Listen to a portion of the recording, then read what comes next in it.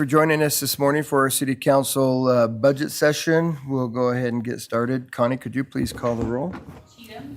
Here. Burrick. Here. Mangum. Here. Mansfield. Here. Nichols. Here.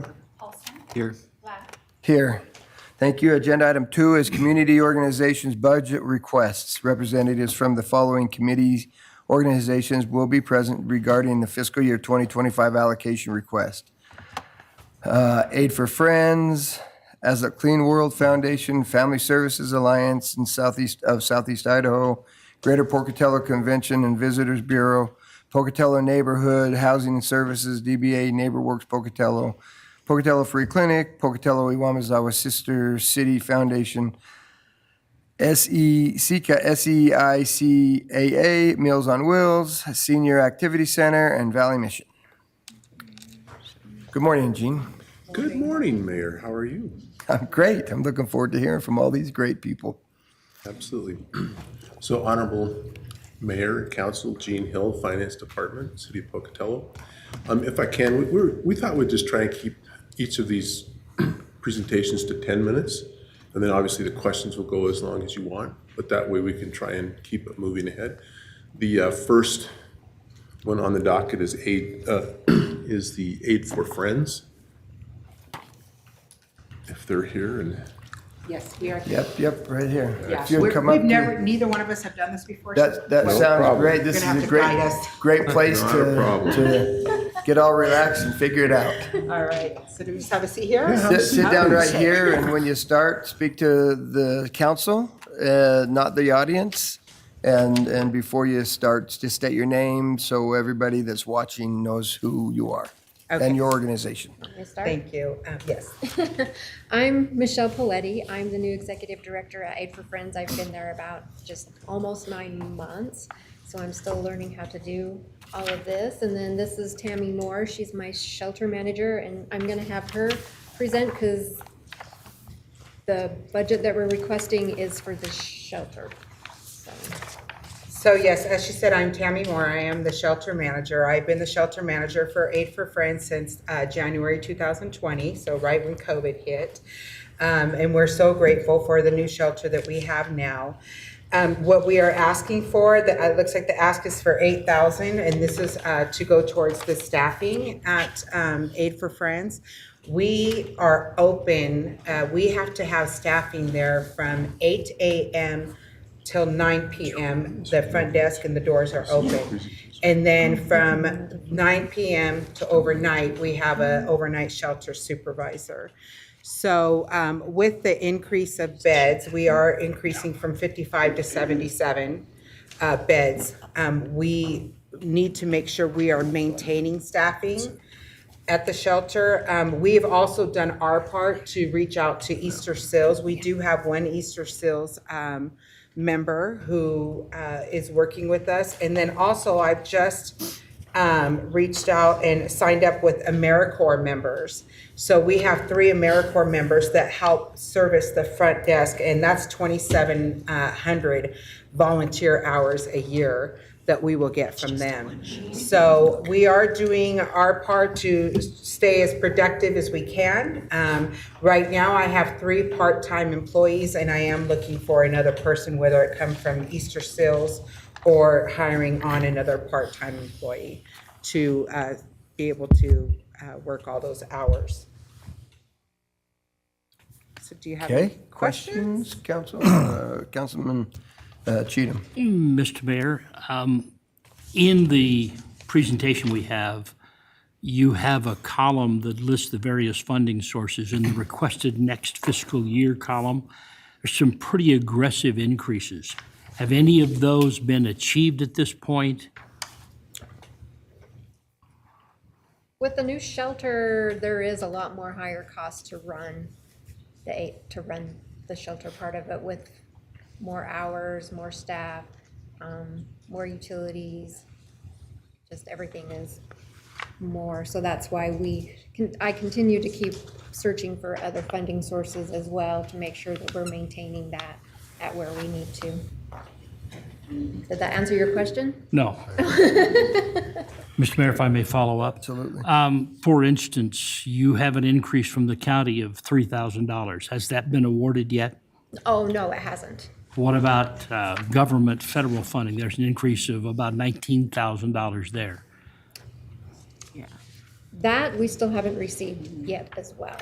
Has it been granted and It's just not been received? granted, yes, the Okay. majority of this has been granted, but we just haven't received the funds yet. What other city is contributing for the $1,000? Like, again, I'm all new. Let's see, Are you saying what other cities? Is that what Says you asked? other cities, $1,000. $1,000, other cities. Without having my budget in front of me.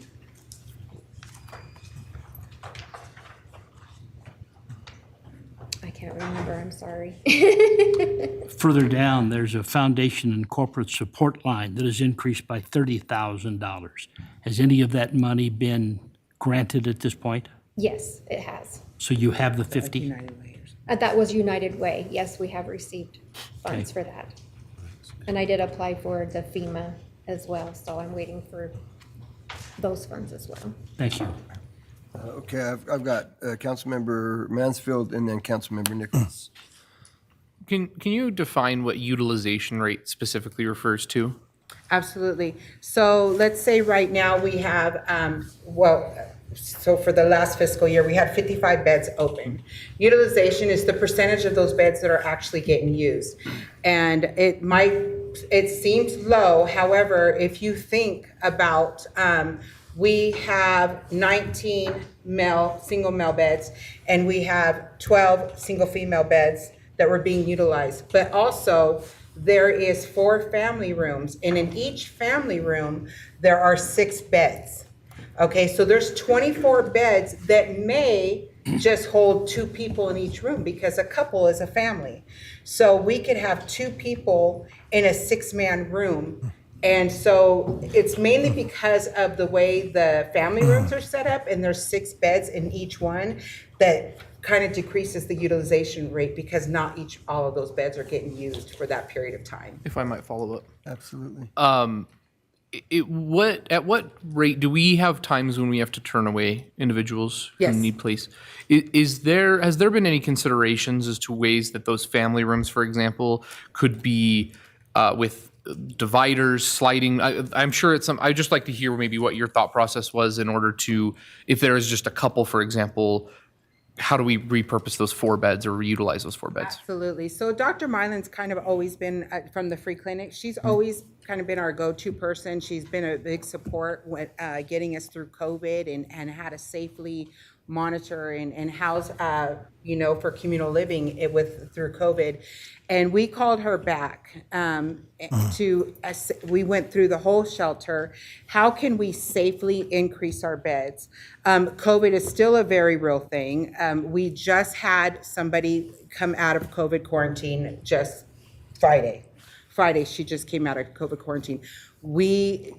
She felt it was very necessary to still hold that COVID quarantine area. So that's still blocked off for that. However, there's 2 of the family rooms, mostly because of the way our air and everything goes. 2 of the family rooms, we could double up on couples. So if we have somebody, just a couple, not kids, but a couple is using a family room, we will double up on those 2 rooms. And that will at least make it from 2 out of 6 to 4 out of 6 beds are being used. So that is something we have discussed. We've also increased the single female and single male beds. So we went from 55 to 77 beds that we are increasing. Excellent. Thank you. Councilmember Nichols? Hi, thank you. Appreciate all you do. Could you explain to me give me a flavor of the local versus transient use and also the summer versus winter usage? Yeah. So of course, in the winter, more people want to be in the shelter because of the cold weather. Whether it's extreme cold or extreme heat, that's when we get most people in the shelter. Otherwise, they're okay with just camping out, not having to follow rules and everything else like that. As far as transient, so right now, I would say in the last 9 months, we have seen a huge increase of out-of-state people coming into our city, whether it's some have actually been bused here from like Twin Falls or Boise. They get bused here because there's more resources, or so they're being told. But we are seeing out of state also, Wyoming, Iowa today. We got some from Iowa, Salt Lake, just from all over. And that is a huge increase. We are used to having the same people kind of come in and out, in and out. However, in the last 9 months, I would say as a lot of out of staters coming here. Do you know who's doing this busing? Resources that are there, bringing them here. Yeah, no, they just say that they got a bus ticket from over there. They were given a bus ticket to come here because there's more resources. Okay. So do we have much of a persistent, locally based homelessness problem? Yes. Yes. I mean, I've seen this, like I said, I've been the shelter manager since 2020, and I've seen the same people come through our doors since 2020 that continuously come through our doors. That's not to say they haven't been housed. You know, they have been helped with housing, however, just having a hard time maintaining housing or being self-sustaining. After the HPP program, the Housing Preservation Program through IHFA, that paid for all these COVID housing, and these people who had this COVID housing didn't do anything to like save money to make sure they're self-sustaining once the program was done. So all those people are now evicted and have lost their housing or been kicked out of the hotels or wherever they're at, and they're coming back into the shelter. So is lack of affordable housing playing a role in this? Absolutely, lack of affordable housing. Even with, we have our Pocatello housing, we have our programs, rapid rehousing programs, and homeless prevention, but the fair market rate is way lower than what people are charging for rent these days. So it's hard for them to find a housing through these programs because of that. So yes. All right, thank you very much. Yeah. Any other questions? Okay, Corey?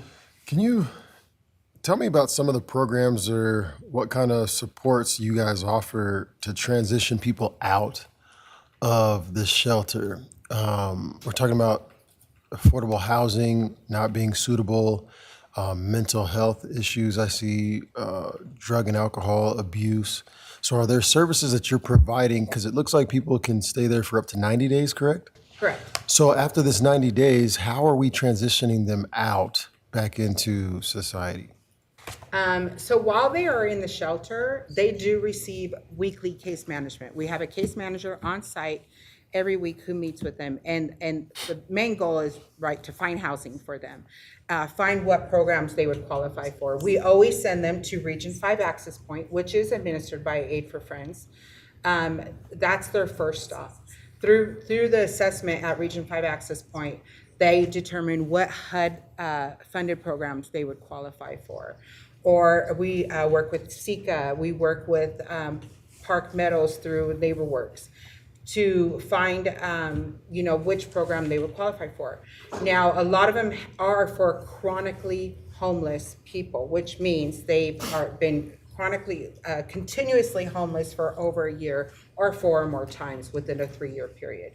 So that would make chronically, and those are usually the first pick for these programs. Aid for Friends also has 11 units that we have our permanent supportive housing. So, and these are for chronically disabled homeless who just don't have the means to find housing anywhere else. These are the ones that just have a hard time either because of history, because of addiction, because of, whatever their hardships are, just cannot find housing anywhere else.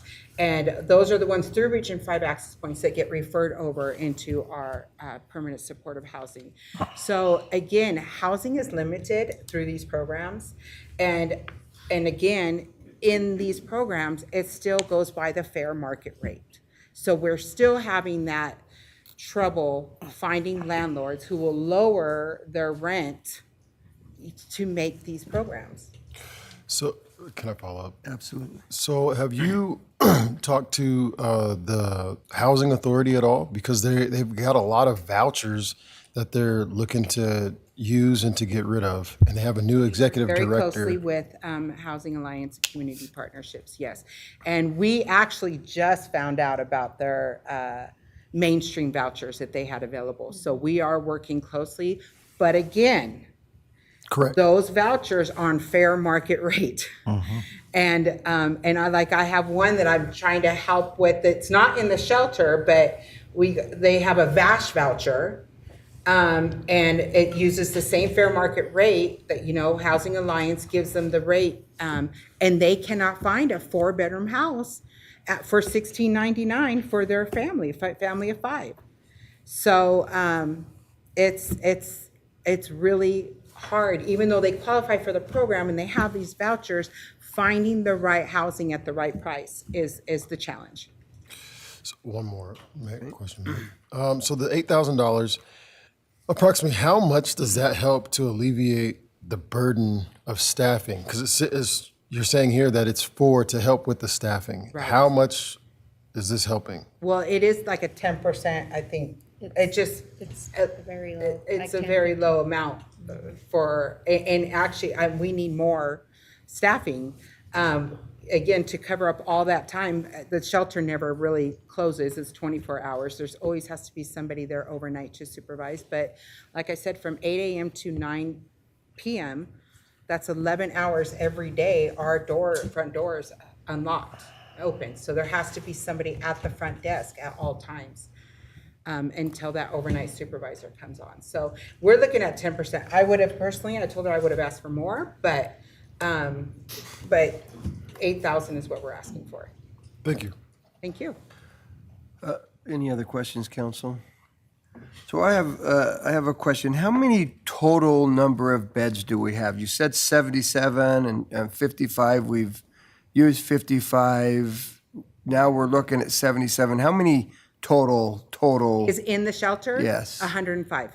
So we have 105, and we're And 48 of those are just family rooms. 48 of the 105. Yes, it's family room only. Where if we needed to Councilmember Mansfield's question, you can We're going double to up. double up on couples. We're not going to double up with kids. Yeah. But we no, will that makes double up on sense. couples, yeah. So you could do that Mm-hmm. and then go from there. Okay. I know that we were kind of the last ones to come out of the COVID protocol, and we had a lot of people. We've worked with a number of groups. In fact, one of them's on here, Valley Mission, who's trying like crazy to get more beds for people in the wintertime and more cooling rooms in the summertime. And we were limiting how many people we would take into the shelter. And so I just want to make sure we're not limiting that anymore. When the beds are all full, that's when we're turning people away. So safely, yes. Like I said, we went through a walkthrough and we opened more beds. So there's some beds that are kind of like in the back corner, and she doesn't want to mess with those because there's not a bunch more air circulation there. So those beds will not double up on the bunks, but where we could safely double up on the bunks, that's where we're doing it. So I have it at my desk, and sorry that I didn't bring it with me, where the increases happened. So there's so many beds, and I want to say almost 9 male beds we increased, and then we increased 4 more female beds. So, and then of course we talked about doubling up on the 4 family rooms that we're using. Now the family rooms that are in the back, we're holding that for COVID quarantine. And we haven't had to, family rooms actually don't fill up as fast as we think. It's the singles that fill up fast. Okay. All righty. And then I'm a little concerned with the people being bused to Pocatello because we have more services. And I only see us reaching out to Pocatello in your budget here. I think it'd be, I mean, if they're coming from Twin Falls, I'd give Twin Falls a call. Say, we need some help here. If you're busing people to us, we need help with that. And some of the other cities, just a suggestion that you might look into. I think it's only fair if they're shipping them our way so they don't have to take care of them Yeah, there we'll on have that to end. take note of that more when they claim they just got off the bus from. It would be really nice to know how many people say where they're coming from, and those areas, because That are getting free transportation to Pocatello. to Pocatello, I would reach out to their city administration there as well, personally, and Mr. Mayor. say, hey, we got to do something here. Have you in the past tracked where these people are coming from? So we, part of our intake questions, we'll ask, where were you last night? Like, where did you stay? And so that's when they will tell us, well, I just, got off the bus, or I was in Twin Falls last night, and, or if there's, wherever they were from. So that's what we track, is where did you stay last night? Do you have an estimated percentage of how many are from outside of the area? Yes, but a lot of times when they're from outside of the area, they've already been here for a day or two. And so basically the last night question would be Pocatello. Oh, I was staying, and usually the crisis center, we get a lot of people right from the crisis center, because that's kind of where they go when they don't know where to go.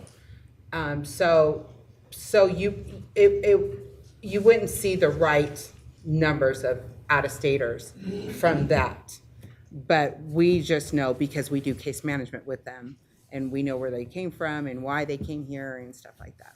So within your case management breakdown, as you're having these conversations, as that's a piece of the conversation, I imagine, do you guys track that? Is there a way to track that? Can you track that? Just in their file. It doesn't go into the homeless management information system that we have for, that all of our information goes in. That's just part of the case management notes in the file.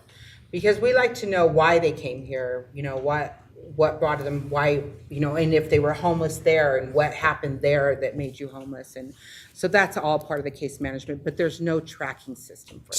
So, sorry, Mr. Mayor. As a councilman and a representative of our community, I personally would like to know those same things. What brought you here? Where are you coming from? Why are you here? What resources do we have that your city doesn't have? Because our community could also use those resources too, And to the point that the mayor just made, I think it would be great for us. I think it'd be wise for us to reach out to those other communities and say, hey, you're sending your people here and we need some help Right. In supporting your people. Or, it's great to be decent people and to support people just in general in need. But at the same time, we all got a part to play in it. Right. So that's why I asked that line of questioning. Well, my concern is not people coming here. That's not my concern, and I would more than happily welcome whomever comes. My concern is somebody deliberately giving them a free ticket to come to Pocatello with the idea that Pocatello will take care of you. Yeah. That's where my concern is. And so, but I would be talking to Twin Falls, I'd be talking to Burley, I'd be talking to Chubbuck. Well, I a didn't see lot does Chubbuck come on from there. Salt Lake. That, it happens more, I see it more from Salt Lake. And I would reach out to Salt Lake too then. If they're sending them here, really, Salt Lake, we got more resources in Salt Lake, give me a break. They're just trying to get people off the streets in Salt Lake and sending them somewhere else. That's just sending a problem somewhere else for somebody else to fix it. And so that's where I have some issues and my concerns. I'm not so worried about people, I'm worried about the reasons they're coming and what's happening there. Being sent. Rick? Yeah, Mr. Mayor, along the same line, I'd like to know who paid for the ticket. Yeah. Whether it's a city or a nonprofit group or someone else, I'd like to know who bought the ticket to get them here. Yeah. We'll start tracking that. It would be nice to know that stuff. The city has helped buy and pay for that new shelter. The city's financially supported it for decades. And, yeah, I agree. I would, if we're spending taxpayer dollars there and we're having Salt Lake send people up because we have more resources, Yeah. let's be real. A lot of the people actually request where they want to go as well, too. I'm finding that we have some that are staying at the shelter that request to go to Salt Lake or want to go out of the area as well. So it just depends on the circumstance I think they're in, whether they're being sent or that's where they're requesting Yeah, as we well. had one shelter member that just requested to go to Seattle because he says they have more resources there and wanted us to pay for a bus ticket to Seattle. So they could be happening the same way in those other Yeah, cities. Mayor. yeah. So do you think there's a concerted effort, like a coordinated effort on behalf of, say, an agency or a government to send people here? Or is it just here? I absolutely 100% believe in some cases there are.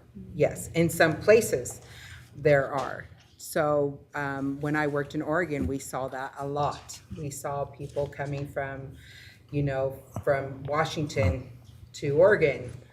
And it was a coordinated effort, or from California to Oregon, and it was a coordinated effort Right, to but- get them out of there and to a new place. But the clients that you're receiving, do you think they are part of the coordinated effort to send people here? I don't know. Okay, thank you. It'd be interesting to find that out. That's a really good question. So, Yeah, we'll start tracking that. It would Okay. be interesting to see. any other questions, council? All right, super. Thank you very much. All right, thank you for your consideration. Thank you. Then we'll move, and I'm guessing we're just going down the list. Next one is the Family Service. Family Services Alliance. Good morning, everyone. My name is Sarah O'Banion, excuse me, and I'm the Executive Director of Family Services Alliance, which is a local nonprofit that provides ongoing services for victims of abuse, and that typically looks like survivors of domestic violence, sexual assault, stalking, human trafficking, and then also secondary victims or family members and friends who have been affected by domestic violence-related homicide. I wanted to just give one point of clarification. As Aid for Friends and Tammy and Michelle were talking, one thing that was going through my mind was the homeless, HUD requires Pocatello and all of the providers that are funded through HUD to participate in the sheltered and unsheltered homeless point in time count each year. That's something that Aid for Friends has saved us during COVID to make sure that we have those sort of strong numbers of what our community is kind of looking like that. And now, admittedly, that is a point in time count, so it's only one day. But some of the questions that I was hearing related to where is someone coming from, or was your last stop in Idaho? Are you from Idaho, or have you come to Idaho? Some of those questions are addressed in that point in time count, and that is provided through the Idaho Housing and Finance Association. Obviously, I don't have it in front of me, but I can tell you that I've served on that committee for many years, and I see consistently, we're considered Region 5 for housing efforts, and I see consistently that we have fairly consistent numbers with both unsheltered and sheltered. And I apologize, I can't speak to that. That's sort of not sort of what I had planned to share with you today, but I want to make sure that that clarification point was there. Thank you. And so then I'll just move to Family Services Alliance because I love to talk about Family Services Alliance.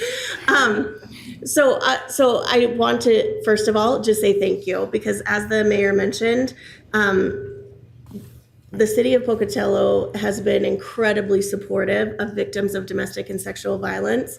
I find that personally fulfilling. I find that critical.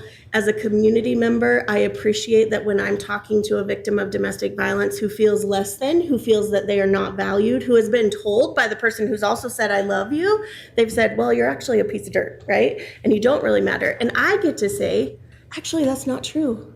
Because the city council, the mayor, they come to our events. They care about you. designate funds to make sure that there's emergency shelter available, to make sure that someone can help you fill out a protection order, to make sure that you have access to counseling services, to make sure that your kiddos can go to play therapy. Those are the kinds of things, that messaging I think is incredibly important. I love dollars. Like, come on, we're at a budget meeting, right? But the messaging that comes with dollars, I believe, is absolutely critical. And I think it's really important for our community members to understand that our city and local governments care about them. And I appreciate that support because of that. I also wanted to just quickly share that one of the things that I appreciate, I see a lot of people in the room today. One of the things that I appreciate as a nonprofit community member is that our organizations work really well together rather than stepping on each other's toes, trying to duplicate services. I don't see that here in Pocatello.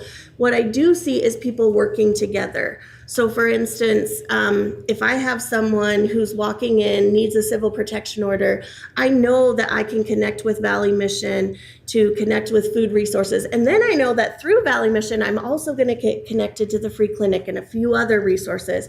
And so what I really appreciate as citizens of Pocatello, we're not sort of keeping those clients to ourselves, right? We're saying, what can we do to support you as a community? What can we do to make sure that your physical needs are met so that we can help you heal from these traumatic experiences and you can thrive in our community? That is pretty amazing to me when I get to see people who have felt pretty broken when they first come into our organization, and they've moved from feeling broken to feeling that they're thriving in our community, and often speak at our events saying, I want to share a little bit about what my experience was like and how I worked through this. That's a pretty incredible experience. We have two sort of major teams at our agency. We have an advocacy team who works really closely with our friends in law enforcement. So our Pocatello city officers call our crisis hotline. Our friends in dispatch call us at like 3 a.m, and they're so kind to us if we're sleeping when they call. We can respond on site to victims of domestic violence or sexual assault or stalking. That is critical. There's this window of opportunity when someone is talking with a law enforcement officer. We come right to you. So rather than having to take a number and be brave enough to call and be brave enough to walk in and not know what to expect, somebody's going to show up to you and hopefully offer you some support and some kindness and some safety. And that's going to be the start of a connection. And that really is only possible because of our relationships with law enforcement. And particularly, I would say probably 85 to 90% of our outreaches or on-site response is with Pocatello Police Department. We also offer a counseling program. I will say that that is a bit different than many of the domestic and sexual violence organizations across the state. Many of our kind of sister programs don't have the resources to offer both advocacy services, so physical safety, thinking about that, and counseling services. We as an organization have chosen to provide both services because we want to not only be thinking about what's going on in the moment and what's going on in terms of crisis, but also let's make sure that we're healing situations. Let's make sure that we're ending cycles of abuse, things like that. And so that's why we offer things like play therapy. I'm wondering if I'm talking too much. So let me check in if there's any questions. Rick? On the current slide that's showing, that third note, eye movement desensitization and reprocessing therapy. What the heck is that? Does that sound weird or what? Right? So it does. It sounds kooky, right? It's an evidence-based technique specifically for victims of sexual violence. What the research shows, now I will clarify, I am not a counselor and I am not EMDR certified, but we do have counselors who are EMDR certified. And one thing that I would clarify, because I know that the community is watching, absolutely someone needs to have the training and the understanding to provide EMDR. Basically what happens is our brain sort of has two sides, right? And we get stuck. So think about the last time that you were in a car wreck. The last time that I was in a car wreck, the next time I got in my car, I felt really nervous to drive. And the whole time I was driving, I was like, is someone going to hit me? Is someone going to hit me? Right? And I like to ride motorcycles. And so then I was really nervous being on a motorcycle. And so my brain was telling myself, danger, danger, danger. Even though the danger was in the past, the danger had happened.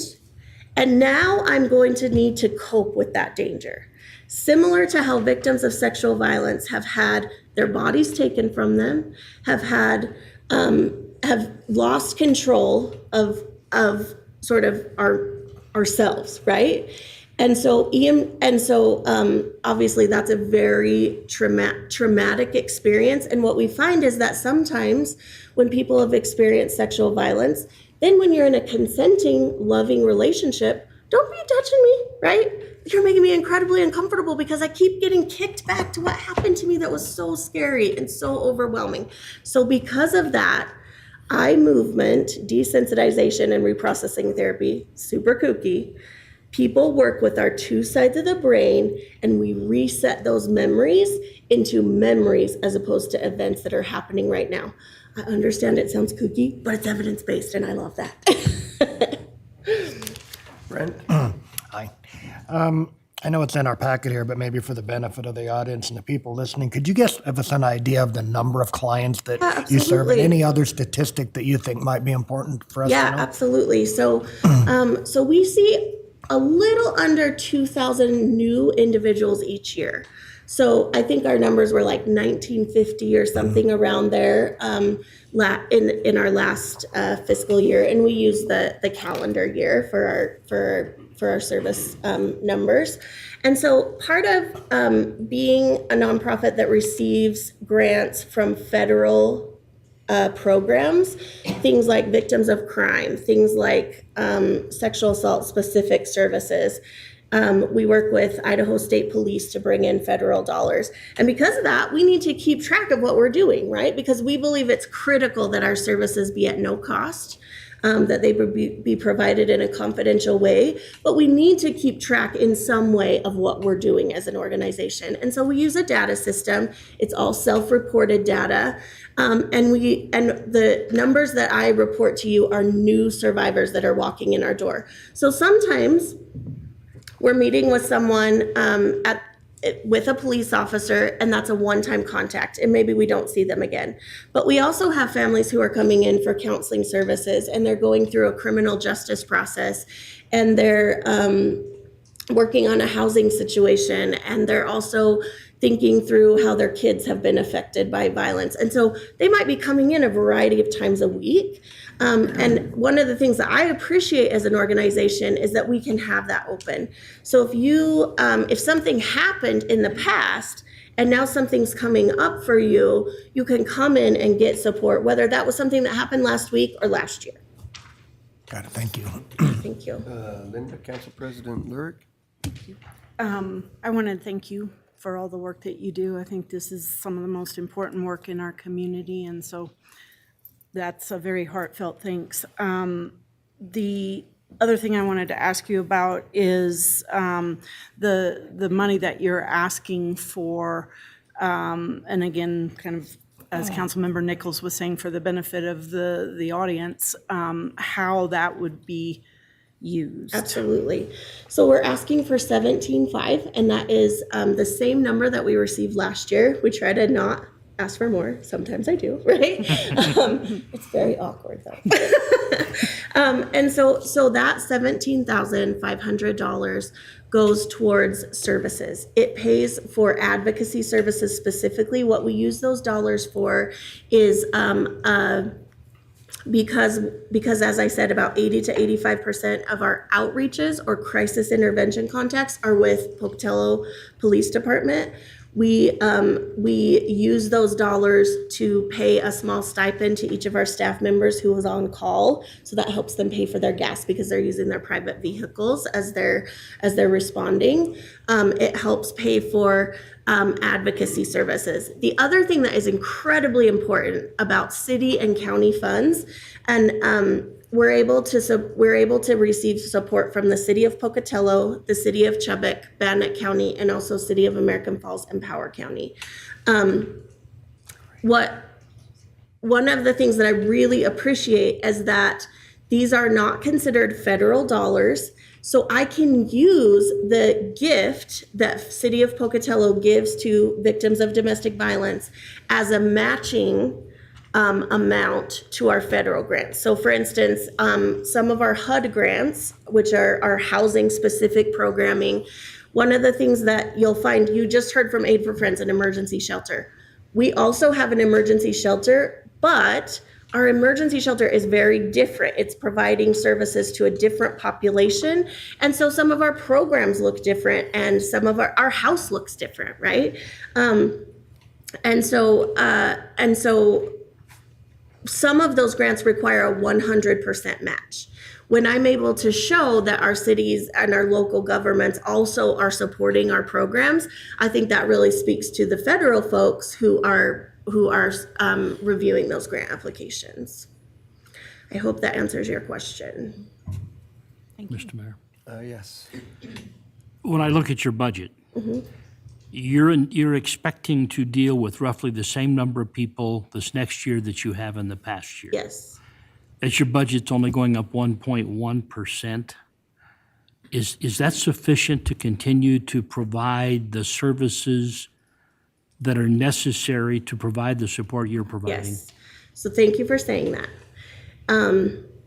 No, because I would love to give every staff member a giant raise. I think just in general, nonprofit workers tend to be underpaid. I think they're valued. I don't think they're undervalued, but they're underpaid. I'll talk to you about that. So specifically, federal funding for crime victims is going down.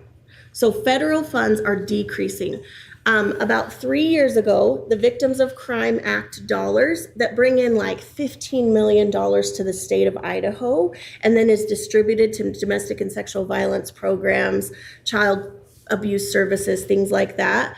That took, gosh, I wish I could tell you the exact number.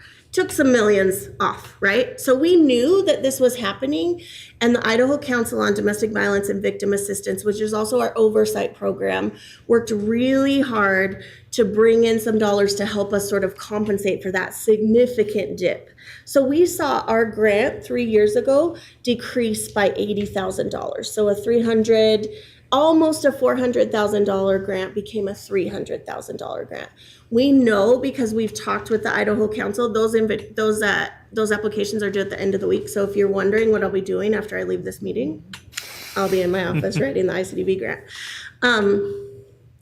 We are required as a program, I would say maybe we are strongly encouraged to take a 5.5% cut.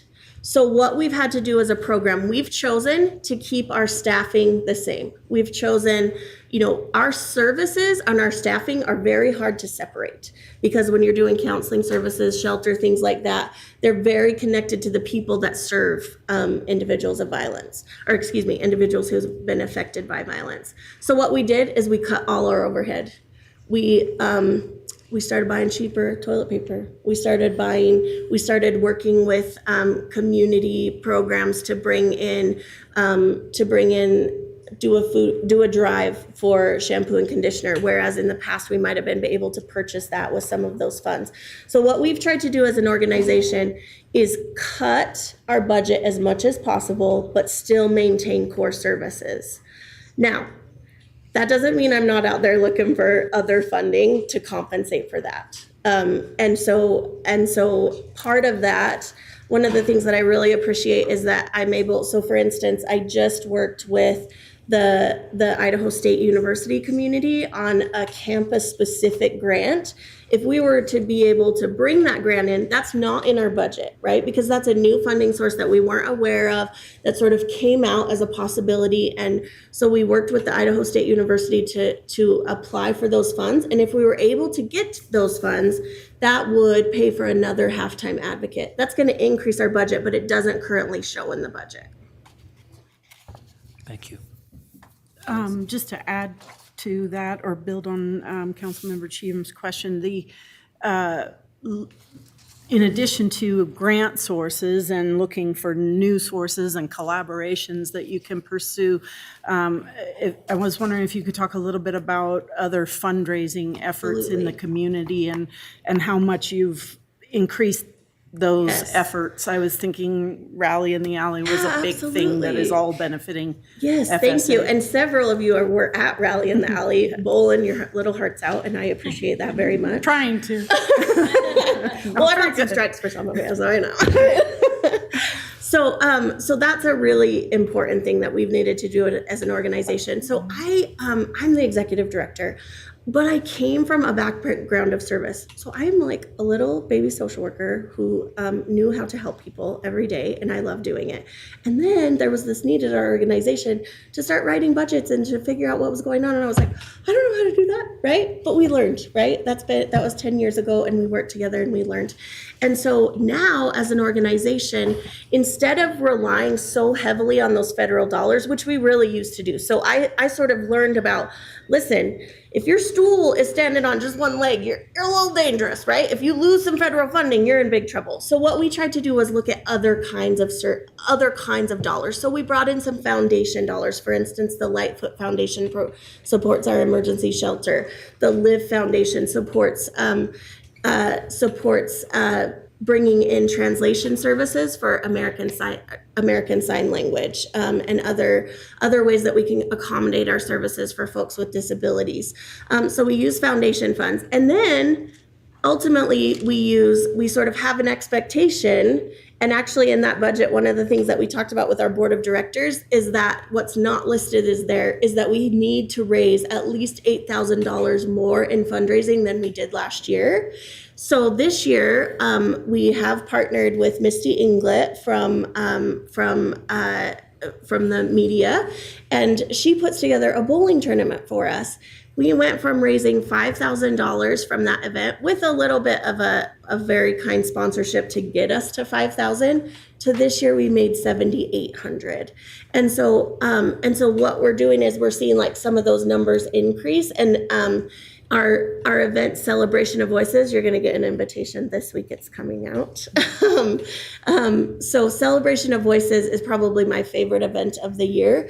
It's an opportunity for you all to not hear from me. Well, you do hear a little bit, but you hear from survivors. So you get to hear from survivors who live in Pocatello, what their experiences are like. And Celebration of Voices is a fundraising event. And so we look to local partners for sponsorships. That again helps us bring in undesignated dollars, which helps us fix things like floods in the basement that sometimes happen. So we have an old building and we had to do some repairs with that. We luckily were able to use CDBG funds, again, with the support of the city of Pocatello, but we got to come up with some match dollars again for that, right? That's happening through fundraising. And so we're seeing fundraising as more and more important. And I just have some internal goals about if I want to make 25,000, really want to make 35,000, even if I don't say it out loud, because I really see that incredibly important to bring in that support along with federal dollars. Super. Rick? One more. Yeah. You show reserves, $229,000. Have you had to use those reserves in past years to meet the needs of We what you're have. doing? So you all probably know about government shutdowns, right? They are not awesome. So first of all, those reserves have gone up significantly. I feel really grateful. You've heard about COVID a little bit this morning. We were able to do a PPP loan, and I apologize, it's blanking in my mind what PPP stands for.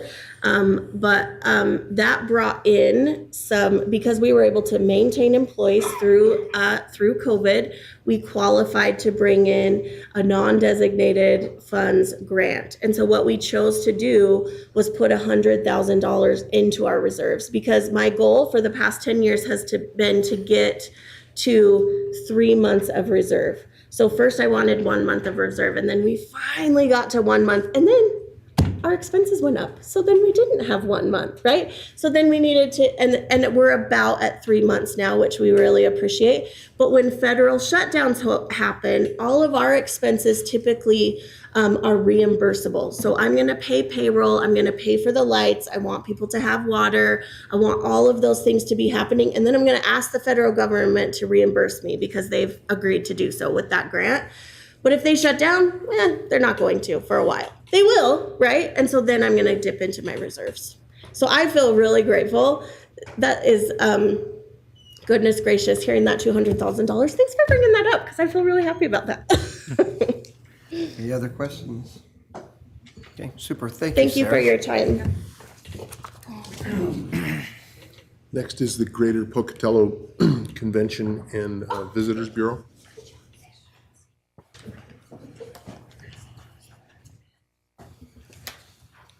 Good morning, Mayor Blatt, Council, Peter Pruitt, Board Chair, and Jeff Glissendorf, our Tourism Director, who was going to do this presentation, had a family emergency this morning. So I've had a sudden shift in mindset this morning, and we will get through this with the best that we can. So we are part of Visit Pocatello in Chubbuck, and Jeff is our first tourism director, full-time paid employee, and he's been here for a year. And one of the biggest things that we have seen is, as we look at our first one with the accounting process is stronger, within the daily operations, we've become significantly more efficient with what we do, and it's giving us the opportunity to work more within the community and develop new sponsorships and packages to help bring in tourists and visitors and conferences and conventions. And we've also started focusing in more on our local businesses. Last year, we were working with a media company that is based out of Salt Lake and not necessarily part of the community. And Jeff has been able to start working with Elliot's Color Box, Rumorfly Media. We've got local graphic designs and photos and genuine letters. So these are all people within Pocatello and Chubbuck. So that's been a very big plus for us. We are also looking at new and developing new and stronger sponsorships. We had a sponsorship with our Nordic Center and cross country skiing and the outdoor rec program department here within Parks and Rec. We also developed a sponsorship or a package with Pebble Creek, and we're in the process of working with the airport. We've got some meetings set up that we want to really work with advertising our airport outside of the Pocatello area and start working with a lot of conventions and conferences to bring them into us. And we have developed or redesigned our webpage. We are actually quite active on Facebook and Instagram, more so than we have in the past. We have also started working with Big Sky, our Big Sky conference, on new advertising within that. I think that's the first time we've stepped into that. We're also working with High Country Tourism down in Lava and trying to partner up with them, they have their own grant, but we're also trying to become more efficient with them so we can share some conferences and conventions and get a greater reach. When we look at Lava, especially, we have the hotels and restaurants here, so it's just a really good partnership. We are also working in, we've brought wrestling back. We've got more billboards across the state. We're actually moving west. Now we're looking into the Boise area and really strengthening our presence within Salt Lake as well. We, with Jeff being our full-time employee, we've actually had quite a bit more activity within the visitor center. He's done a fantastic job with volunteers, and since he's there, if we don't have a spot filled with volunteers, Jeff is there. So we've got quite a bit of activity going through the visitor center. Again, we've got our partnerships with Mountain American Vet Center, the Chamber of Commerce, Historic Downtown, City of Chubbuck. We've actually put a lot of effort in with City of Chubbuck. In the past, we haven't had a lot of sponsorships within Chubbuck, and we're working with a 3-day tennis tournament for Chubbuck Days as well. With that, hotels are all in Pocatello, so when we benefit Chubbuck, we benefit Pocatello as well. Shoshone-Bannock Hotel, and of course, we'll go back to the airport. We really want to strengthen the partnership with the airports. And we've got here some examples of some of our new media that we've been developing, so we're not sure if this will. Well, it's a cool video.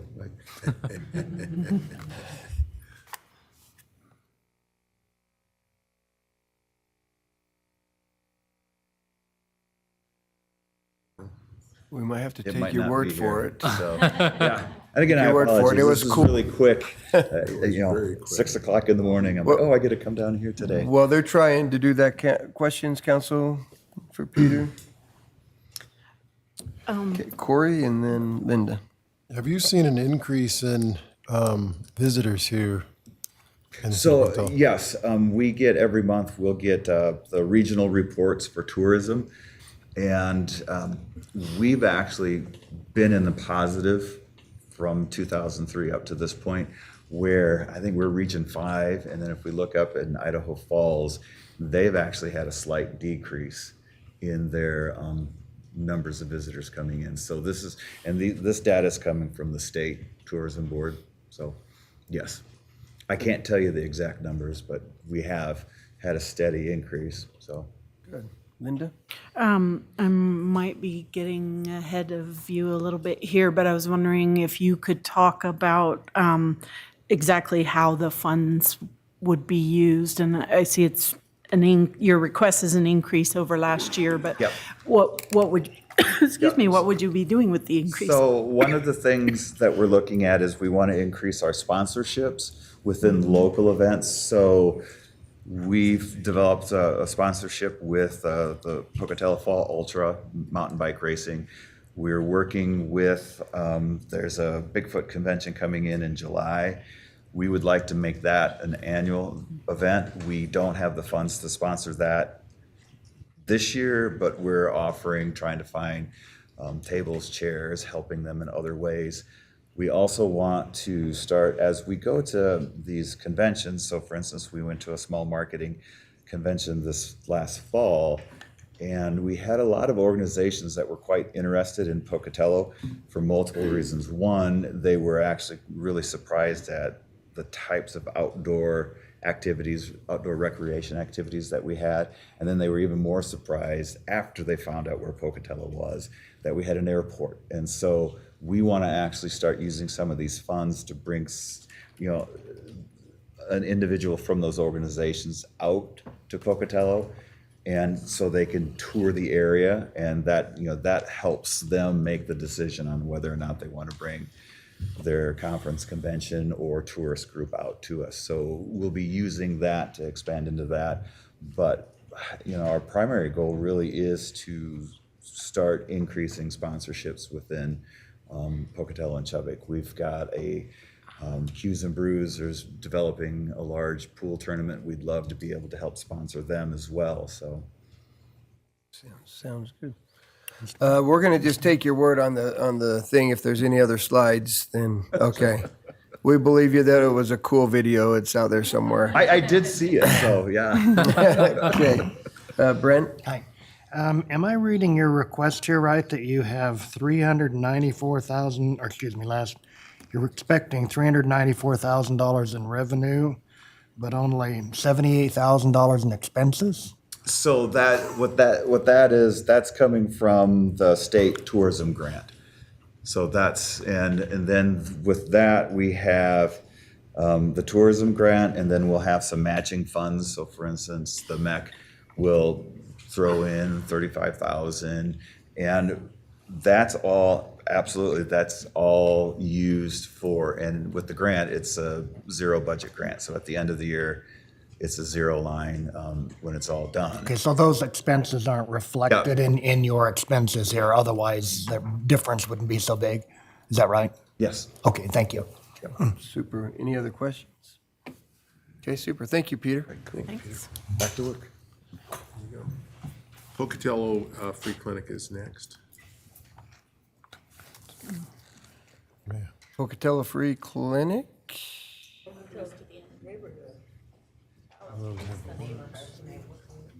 It should be neighborhood housing.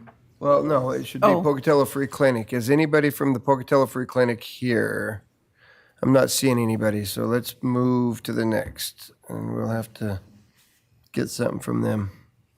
Sister City. Sister City, Wamazawa. Why are we skipping? Why are we skipping? I don't have any idea why we're skipping. It's because it's the way it's on his, It's just how we had to do the Oh, okay. agenda. it's what he's calling out. We've got them all right here. I don't know why we're skipping. I'm following his lead. It's okay. Sister City, There's a different order in the agenda.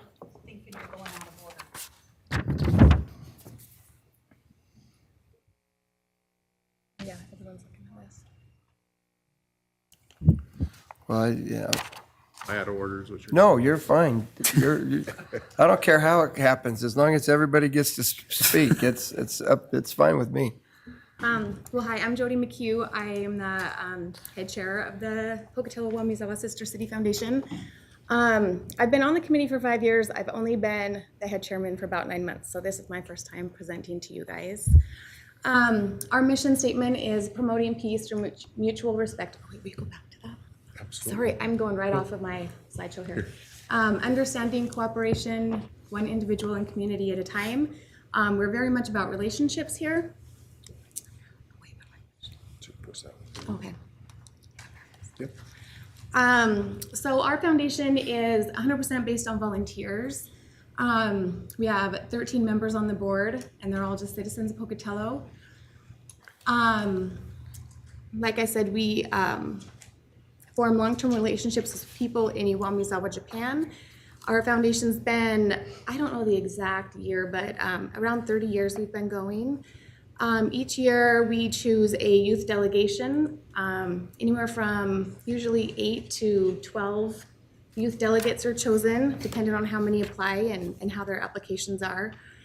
And they go to Japan for each year, every 5 years. So next year will be a 5th year, we send an adult delegation. Each delegation travels to Iwamizawa, Japan, to cultivate that experience of friendship that we have with them. I have my next slide.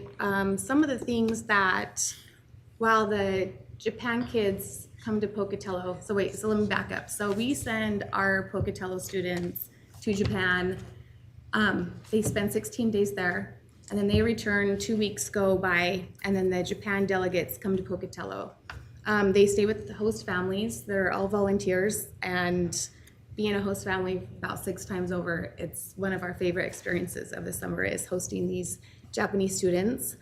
A few of the things that they get experience while they're here is they do go to Yellowstone for 2 nights, which is a really big deal to them. On their way home, they stop at Bear World. We take them to Lava Hot Springs, actually both the hot springs and the swimming pool for a day. They do most of the museums around, the Museum of Clean, the Museum of Idaho at ISU, the Fort Hall replica. We have taken them to the Blackfoot, the Potato Museum a couple times in the past. They spend a day doing the city offices, so they come here. They do the fire station and police station. They tour ISU. We always take them to Pokie High School and kind of talk about the history of that. We usually take them to Highland High School, but with the fire last year, they didn't get to experience that. And then they tour the downtown area and get to go shopping a little bit. We spend a day horseback riding and barbecuing. One of our favorite things are we actually do a mayor's barbecue with the mayor, which they think is so fun. We take them to a Pocatello baseball Grays game and get hot dogs and do the American baseball and hot dogs experience. We really try hard to get them to experience as much as we can cram into these 2 weeks in our area. On the weekends, they're strictly with their host families, so it's up to the host families to take them hiking. I know in the past we've tried to go to Salt Lake City to even be able to expand their experience to Utah and Idaho.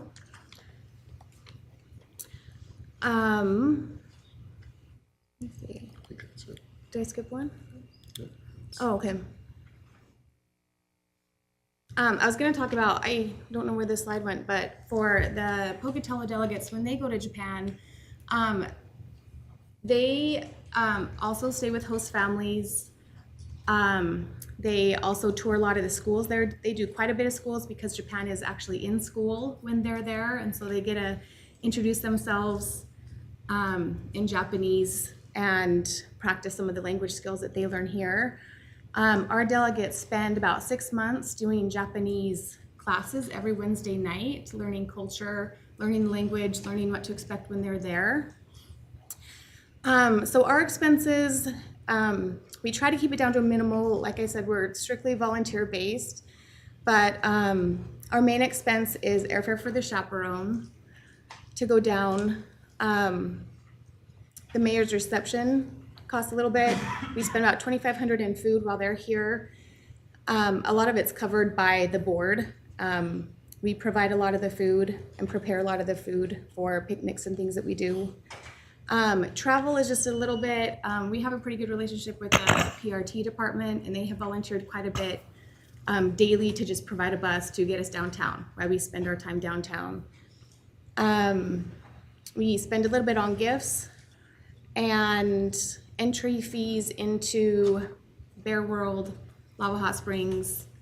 That's a little bit of our cost too. We bring in, we fundraise. One of our best fundraisers just came to an end with ISU not having a Japanese club anymore. We used to partnership with them and do a big Japanese night and a big silent auction. So we're trying to think of something to substitute that fundraiser with. We're thinking of bringing in alumni, where this foundation's been around for so long. There's a lot of people in the community that have been delegates or hosted delegates, and maybe be able to come up with our own Japanese night with some alumni. And any questions? Brent? So it looks like you have about $7,000 in expenses. You're looking for $2,500 from us.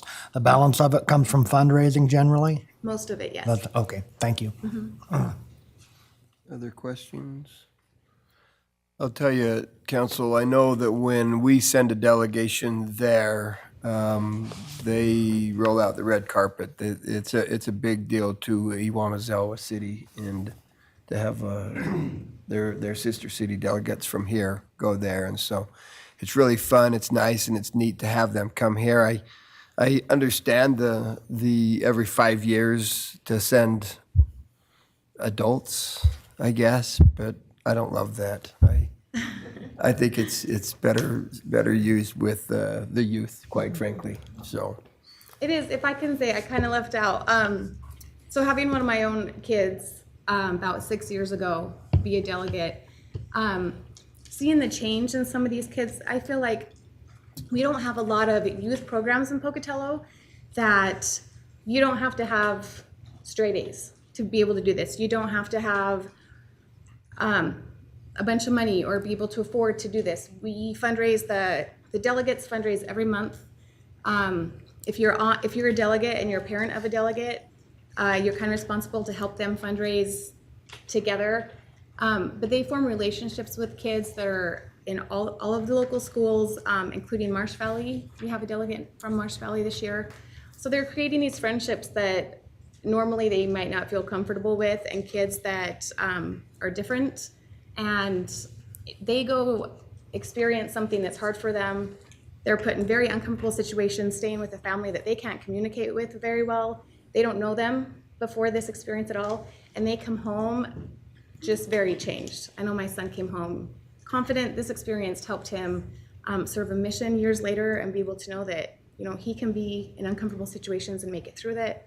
They can do hard things and get through it. So it's a foundation that since I've been involved in, I have felt very passionate about.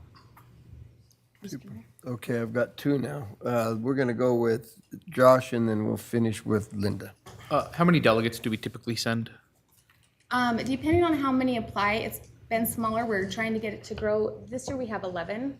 It's usually between 8 and 12. Okay, thank you. I'm just curious, you mentioned a delegate from Marsh Valley. So it's the Pocatello Sister Cities Foundation, but how often do you get delegates from other communities? And do you, as an organization, and/or those delegates raise funds in those communities as well? So they live in Income. Okay, So it's a Bannock County. yeah. I think, they go to Marsh Valley School, but they live in Income. We have a lot of support in Income. A lot of great host families have come from Income, and when you host, you kind of want your kids to experience what you're seeing these kids do. And so a lot of our delegates do come from past host families. That's actually how we got involved, as we hosted first and then saw how great it was. So the majority of the kids are Pocatello kids. We have not reached out, as far as I know, to like funding. Is that what you're saying? Like maybe to Income.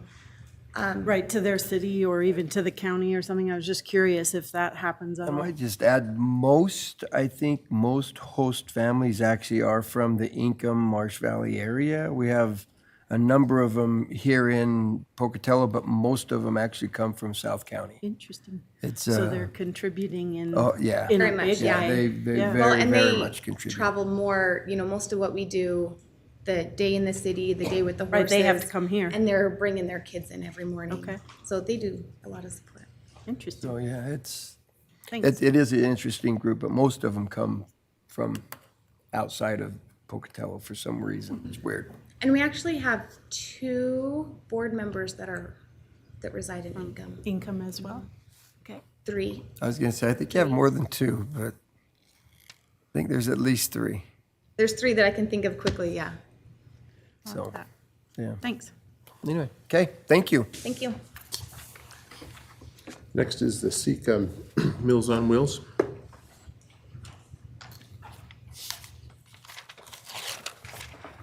Good morning.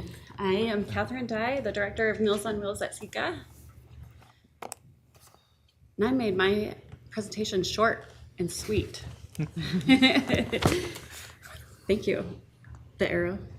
Yeah. Okay, so Meals on Wheels currently delivers meals 4 days a week. 4 days is a hot meal, and we offer up to 5 a week. So one meal a day, 5 days a week, but we only deliver 4 days a week.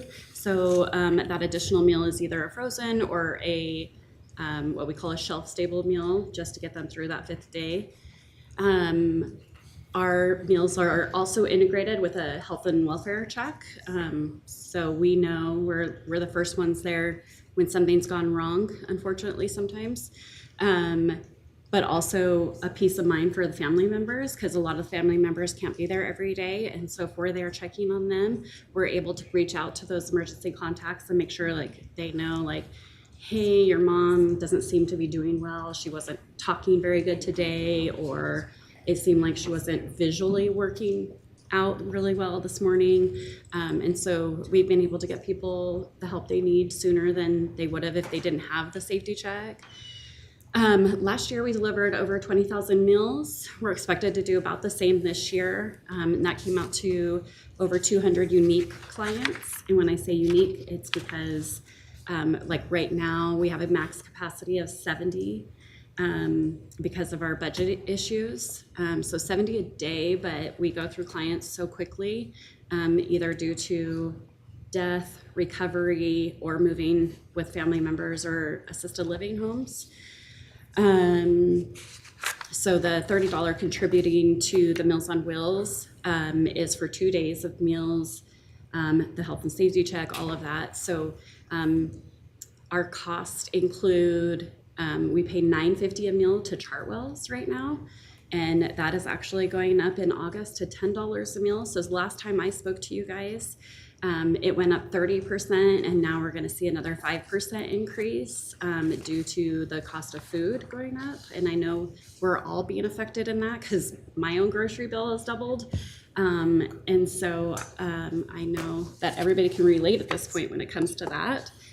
And in regards to that, we are, let me back up a little bit. The amount that we get reimbursed is $375 from the Older Americans Act.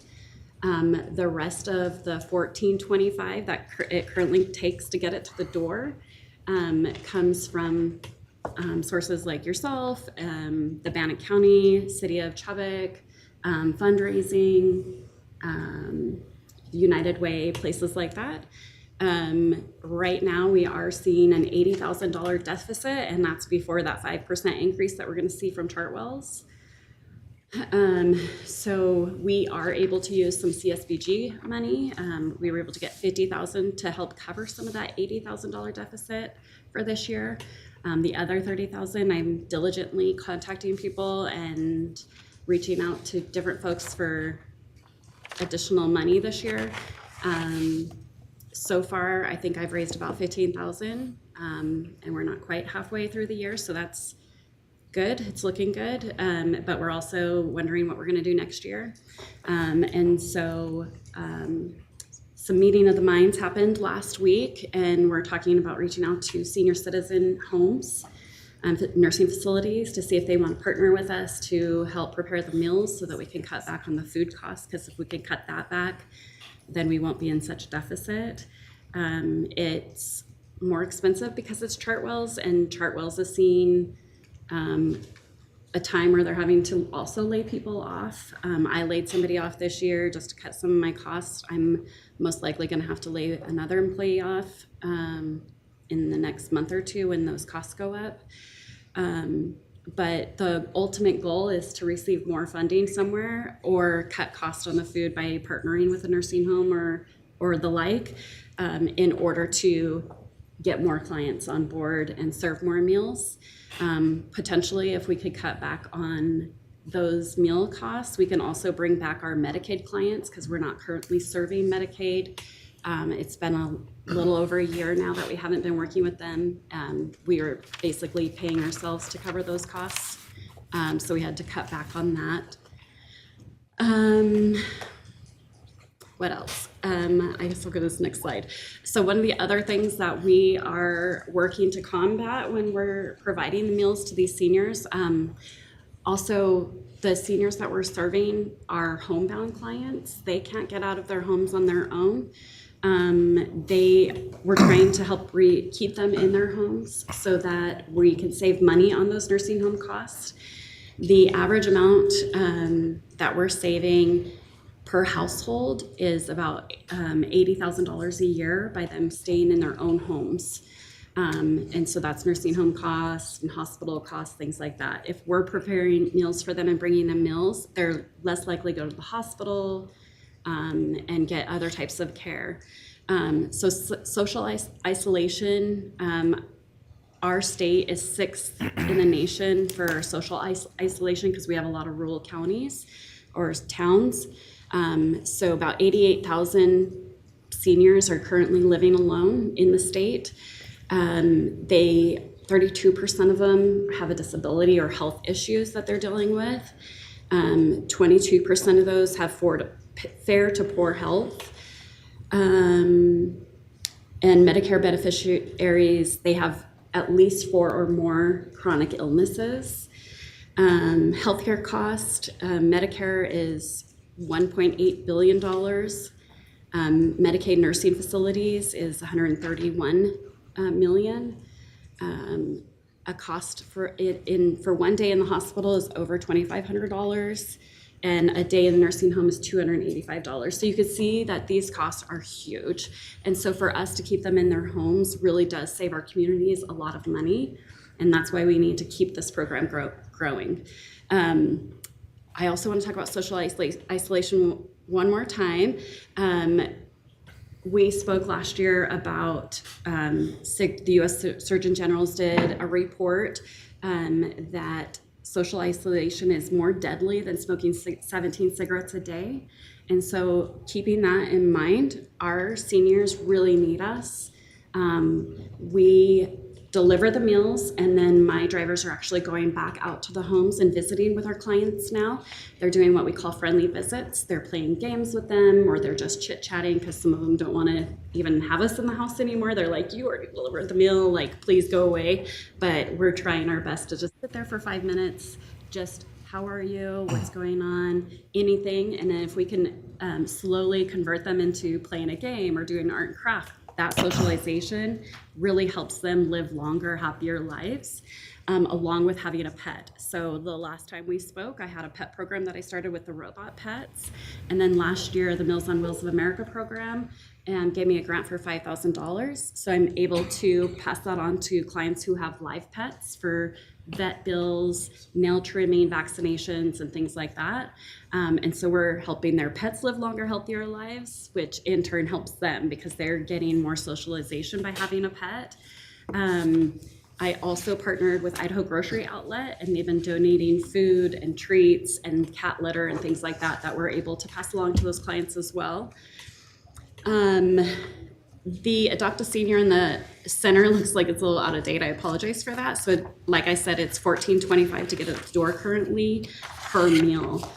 So if you can see, last year it was $10 and $300 a month. It's almost doubled that amount.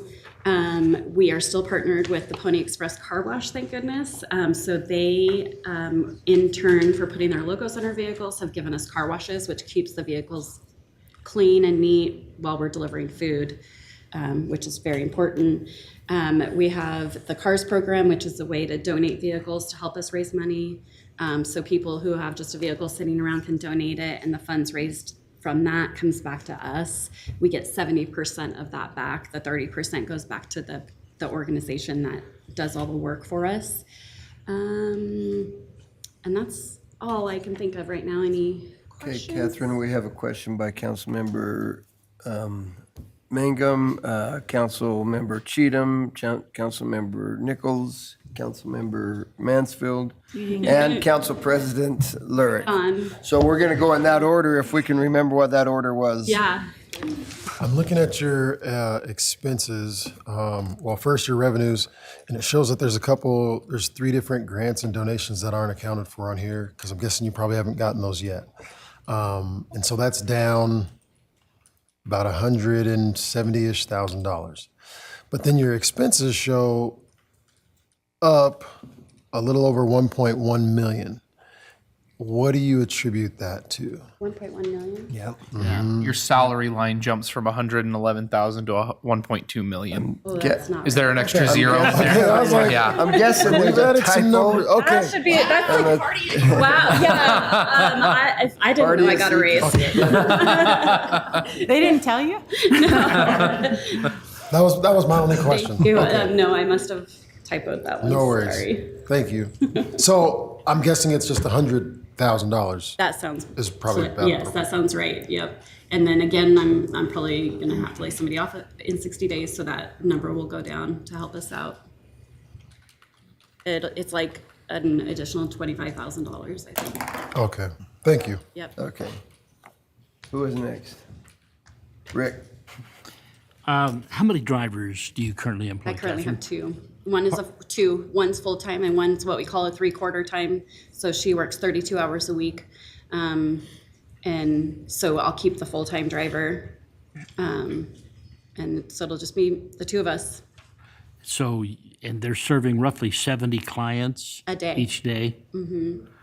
Do those clients change day to day, or are those regular Not clients? always. So the only thing that would make them change is if they went to the hospital, went on vacation, because some of them go visit family for the summer. Pass away, go into nursing homes, things like that. And then we have a waiting list right now. We have about 20 on our waiting list. And so those are the changes that we see is people coming off because their situation changed, and then new clients coming on from the wait list that we get from AAA. I can't think of the name right now. Older agency. Oh gosh. Thank you. Area Agency on Aging. Where are those seniors located? Are they Pocatello, Chubbuck, Bannock County, Power They're County, all Bingham? within Bannock County. We only have one in Income right now, so that would be considered money from Bannock County. We have a handful on that side of the county going towards Fort Hall. We stop at the Fort Hall line though, and then like Fort Hall or Blackfoot handles those ones. And then I want to say we have about 15 in Chubbuck, and then the rest are all in Pocatello. One more. Okay. How do you qualify the recipients? It depends on our funding source. So most of them come from AAA, Area Agency on Aging, and their requirements are that they're over 60 and homebound. I make exceptions on my end if they don't qualify in that way, based on need. So for example, I had one call last week. The wife had a heart attack. The husband doesn't know how to cook. And she just needs 6 weeks of meals to get through her recovery time. And so we'll cover that for the 6 weeks while she's recovering. Are there any income qualifications? No. That's why we want those Medicaid clients back. So like I said, if we can reduce our food costs and get those Medicaid clients back, they're actually more insecure as far as financially, food insecure all around. Thank you. Brent? Yeah, so Corey asked my main question, but I have a secondary one for you. You I said could you see have where that a, one would come up. so you had a wait list of 20 people? Currently, yes. So is that just due to lack of resources? If you had funding? Because I'm in a deficit. All right. Yeah. And so what we did is we went through our budget and we decided that 70 is our max per day that we can handle right now. With me being able to lay somebody off, I'm actually gonna try to clear that list. But they are actually coming off the list within about 2 to 4 weeks at this point. So historically, do you have a wait list of people you just can't serve You mean due to funding? due to funding? Or just a wait list in general? Yeah, either one. No, not normally. I want to say our wait list has only been because of that 30% increase that we saw last August from Chartwell's. We went from $6.50 a meal to $9.50 a meal. That was a huge hit for us, and so we had to look at those numbers and make some cuts. And one thing was putting people on wait lists just so that we can manage the budget and make sure that we can continue to serve. Right. I'm just trying to get a handle if, like, on an ongoing basis, do you have people that you can't serve due to funding for one reason or another? We never can't serve them. We eventually get them off the waiting list. I'm Okay. not sure if that answers Right. your question better, but yeah, we don't just say no. The only time we don't say no is they're driving and they can go to the senior center, or they're on Medicaid, and we send them to Medicaid. All right, thank you. Yeah. Okay, Josh? You alluded to one of my questions, actually. I work in home health and hospice. So when you talk about the benefits of people aging in place, I mean, that's something that I do every single day as well. And I appreciate that and the work that you guys do. You mentioned if they are able to drive, do you not use then the same criteria as Medicare for homebound status?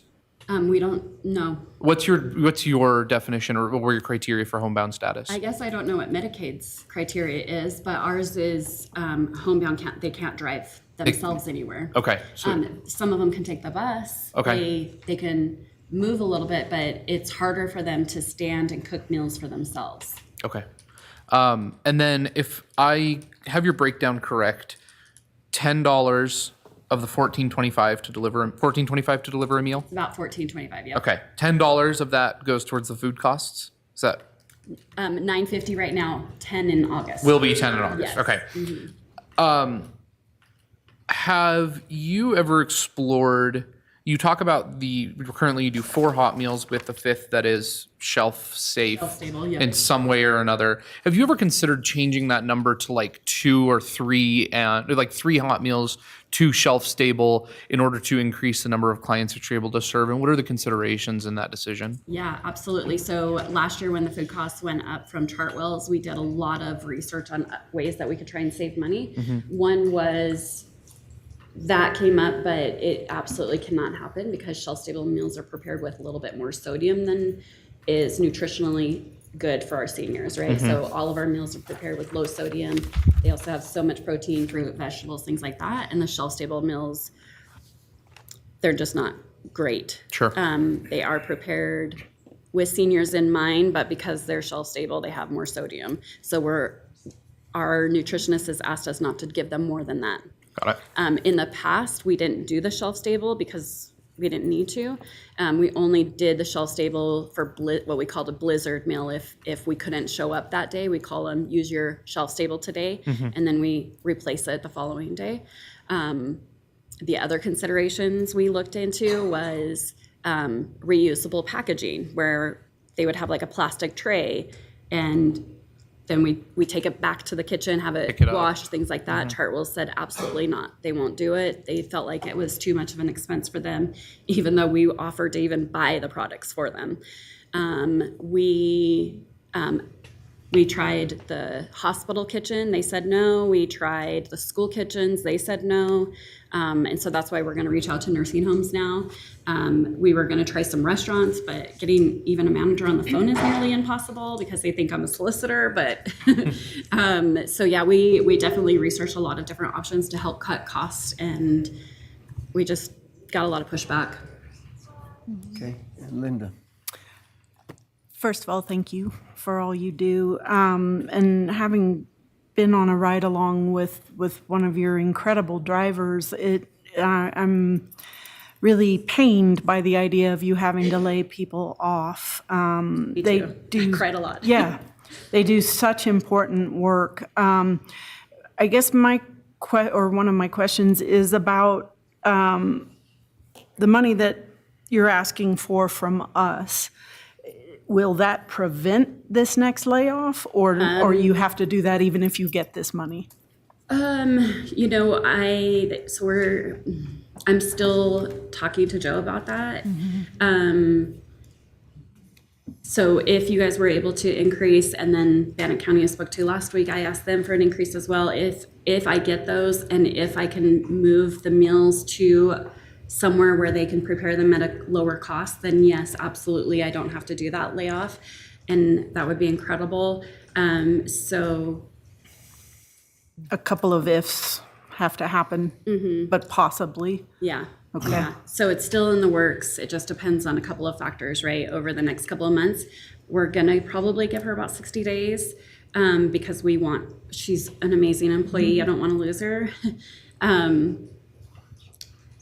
Sorry, I love my employees so much. So hopefully I can make these things happen so that I can bring her back at some point. Good. Yeah. Okay. And one follow-up, this is probably a really stupid question, you're probably going to laugh at me, but what is the possibility of the reimbursement rate Going up. going up? Good question. So Joe, our CEO, and Mike Hershey at Area Agency on Aging, we met last week. They have a pilot program coming from the Older Americans Act that is going to give us an extra 25 cents a meal, but that's still, we're at $4, and it's a pilot program. So are we going to get it next year? I don't know. They don't know. We asked if they had any idea if there was going to be more funding. They said no. We did a few months ago, though, get a notice that the Older Americans Act was actually cut $8 million from the state of Idaho. And so, they're fighting for us right now with Congress to try and get more money and stop cutting funding. The biggest issue we're foreseeing with this whole funding issue is that our population is going to grow tremendously over the next 10 to 15 years. We are going to see the baby boomers starting to retire, and that means it's projected that our state is going to be 60% retired baby boomers. And so we're going to see a huge influx of people who are going to need more meals. I mean, clearly not right at their retirement age, right? But soon after, we're going to see a huge influx. And so this is not going away, this problem. And they're fighting hard for us at Congress to try and get the Older Americans Act grant money up. But so far they've cut it. So it's really sad. Okay, thank you. Okay, Corey, you have one last? I see here that you have volunteers and meal delivery, some office work, and some activities. How do you go about finding these volunteers? And it shows you only have 5 people who are Per volunteering. year. So yeah, the volunteers actually don't like do anything other than ride along with us and advocate, right? So I don't need extra help in the office.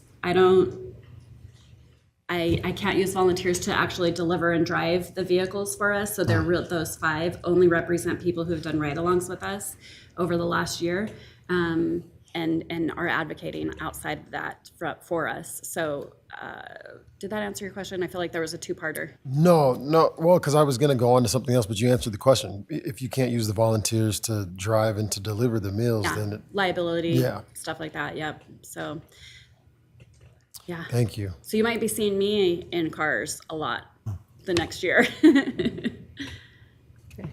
Thank you very much. Yes, thank you. No. Okay, thank you. Senior Activity Center.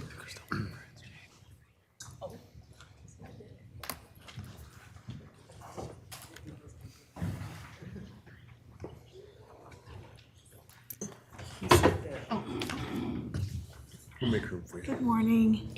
I am Anita Valladolid, and I'm the director of the Senior Activity Center. Oh, and I'm Alfreda Van, and I'm on the board of the Senior Activity Center. I just got recruited. Well, congratulations. Welcome. Thanks. Yeah. Did you draw a short straw? Probably. Could have been. Yeah, light bulb went off. Board member.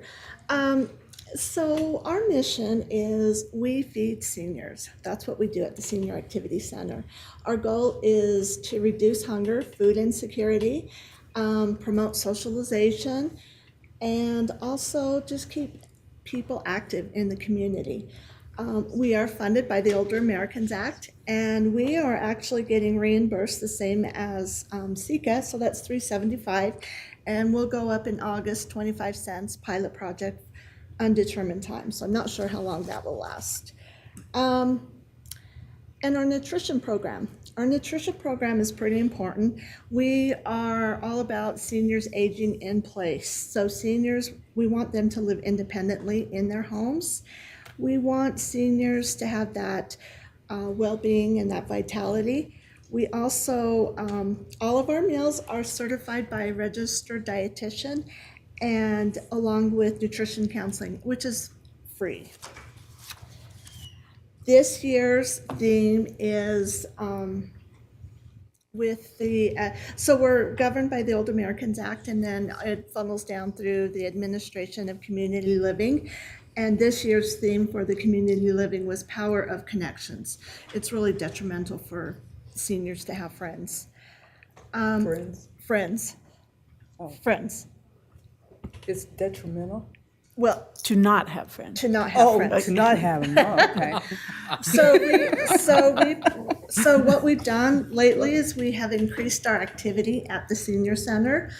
We just recently had our volunteer appreciation. We had over 85 seniors show up that volunteer at the senior center. We were really shocked. We didn't realize we had that many volunteers. So when seniors come to the senior center and they eat a meal and they have an activity, they usually want to get involved and help us out with our mission. So that's how we recruit. Finances. So the city of Pocatello, thank you for your annual contribution of $35,000. We're not asking for anything, and we're not asking for additional funds. That actually is 14.2% of our annual budget. The city of Chubbuck actually gave us a 7% increase, so we did receive a check for $82.50. They were currently paying $7,000 a year, or contributing $7,000 a year. And then Bannock County, we're getting, we just went last week and we didn't ask for an increase, $20,000. And then our Older Americans Act, we're reimbursed. If you see in our budget under called donations, It was up 114,000. We're not going to get that this year because that money included ARPA funds. So those funds aren't available for 2024. So I'm not sure what we'll get, but whatever we get, we'll be fine with. We do fundraise. We have our annual golf tournament every year, and that we brought in 15,000, as you can see on our budget. And then our car show, we bring in about 5,000, and that's this Saturday. So please come in and enjoy the festivities. That's in the Pocatello High School parking lot, right? Actually, Stephanie is amazing.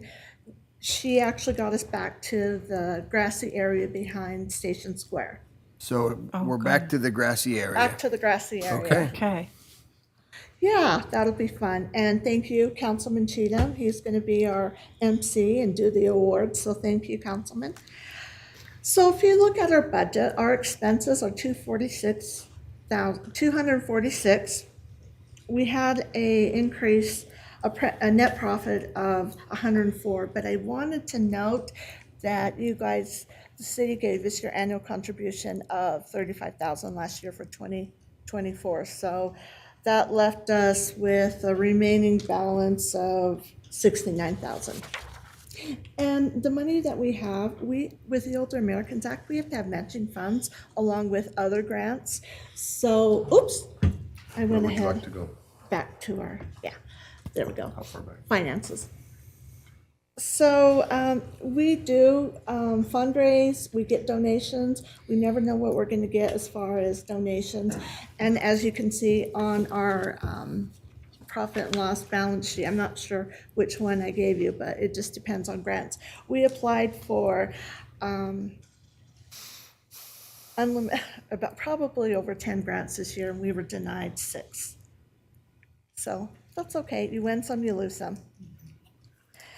As far as long-term sustainability, we are partnering with AmeriCorps this fall, so that will help us. We also partner with Easter Sales, and we have 3 Easter Sales employees. And then we also have 5 employees. We just hired a part-time employee, and so we're trying to maximize all the resources out there that we can.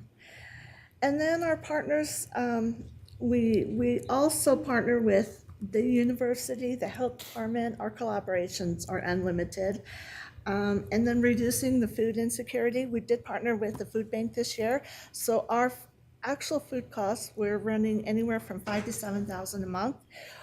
The food bank is reducing it to $1,000 to $2,000. So that does help. And we do go pick up the food. So to summarize our accomplishments and our impact, we're feeding a lot of seniors. How many? We fed last year unduplicated over 1,700, and our duplicated was 7,000, a little over 7,000. So that means that those seniors are coming back day after day. How many days? Tuesday through Friday. Thank you. Questions, council? Corey? I appreciate what you guys are doing. When I'm a senior, I hope that you guys are around to feed me and to play checkers and chess.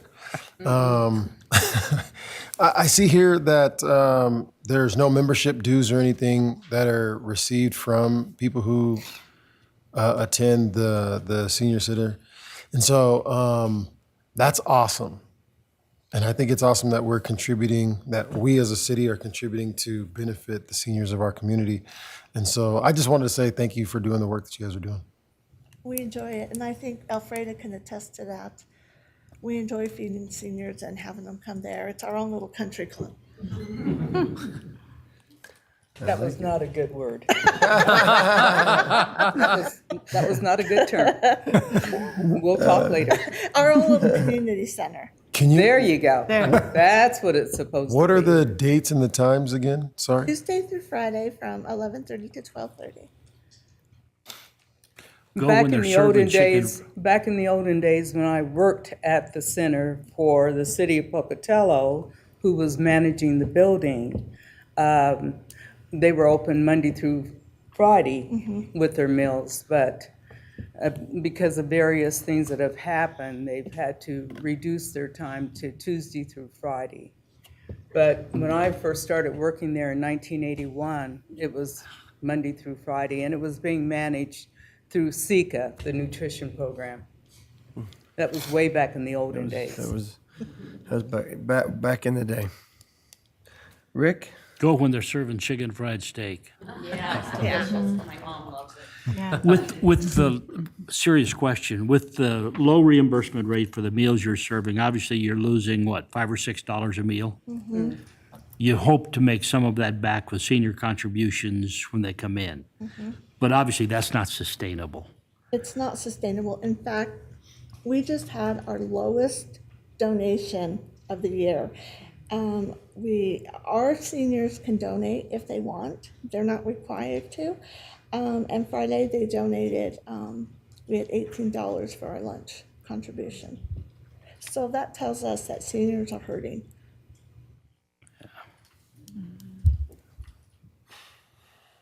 Okay, any other questions? Seeing none, thank you.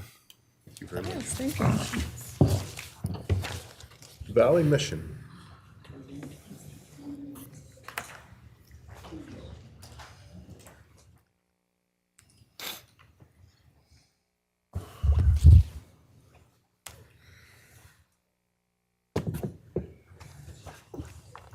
Oh, thank you. Well, I am Carl Pettit with Valley Mission and Miss Jessica Kroner, who is our newly appointed executive director as of this week. So woo-hoo. Congratulations. Thank you. Thank you, City Council and Mayor, for the opportunity to be here today to present.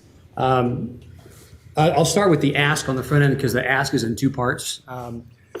We are going to talk about street reach extensively today, but the first part of the ask is we are approaching the City Council to help us with our previous costs of building permit fees and permits that we acquired to purchase and to remodel the Metro building. So the 21,000 and change that you see in the request is for that, to get that reimbursed, so we can put those funds right back into our continued expansion and building of the project. The second half of that is for our Street Reach program. And our Street Reach program is a new program that we just started in January of this year. We sent Jessica to Topeka, Kansas in November to go to Topeka Rescue Mission, who's doing a Street Reach program, what we call a mobile access partnership program. We wanted to find out what it was they were doing, how effective it was, because mostly we wanted to be able to identify that if Pocatello, as we keep seeing and hearing, we are second in the state in homelessness population. That's right behind Boise, Ada, all those guys. And it's not Twin Falls, it's not Idaho Falls, it's Pocatello. So we wanted to know, if that's the case, who were they, where were they, and why are they homeless? So in January, we launched the Street Reach program, where we actually went to the homeless encampments in our community. As we started this adventure, we were just told right out of the gate from a contact we made with someone in the police, there's not a homeless problem in Pocatello. In the wintertime, the police take care of them. In the wintertime, they get to a hotel, they're not seen, you don't see them. The very next day, I kid you not, that same person called and said, I have a family living in a car. You mean they're homeless? Yeah. And Jessica dealt with that in a very professional way. She can talk about that later if she wants. We know, we see them every day with Valley Mission Food Pantry and with everything that we do. So we started this in January, and within 6 weeks in the wintertime, we had already identified 11 to 14 homeless encampments just here in Pocatello. We didn't even get past the Winco area of our town. We haven't even got into that north part of the community. As we've expanded this work, we've also identified now over 40 different encampments that we're running into. And when we mean encampments, we mean people that are living in parks, living in their vehicles in parking lots, living in the campgrounds, living under the bridge, living up by the university, all these different things. And so in order for us to really help these individuals, we can't get into our buildings. So we want to meet them where they're at and take resources to them. So what we do is on Street Reach, we go out with a team of 3. We go out and we take product to them like food, a little bit of water. We connect with them, other resources that are available, but we begin to build this communication, this trust with those individuals so that we can help them move into the next phase of recovery. You had asked the question earlier, how do we just have these programs, but how do we improve that? We need to build that relationship with these folks now so that when they come into our building, when we're open, we have that trust built and we can begin to move them into a place of advancement.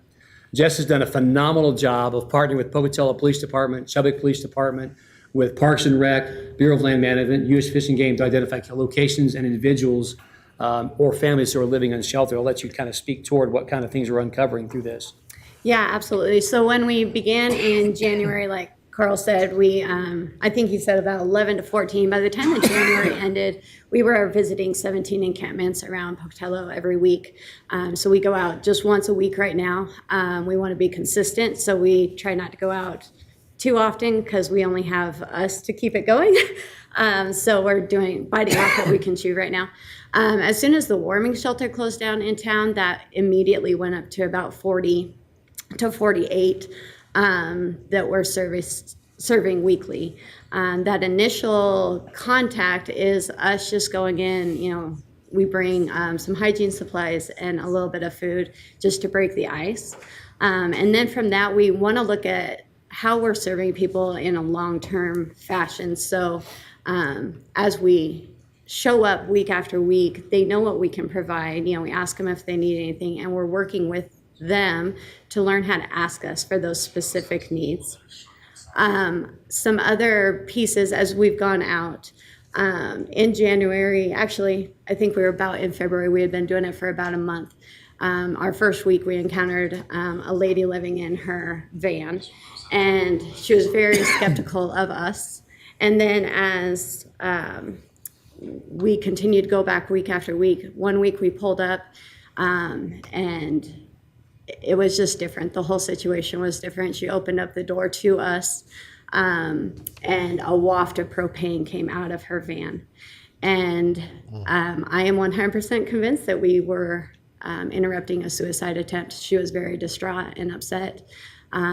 Somebody that she thought was going to come save her did not show up. And so we stood there and we were able to just stabilize the situation. Then we were able to go back and contact her daily. We also reached out to, as we were talking to her, we asked her, where is family? What is your story? Where did you come from? And got some of that information. Reminded her that she's not alone, that we're showing up every week because we love her, because we care about her. And that while one person may have dropped the ball, she's got 3 others standing right in front of her right now. And we're not going to drop the ball on her. And we didn't. We were able to reach out to our other rescue missions in California and get her connected in and get her closer to family and get her stable and supported. Some of the questions that were coming up earlier were, where are people getting tickets from? One thing to consider is in some other interactions that we've had as we go out, we are aware that we have human trafficking happening on our streets. And if you want a one-on-one conversation, I would love to explain that more to you. But we do come across human traffickers as we're doing this. And a few weeks ago, we came across another group, and a whole pile of males came out of a vehicle, and there was one pregnant woman inside, and she was hollering out, asking for a bus ticket. As much as I want to help her, and I'm going to do everything that I can for her, my question back was, okay, where are you going to go? And then who can I call to receive you on the other end of that? We don't want to be funding human trafficking, and that can happen very easily. And some well-meaning organizations often are doing that. So when I call then that recipient, I'm looking for, are you really a cousin? Are you really an aunt? Are you really an uncle? What do you know about this person? And we're trying to discern those pieces. So that's just a little, I guess, rabbit trail off, but I hope that answers a little bit of that question. Street Reach is growing on June 12th. It's going into Mobile Access Partnership. That will be the Pocatello Free Clinic Crisis Center. There's a veterinarian that will be servicing animals, another church that supplies clothing, and we will all be meeting in the grassy area by Union Pacific once every 2 weeks. And that will be a touchstone for us when we go out on Street Reach, that we can say, hey, on this day we'll be set up over here, and now we can begin to plug these folks into resources before we even have a building up and going. We will hopefully have a mobile shower unit that we can take out It can grow into, you know, hot meals, those types of things over time. But right now, it's just going to be the backbone of what we need to begin to plug people in. We know that if we ask people to go and plug into multiple services around town, the odds of them doing that are very low. But if we bring those services to them, we've increased the odds. And we create wraparound services that get them permanently stable, not just a one shot in the bucket of we gave you food, we gave you shelter. Okay, I've got a question from Councilmember Nichols and then Council President Lurie. Yes. So you do the outreach, but then you also have a physical facility, this Valley Mission that you did the remodel on, is that right? Could you tell us about what's in the building that you remodeled? So once the building is remodeled, the new food pantry will move into that facility. The food pantry will also have next to it a laundromat that'll be open to the public, which is also an opportunity for training in that building. In that facility will also be a medical clinic, and then we'll have a 16-bed emergency shelter. So if Aid for Friends for some reason is full or something happens, they haven't got overflow, or if there's people they can't let in, they'll come into our facility. There'll be a commercial kitchen and dining area. Jessica's new office will be there, which is nice. Get her out of my space. Not that she's hard to work with. That might go the other way, but anyway. The real heart of Valley Mission is the upstairs. Above those spaces will be 16 dorm-style rooms for our transformational living program, which is a 6-month developmental program. Guests that come into that program, it is very intensive. It is not a walk in the park. It is going to be, you're going to work your tail off. There's going to be a lot of memorization. There's going to be a lot of focus, and we're going to help you get on your feet. So we're going to do everything from classes that deal with, parenting, that deal with financial things, that deal with how to conflict resolution, how relationship building. There'll be a huge spiritual component. We are a gospel center rescue mission. That's who we are. There will be everything else job related. All these elements will be there. And then we'll even have what we call the life coach program. When they get done with the program, it's nice to be able to have 6 months of intensive, but then when you're done, what do you do? So we have life coaches that have committed to walk with these individuals for up to a year. The requirement is you meet with that guest or that individual twice a month minimum. We haven't even started this program. We already have 12 people signed up to be life coaches because people see the value in education, development, and growing, and continuing that going forward. So that's a lot of stuff in 15,000 square feet under one roof. And this is funded and being built or remodeled now? It is. It's in the process right now. We just, as a matter of fact, just got the concrete poured, all the plumbing, electrical in the main area. We are framed up in the center. If you come by now, you can actually see the framing for the emergency shelter.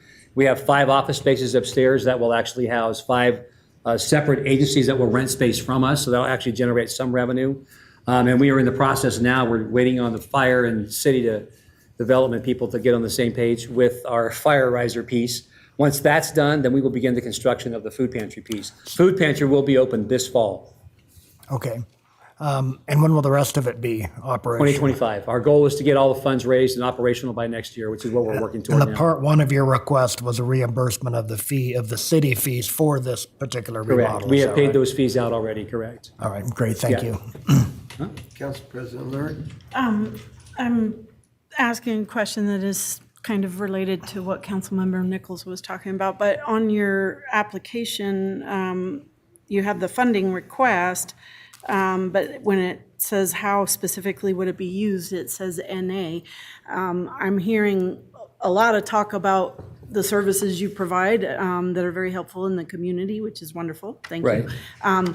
But I'm curious, the 45,000 request, how are you seeing that being used exactly? Oh, I put it in the wrong spot. So if you go to the program piece, that's right with the Oh, twofold that's where- request. yeah, there I it broke that is. down, yeah. So the Yep. fund was 21,298 was the offset.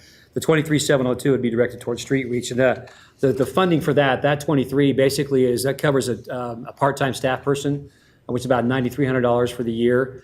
A lot of the work that we do with street reach and with warming shelter is a lot of administrative work as well as follow-up work. So Jessica would be overseeing that person as well. Our warming shelter hours are mostly in the evening, just like we have all over town, 7 to 7 roughly. So that person would be responsible for not only being there, but also getting volunteers involved and doing training. But of course, warming shelter is not every week, not every night.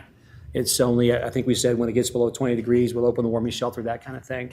Other things would be, we're still trying to purchase an additional trailer to haul around all of, as we do MAP, the Mobile Access Partnership, that trailer will house not only some of the food items, but also additional clothing. One of our churches in town is doing the clothes closet. We'll have some other supplies for them.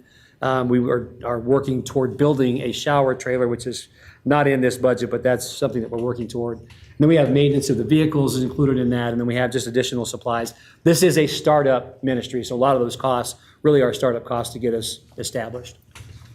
Councilmember Nichols. Hi, again. Hi, again. So the 21,000 that you're asking us to weigh or reimburse essentially, that's on like a total project cost of what? Could you give us a magnitude of the financial scope of the overall project? The overall project for just this building right now came in at around 2.3 million.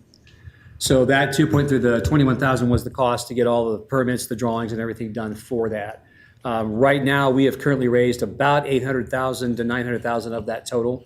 And so we're working toward the rest of those fundraising goals right now. As you look at the budget, the expenses, you'll see there's other expenses of like $800,000. All those costs are construction costs. And we're in the process of raising those funds now. That number went up from 690 to 800 in about 2 months due to costs and availability of product. And so that's a number that moves a lot. All of our funding is coming right now through private grants, private foundations, and private donors. We are not going after federal and state funds. There are too many strings tied to that as a faith-based rescue mission. So we're not going to play in that arena. We do have a meeting with a couple of families here in town who are promising, I should say, is probably a strong word, 6-figure gifts that are substantial, which will help move us closer toward those goals. We have, I believe I'm at 14 different grants that are in process right now or have been submitted that are roughly about $700,000 in value that we're working toward. Great, thank you. Any other questions? Rick? Carl, under the program section of your application, the first box talks about the funds request, what you're going to do with that. And in that, it also talks about the residents that you're trying to serve will not go to a shelter. What holds them back? How do you move them into a more conventional services? Absolutely. I'll let Jessica speak to that. So I have worked in rescue mission for almost 5 years now. I came from Boise Rescue. And a lot of the reason that folks don't come in that they're chronically homeless is trauma. At the end of the day, when we look at anyone that we're serving, nothing happened in a vacuum for them. But trauma is a huge thing. And a lot of these folks may have been institutionalized. And then when everything deinstitutionalized years ago, they didn't have a soft handoff into anything to catch them. So when you go out on the street and you ask folks, why are you here? Tell me about yourself. A lot of them will say, I love outside. I love being outside. And they genuinely do, because it's the most freedom they've had. It's the most safety that they've encountered.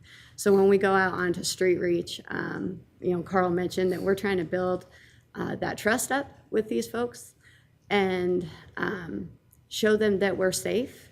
We're also showing them that we love them right where they're at. And then when they come to our building, they kind of know who we are. For other pieces of that, some people have used all of their shelter nights over at Aid for Friends. Some people are coming out of the prison. HUD won't allow you to be into a shelter within 24 hours. So they can come straight from the prison to us. Those are a few of the feats. One of the things we encounter too with our, like for example, with our food pantry, we have this thing we call the fear of the threshold. So when folks come to our food pantry to get food, there is this idea that they're embarrassed to walk across that threshold to get help. They're afraid to walk in to get help, especially, and the interesting dynamic of that group is most men have that fear more than women. Because for men, it feels it's a sign of failure. If I have to walk across that threshold to get help for my family, that means that I did not provide my food for my family. So that's a real struggle for a lot of people. And I've watched men and women both over all these years really push through that. And once they cross that threshold and we get that opportunity to build that relationship in with them, then it opens doors where we can have a deeper conversation. Okay, what led you to this moment? How can we help move you to that next piece? So there's a lot of things that play into why people won't step into a place, but we sometimes take them for granted because we've got everything we need day to day. Mr. Mayor, if I may. So we've heard from several organizations this morning who seem to be providing similar services. Do you see, I think you mentioned earlier, Jessica, a handoff from what you do to some of these other organizations down the road? Absolutely. So we are not trying to take over anyone's lane. We're asking everybody to just come and join us in a unified lane. So we want Pocatello Free Clinic to be Pocatello Free Clinic. Whenever we have our building up and going, we're building a space for Pocatello Free Clinic to come in. But we're not looking to override them and try and do what they are doing. Crisis Center, the same sort of thing. When we go out and do mobile access partnership, we're asking them to come and provide the services. Well, we can do light case management. We are not counselors. We're not looking to provide any of those services. So we're partnering all of those pieces in. But what we don't have in this town is a hub. We don't have somebody that's organizing everybody. We have a lot of organizations working beautifully together, but we hope to be that hub where everybody can kind of be under one roof and work together. And the idea, once we're open too, is that as Valley Mission operates full staff, once we're fully funded, there will be Valley Mission staff. Jessica will have a team. They will do some case management there, but on site in those 5 office spaces will be many of these agencies that we talked about. So the guests that are in the program can literally walk down the hall and get the help they need. If someone's coming off the street, they can go into the building and get the help that they need. There will also be staffed by volunteers who are trained in specific areas. So the Valley Mission is doing this collaborative work together, either under one roof, or we're sending them to these other agencies, handing them off in that way as well. One thing to recognize too is for us, case management will be happening daily. It's not going to be a weekly thing. It's going to be a daily thing. Right. But case management for us is plugging them into those other resources. It's not us being that source. We just want to be the resource to the other resources in town. So. Thank you. Well, and I heard Carl talk about a program that we've been looking for years, and that is helping people get away from this and actually have a plan to move and be productive community service citizens and things, which is something we've been looking for years. And I think it's neat that they've done that. And I had a chance to tour that facility. I don't remember how many months ago that was, which was under construction. We were walking around to the dirt in most of that. November. I don't know how far your project has come since then, but I was impressed, Carl, by what you guys have accomplished. Love to have you come by and take a look. There's a lot of sticks on the ground now. A lot of walls going up. It's exciting. That's good. We have a question by Councilmember Mansfield. Once the building aside, because that's at least the construction costs are primarily a one-time cost. Right. If you're not planning on accessing federal or state funds, what do you see as for ongoing expenses? What do you consider to be your primary and continuing funding sources? There's literally millions of dollars in private grants available for a lot of these programming pieces that we're doing. And so I just did a rough estimate one day just to find out what might be out there. And I stopped counting at about $2.5 million just in 2 of the program specific areas that we were looking at. What we're also finding out is here in our community, we have people who are excited about what we're trying to do, who have caught the vision of this.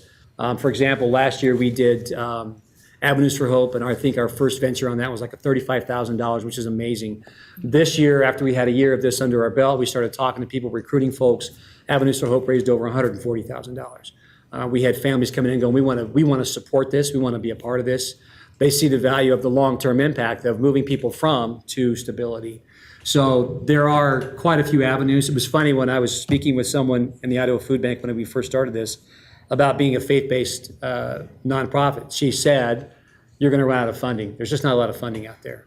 We're part of Citygate Network, which is a nationwide group of rescue missions around the country. There's literally millions upon millions upon millions of dollars available for these kinds of programs, many of which we qualify for. The nice thing about getting phase 1, which is our food pantry done right now, is we have you may have heard of Murdoch Charitable Trust out of Seattle. We've received a grant from them. When phase 1 is complete, we can go back to them again this year or next year, and we can apply for funding, which will actually pay for her salary for 3 years plus additional pieces. So anywhere from $200,000 to $400,000, I think, is what they're available for. So there's plenty of opportunity for us that don't require those ties. Yeah, there we go. Those strings. May I speak to that a little bit as well? Some of the things that we are doing outside of just the grants also is going and looking for those individual funds. and beginning to put together programs that say sponsor us for $25 a month. Those low to middle income is going to be a really good solid foundation for us. You get 25 of those going, 50, 100 of those going, you're doing okay. So. Okay, Linda. I'm just wondering, you talked about being sort of the hub in the community, like there's lots of good agencies providing, much needed services, and you're not trying to duplicate those or get out into their lanes, but that you would be the hub. But I'm curious, is there a potential conflict in terms of funding if you are a faith-based organization that is not going after those federal funds, but many of these other agencies do rely on those federal funds? Is there any conflict of you sort of being the hub in terms of where those monies come from? I'm not really running into that, especially like if I'm talking with Sherry from the Free Clinic, or I'm talking with the group over there at Hope for Recovery South. We're not seeing going after the same funds, and even if we are, some of those funds are pretty substantial. And it's interesting as we talk about different funds and different pursuits of different funding streams, and I talk to these different directors. It's kind of fun because we're sharing ideas, and so they're going, okay, well, if you're going to go after funds for that, like we do quite a few letters of support for other agencies, like many of us do, and so when we do those letters of support, it gives us kind of an insight of what they're looking for. So when we go, if we're all going after Murdoch Charitable Trust, we know that we don't want to go after this because they're going after that. So I don't see that really being a conflict. I think it actually might be a benefit, because as these donors see these multiple agencies working together, that collaboration is a huge part of success. And I agree. I think that's a great idea. That isn't exactly what I was asking. I'm asking if, for instance, Free Clinic, just as an example, you said you're providing a space for them to come in and provide services. But is there any limit on federal funds that they get that would then maybe limit how they could partner with you?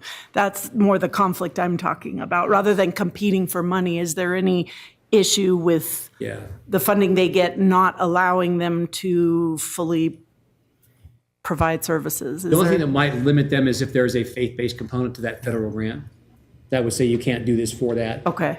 But otherwise, that would be the only deterrent that we run into. Okay. We would run into, I should say. Good, because I love that collaboration and those partnerships. I'm just looking to see if there's anything that would inhibit that at all. Yeah. It's that famous line, better together, right? Exactly. Yeah. Well, one of the issues, federal government's often asking communities to have this hub, but they don't provide any funding Support for it. So then no one wants to do it. We're not getting their money anyway, so we'll just kind of do it. So it takes away some of that. Yeah. Tug and pull. Thank you. Okay, thank you very much. Thank you for your time. Thank you. Thank you for your help. Thank you. Ocelot Clean World Foundation. Aslet. You're up. Thanks.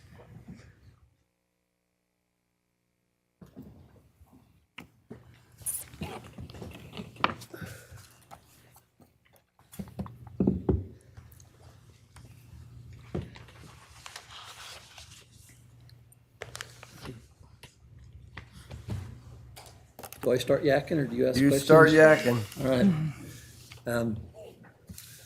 You're all pretty much familiar with the Museum of Clean building over on the Second and Carter. Could we get in there? And I took over. We need you to state your name before you start yakking too much. Okay, it's my first visit to a city council meeting. So, Rob Simons, I'm the chairman and president of the Clean World Foundation, formerly held by Don Aslett. Okay. And so it's a little bit of a lead-in, and I'll be quick because I know you've been here a long time. But we took over the management of the Museum of Clean. The first thing we decided, we wanted to make this a very broad platform.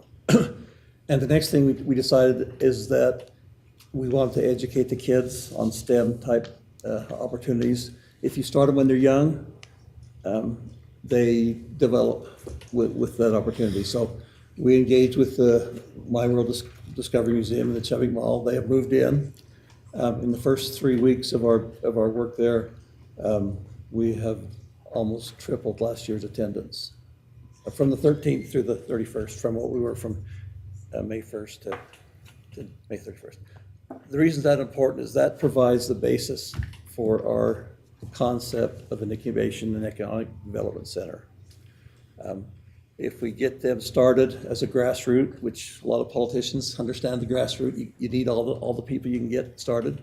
We start educating them, then there's people for our incubation center, there's people for our Porter Valley Tech Center, there's people for ISU, there's people for starting businesses, et cetera. So we started small in that way. The incubation center is a wholly owned for-profit by the the Clean World Foundation, 501c3. The building is 100% paid for. All utilities are paid for. Upkeep is paid for by Mr. Aslet's trust. With our Museum of Clean, the My World Discovery, and the Incubation Center, we fund that 100% ourselves, which is not that bad a deal when you think you get free rent, free utilities, and free everything else. So that's kind of the way it works. What we did, Ali Khan is our business partner in this. Some of you know him. We decided wanted to start an incubator the first time we met in October of last year. I've been looking at incubators since 2017. I have a mentor in Coeur d'Alene, Idaho. If you ever have a chance to go up there and want to do a fact-finding trip, it's called the Innovation Collective. Mr. Smoot's his name, but he kind of showed me the way. So what we started to do here is we've had our first launch pad or Shark Tank thing already. We had 9 people there. It was a rookie presentation, but you got to start somewhere. And so we have another one planned for July, which will have 4 scalable companies, and we hope to have 15 venture capitalists. What we're trying to do is we're trying to bring outside money into Pocatello. The first project we're doing right now is we have a summer program for 1 month, and we're having 8 to 10, 14 to 15-year-olds come in, no expense to them. We're going to teach them coding, we're going to teach them AI, and we're going to teach them a little bit about cybersecurity. So give them a basis to start, get going. We think if we educate people, if we help them get started, there'll be some that walk away like everything you do, but there's some who dig it and want to do it. And we're looking for those people who want to do it. The second phase we're doing is we're trying to attract businesses into Pocatello, into our incubator. Samantha, some of you know, maybe all of you. She's doing the marketing development for all 3 organizations, and she's helping with one of the companies we're bringing in, Sporadicate. She's talking to him almost every day about helping him develop what he needs to have, how his marketing, how his social media, the things you need to have. So the problem with incubators is they're complicated. They're a big deal. They take a long time to develop. I was reading an article the other day and said almost every city in the United States wants to start an incubator, but you can't just throw money at it and expect it to go. So we think that our pluses is that the building's there, it's paid for. We're in it for the long term. We don't have to raise funds for expansion. We have over 15,000 square foot that's been sitting empty for the last 15 years. We have a library, a theater, an event center, which is free to those people coming in, which is already done. They all need to be upgraded. Like I said, it is what it is as far as the Aslet Foundation. It's up to us to grow and to develop it. And so one of the things that we hope from all the people we talk to, all of our partners we've been working with, there's just a few, My World Discovery, of course, the Varsity Aslet Trust, ISU, CCOG. We're hoping to work more with City of Pocatello, Bannock County, Ready through Teresa, the Terry Street project, Some of our mentors are Arlo Luke, Gene Haneke, Tim Forum, Kelly Packer. Can't read. Oh, Rick Phillips from Simplot. We're just starting to talk to him, and Idaho Power. So we're just trying to reach out to business and say, what can we do to help your business thrive here? That's the whole concept behind this. And so by education and training, by supporting local businesses, and we want to develop a relationship with ISU so that they do research and we bring in commercial partners to make that happen. So my iPhone has 12 or 13 different things that were provided by either institutional or government research, like the phone, the GPS, the cameras, all those kind of things. And we need to look for, that takes time though. And ISU, according to them, hasn't done too much of that in the past. We need to just develop at their pace, at our pace. And so our ask basically is marketing so that Samantha can help businesses like Eradicate, like others come in, and she can kind of help them learn about social media. They also need to learn about taxes. We do a. Oh, go ahead. Oh, sorry. I work with a tax professional, and every new business that comes in, almost without exceptions, they got a pile of papers in a box. And here's our receipts. They say, "Here, take care of this." So a good business, a good county, a good city, a good foundation needs to have that in order. And so that's kind of some of the things we're trying to work on to develop. With CCOG, we're working for. They were working with the city of Chubbuck for a while. I don't know where we are in that process, but we're working with them, trying to see if we can get enough funding to finish both the fourth and fifth floor and all the things that go with that. But that takes time and energy. But so that we'll be ready to go. We'll be able to offer very low rent, very low expenses to companies come in. We've been trying to work with the seed program at ISU, having a little bit of a delay there, but that's, people go at their own pace and their own way they do it. And so that's kind of where we're headed. We expect within 2 years to have all floors finished with outside funding, and we'd be able to offer businesses the opportunity to come and say, I've got this great idea, and we'll put it before the shark, so to speak. We'll let them tell them the right, good, bad, ugly is a great idea. One of our people that we're having our next launch pad had a $50 million capitalization on his last idea, his startup business. So that's the kind of people we're trying to gather. It takes time, it takes energy. And so our ask is to help us set up some offices so that we can bring businesses in. Usually they're 10 by 10 cubicles. They'll have internet, they'll have lights, they'll have electricity, and that's about it. But if we get 4 or 5 of those put together, we need some additional lavatory facilities. There's only 1 floor for the museum, but there are lavatory options on all 5 floors.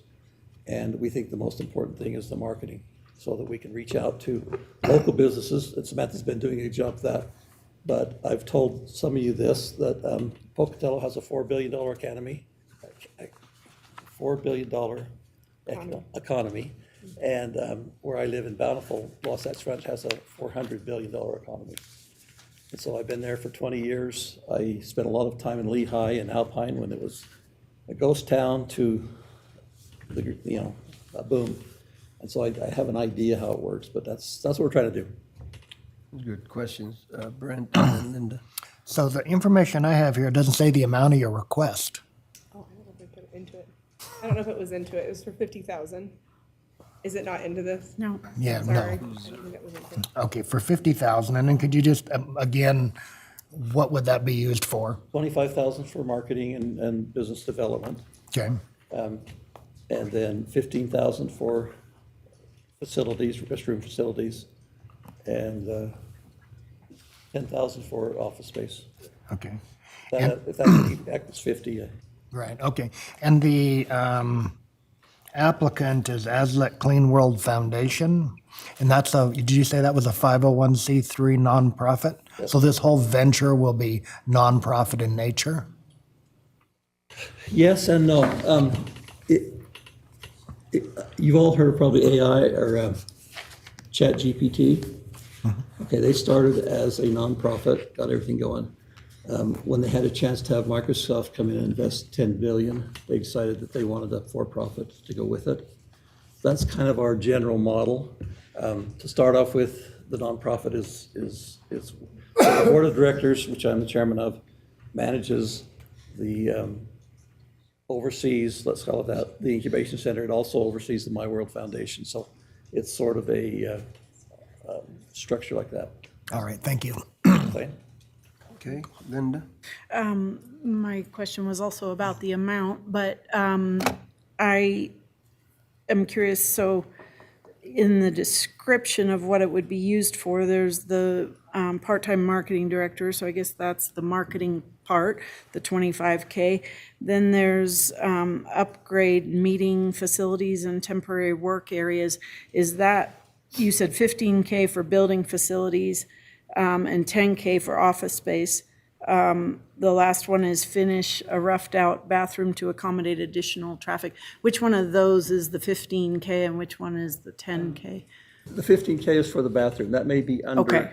underfunded. We've done a very good job at getting people to donate labor, donate materials to do that. And so it would probably be more like 35 if we weren't doing it that way.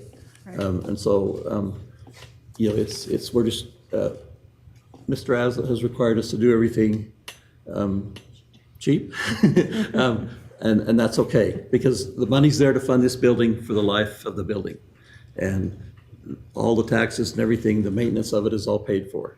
And so he's just asked us, if we want to grow, we want to build it, then we help get that going. So that's kind of the concept there. Okay, thank you. Hi, Linda, good to see you again. I was late to our last meeting. Corey? So I was at that first meeting, and yeah, good to see you. And it was a pretty good presentation. Talked about the youth and getting youth involved from the local area, and helping them to understand STEM and understand creativity, and to help to build them up for the future. AI and computing. Yeah, we also talked about business incubation and how to develop the economy here in Pocatello, draw businesses in. And that's something that we as a council have been talking about quite a bit also. And so I really appreciate that. My question is just planning wise. Is there like a business plan, a strategic plan, or anything for how to step by step get this off the ground? Because we had a lot of different ideas and talk about some things, but strategically, how do we launch this from go? So Nick Smoot, who I talked about from Coeur d'Alene, 5 years ago, he did a step-by-step business plan for us for free to launch a incubator system in Pocatello. So yes, I have it. It'll have to be adapted, that sort of stuff. And that is in the works right now. Yeah, so yes, we're absolutely, we've got a model. How we adapt it to ourselves is going to take a little time. We've been very consumed with our merger with the My World Discovery Museum. And so, but we've been working. And so, yes, we have a model. We have a process we're working on. We do not have a finished one just yet. I appreciate that. My mom was president or CEO or whatever of the incubation center in Arco, and it took off and it worked. A lot of businesses were launched from there. And so I appreciate the idea of a business incubation center, and I like the idea of adding youth to it to be able to stimulate some creativity with the youth of this area. So. And just to add to like our collaboration and who we've been working with, we had a committee planning meeting about a month and a half ago with Shane Hunt. We have Teresa McKnight that's on board with this. We have the city of Chubbuck that is on board with this. So we were able to collaborate with a lot of people that are ready to go and do this. I know that we have a few meetings coming up with Teresa, who's with Ready, and she's done several incubations. And so I think we're just trying to align ourselves and collaborate with as many people as possible to be a part of this. So let me just ask one thing. About 5 years ago, Arla Luke, who I think most of you know, wanted to put his cloud center in the Museum of Clean. Mr. Aslett threw him out because it didn't fit his. And sometimes older people want to do things their way and that sort of thing. But That would have been a fabulous incubator business to have, and part of it is in Pocatello already, so they didn't lose out on that. But those kind of opportunities, as we're engaged, as we talk to people, happen all the time. And one of the important things, I think, is that we look within the community and we find businesses that have that potential and have them get engaged, have them attend some of our podcasts, go through some of the education process. Look at the people going through, the kids, the 13, 15, 16-year-olds who could fit into my business. These kids should have their AI certification when they get done in an 8 to 10 week program. So we'll see how it goes. It's all planning right now, but we think we can execute it, and anything you can do, either referral wise, or if you run across a business who needs some help, say, go talk to Rob and Samantha. We'll be happy to help them. Super. Okay, thank you. Thank you.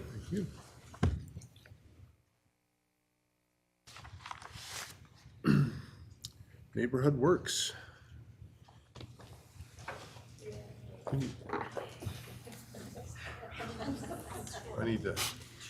You need the whole table? What's that?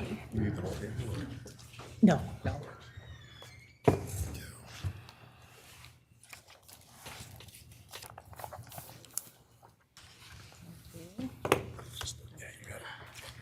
Okay. Hello, my name's Catherine McCarthy. I'm with Neighbor Works Pocatello. I'm the Director of Community Engagement and Marketing. Hi, I'm Cynthia Billmeyer, and I am a community engagement coordinator with Neighbor Works, specifically working with neighborhoods. And before we get started, I'd just like to say we've got, I don't know if our neighborhoods want to raise their hand, but we've got our neighborhood representatives here as well. So to start off and give you a backstory, so Neighbor Works Pocatello is a 501c3 nonprofit housing organization. As part of our mission, we also support the 6 core central neighborhoods of Pocatello in helping to bring those communities and residents together and keep the area safe, stable, and beautified as well. Some of the ways that we do that, we hold a monthly Community and Government Relations Committee meeting where we have representatives from each of the 6 neighborhoods attend. Then they have a sounding voice between different city departments such as the Pocatello Police Department, Code Enforcement. Recently, we've done a lot of trainings with Christine Howe from CDBG and Jim Anglesey with the City Planning Department. So it's really making for a very informative resident base. So they are very knowledgeable what they do. During COVID, our neighborhoods kind of went very quiet and silent. But since then, they've really come back more robust and more dynamic than ever. Really taking on a lot of larger projects, more grant writing, more space creation, et cetera, more events. So with that said, we've got 6 supported neighborhoods. One of these we don't necessarily have leadership for, so we aren't asking for funding for this year on that. We do have some pocket money for them, but our other 5 that are dynamically have plans to utilize, that's what we're asking for. Which is the one? Mountain View. And we actually have a fellow who's part of the CDBG advisory committee that we met with last week, and he's part of that neighborhood. So we'll be on a roll with them very shortly. So, but for the other 5 neighborhoods, it's Alameda Neighborhood, Lewis and Clark Neighborhood, Bonneville Neighborhood Association, College Neighborhood Association, and Neighborhoods of Historic Downtown, with an ask of $5,000 each for a total of $25,000 going to the neighborhoods. So just to kind of give you some backstory of some of the projects they've been working on, this shows you some slides. Last year, Neighborhoods of Historic Downtown wrote an IFT grant and was able to receive close to $10,000 to put in a disc golf course in Sacagawea Park. They're doing Little Free Libraries. They've done a 3rd of July bike parade. In that top right corner there, that is the Lewis and Clark annual picnic. And I know many of you are familiar with this one. This is the College Neighborhood Association's Like Caldwell Park. It started as a neighborhood event, but quickly has sort of started to become citywide. They had a lot of interest and attendance from residents all around the city that came to this last year. This was their 2nd year last year, and they'll be planning to do this again a 3rd year. It's a lot of fun. music, Santa Claus, hot chocolate and donuts, and there's even a horse-drawn wagon that helps take residents around. Another one, this is our Bonneville Neighborhood Association, has for 2 years running held the Lasting Legacy Festival. It is a celebration of the historic Triangle neighborhood of Pocatello. The Triangle neighborhood was historically the most diverse neighborhood in all of Idaho, as there was a lot of redlining back in those days, and certain communities and cultures were kind of relegated to live in that specific area of town. So the Bonneville Neighborhood Association has been very passionate that that not be forgotten. So they started holding this Lasting Legacies Festival to really bring back that history and that knowledge to life for the city of Pocatello, and plan on doing it again this next year. Now, as far as some fundraising efforts for our neighborhoods, in the past, I'd say prior to COVID, we have an annual meeting for NeighborWorks Pocatello, and we would just do a silent auction. The neighborhoods were trying to figure out ways to get more money so that we could have a little bit more pocket change to deal with and hold some bigger events for the neighborhood associations. So we started doing the historic home tour. We've done it for 2 years. This coming September, we'll have our 3rd year in a row.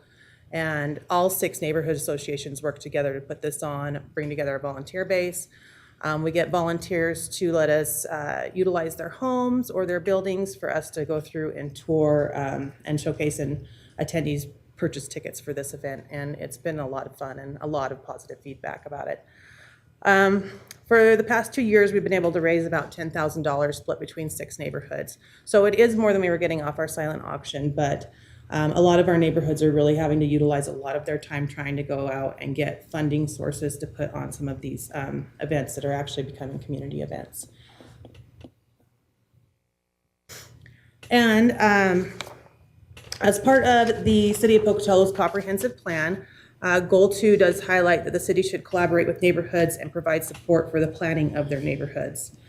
So this budget request would fall in line with the city's comprehensive plan and what is foreseen for the future of neighborhoods.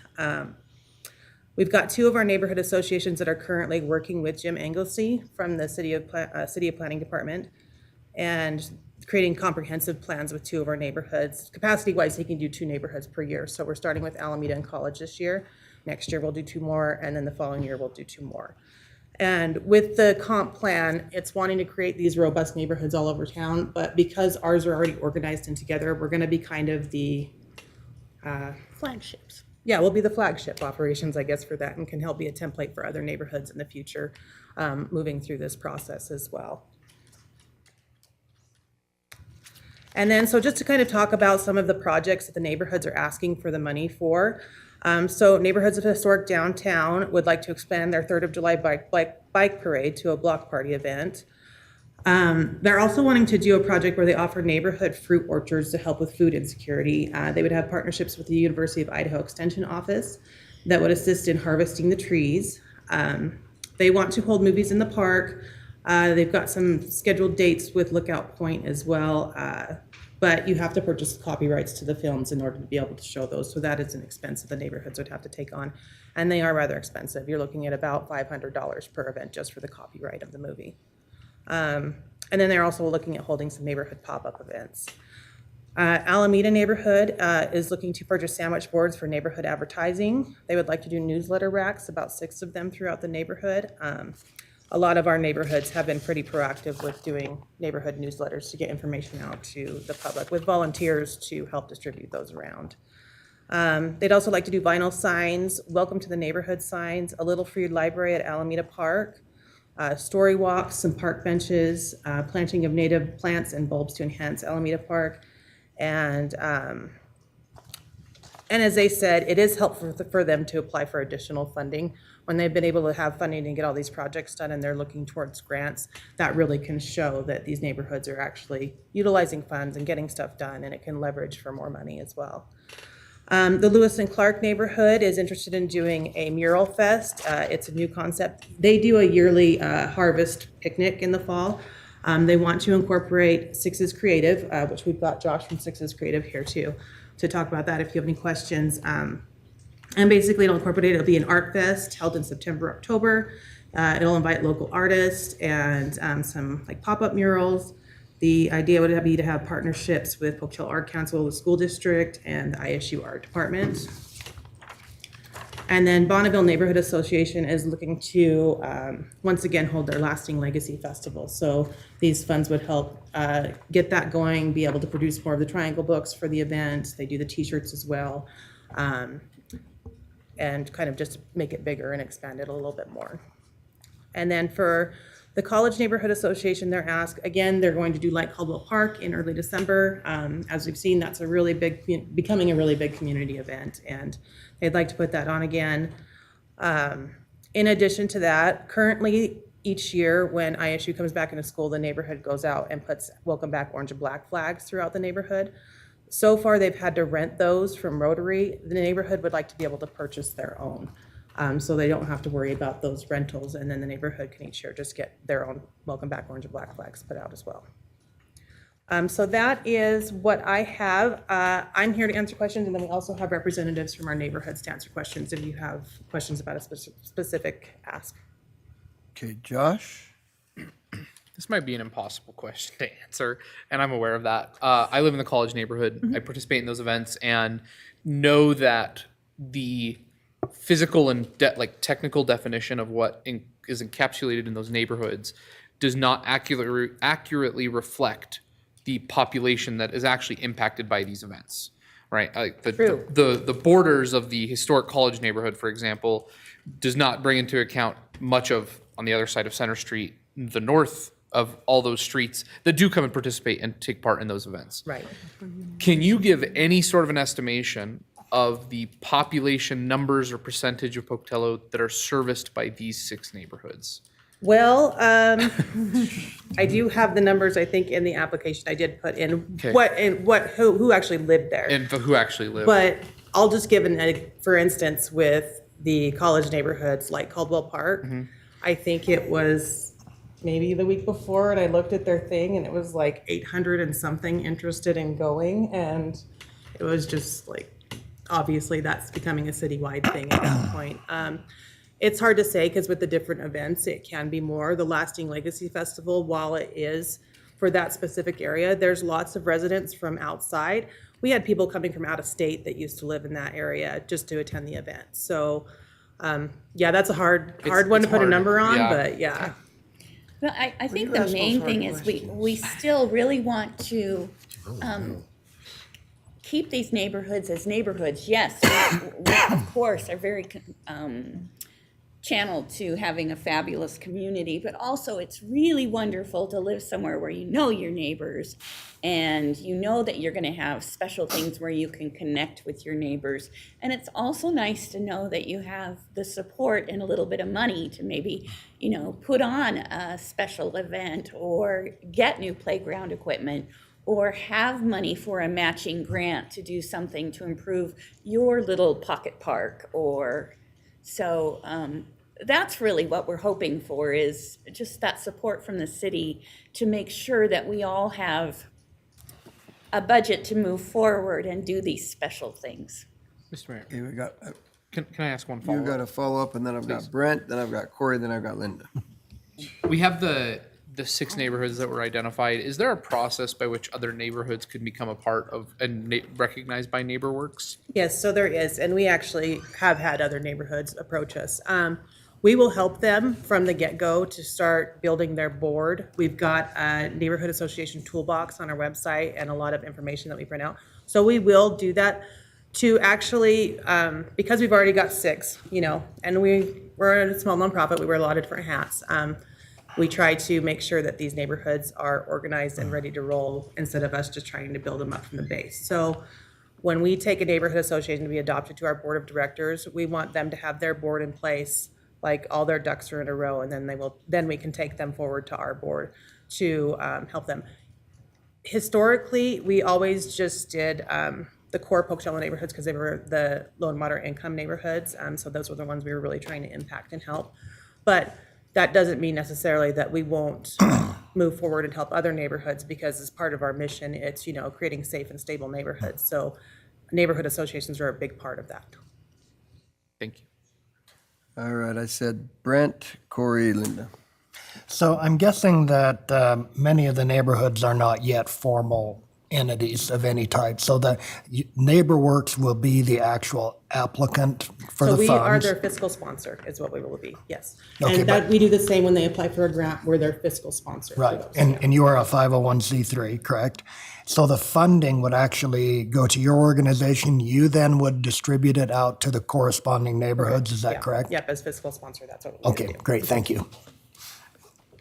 Corey waves me off, so Linda, you're up. Oh, I was going to say, just to clarify, though, we're talking about the neighborhoods that are established. Right. Because there's We're just many other asking for neighborhoods, right, for five. Five of the the six core yeah. neighborhoods. Yeah, but there's lots of other neighborhoods in Pocatello that could eventually become Yes. established organizations as well, but yeah. So I just wanted to be clear about that, but I wanted to sort of build on Councilmember Mansfield's question and maybe more of a comment than a question, but the idea that I really see what you're doing and what our neighborhood associations are doing as kind of twofold. It is about the neighborhood, but it's also a citywide thing. And I think examples of that, I mean, you mentioned Caldwell Park, but also like Lasting Legacy, events at Alameda Park and in that neighborhood. Most of us go to all these different things. We feel part of our neighborhood and we feel a special, affinity for things that are happening in our neighborhood, but I think it benefits the whole city.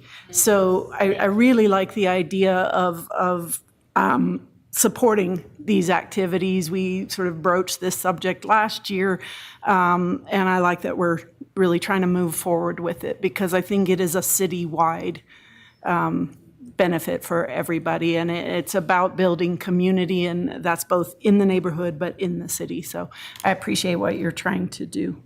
Thank you. you. Any other questions? Seeing none, I've got to make one comment. I just am 100%. I was last year. I am this year 100% behind this. I think it's great, and I'm glad NeighborWorks stepped up to be the fiscal partner there. I look at the world the way it is right now, and then I go and attend the college neighborhood event, which brought a community together, which was amazing to me to see that. And then the Triangle community. I unfortunately was, I think, in Boston when that happened, but twice. I'm pretty good at that apparently. But as that brings a community together, and I look at all the negative things that we have going out there in the country, in the world, and this removes all politics. It removes all religious barriers. It really removes everything out there, and we're just a neighborhood, and we're just a good, solid community. And so I think this is great. I said it last year. I'll say it again this year. I don't think you can spend the money better anywhere else than right here, right now, to bring a community together. And so Thank you. thank you very much. And for the neighborhoods, I applaud you for your time, your efforts. Thank you very much for everything that you do. And the neighborhoods that are out there that don't have an association, I would beg you to reach out to NeighborWorks and let's get those associations going. It's absolutely amazing when you pull the neighborhood, even if it's just the neighborhood together. It's amazing to see. But these neighborhoods are not just. It's like I think Josh said, we're not setting up borders. We're inviting the community together, and that's extremely important. And so, very few things I think can help a community more than this. So, thank you very much for that. Thank you. Thank you. With that, then we are going to probably go to a break because we've been here for 3 hours. Now, do you want to ask any of these specific community? Oh, I'm sorry. I didn't even. I thought they were doing a great job where they were. Do we have questions for them? And I'm going to remember that I'm not going to invite Cynthia back up to the table. Okay, super. Thank you. Thank you very much. so very much. Then, council, let's take a break for a few minutes, and then we'll go to agenda item 3.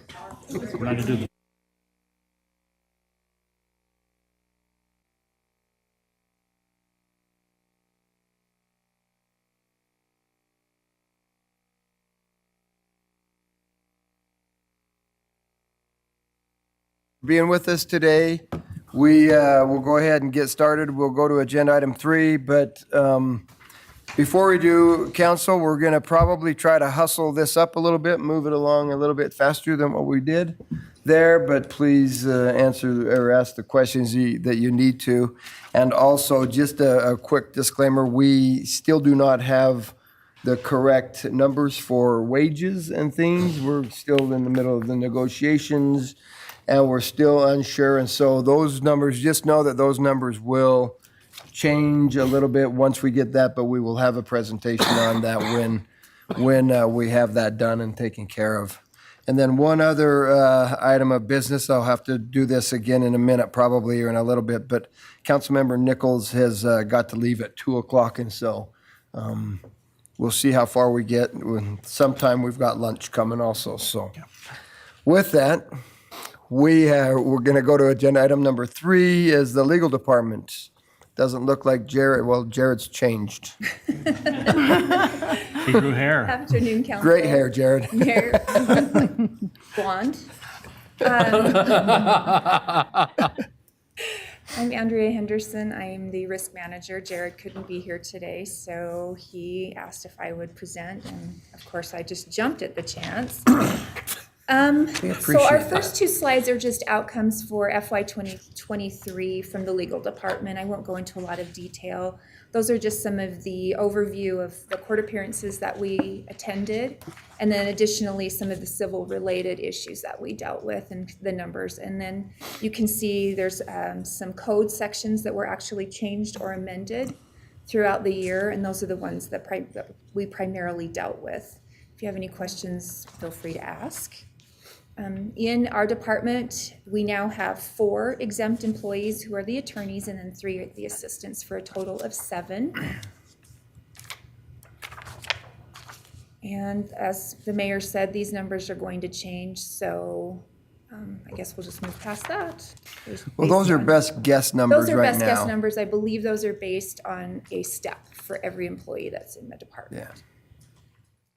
So we can talk about the operations. All we did is just add 3% to our operations budget from last year. Primarily that will be, we will have a 5% increase in the subscription that we have for Westlaw, which is the legal research database that our attorneys use. We also had an increase. We had to get a new copier. That copier, I think, in our office had been there for about 10 years and it was dying. So we had to get a new copier. And then additionally, with that 3%, we'll be increasing our line item for legal expenses that aren't covered by ICRIMP. And that's it for the legal department. Does anybody have any questions? Mr. Mayor. Yes. It appears we're going to be losing one member of your department. Has the search for the next replacement begun? To my knowledge, no. I think we're waiting for the final outcome of the elections to begin that process. I think they've got to wait till November to start. I hate it too, but. I'm sure that employee likes your optimism. So then the next 2 budgets will be for risk and for workers' comp. We combine them since they're both under liability. In that department, there's 1 person, me. And though I work in the legal department, I'm kind of a budget unto myself. Again, the personnel costs will change depending on what happens with negotiations, and then also benefits, what the final outcome is of increases that we'll probably have. Operations and maintenance, I know that number is bigger than 3% that we talked about. ICRIMP has informed us that our budget for our premium is going to increase from about $1 million some to 1.4 to 1.5. Huge increase. I was hoping for less. I did reach out to ICRIMP to find out what's driving that primarily, and the information I received was the cost of insuring property has increased substantially over the past several years. Additionally, last year we did a huge project, and I had every department helping me, and they did such a phenomenal job, but we had such an outdated list of properties that the city was insuring. Some of the buildings had long been abandoned, sold, burned down. In doing that, we found a lot of properties that we had that had never been insured, that have been owned by the city for years. And so we did a really in-depth dive into finding out what properties we actually own so that they are on the insurance. We did that with all of our vehicles and equipment as well, and now we're working on things such as water reservoirs and pump houses to go through that list to try to come up with better numbers. Some of those pump houses were insured for $25,000, and there's no way that that would pay for any damage that incurred or if we've had to replace one. So we're reassessing all of the list and then the amount and the value of those buildings. Once we get that done, we'll submit that. That probably will affect our budget for next year as well for the ICRIMP premium, because we will even have more property that we're insuring.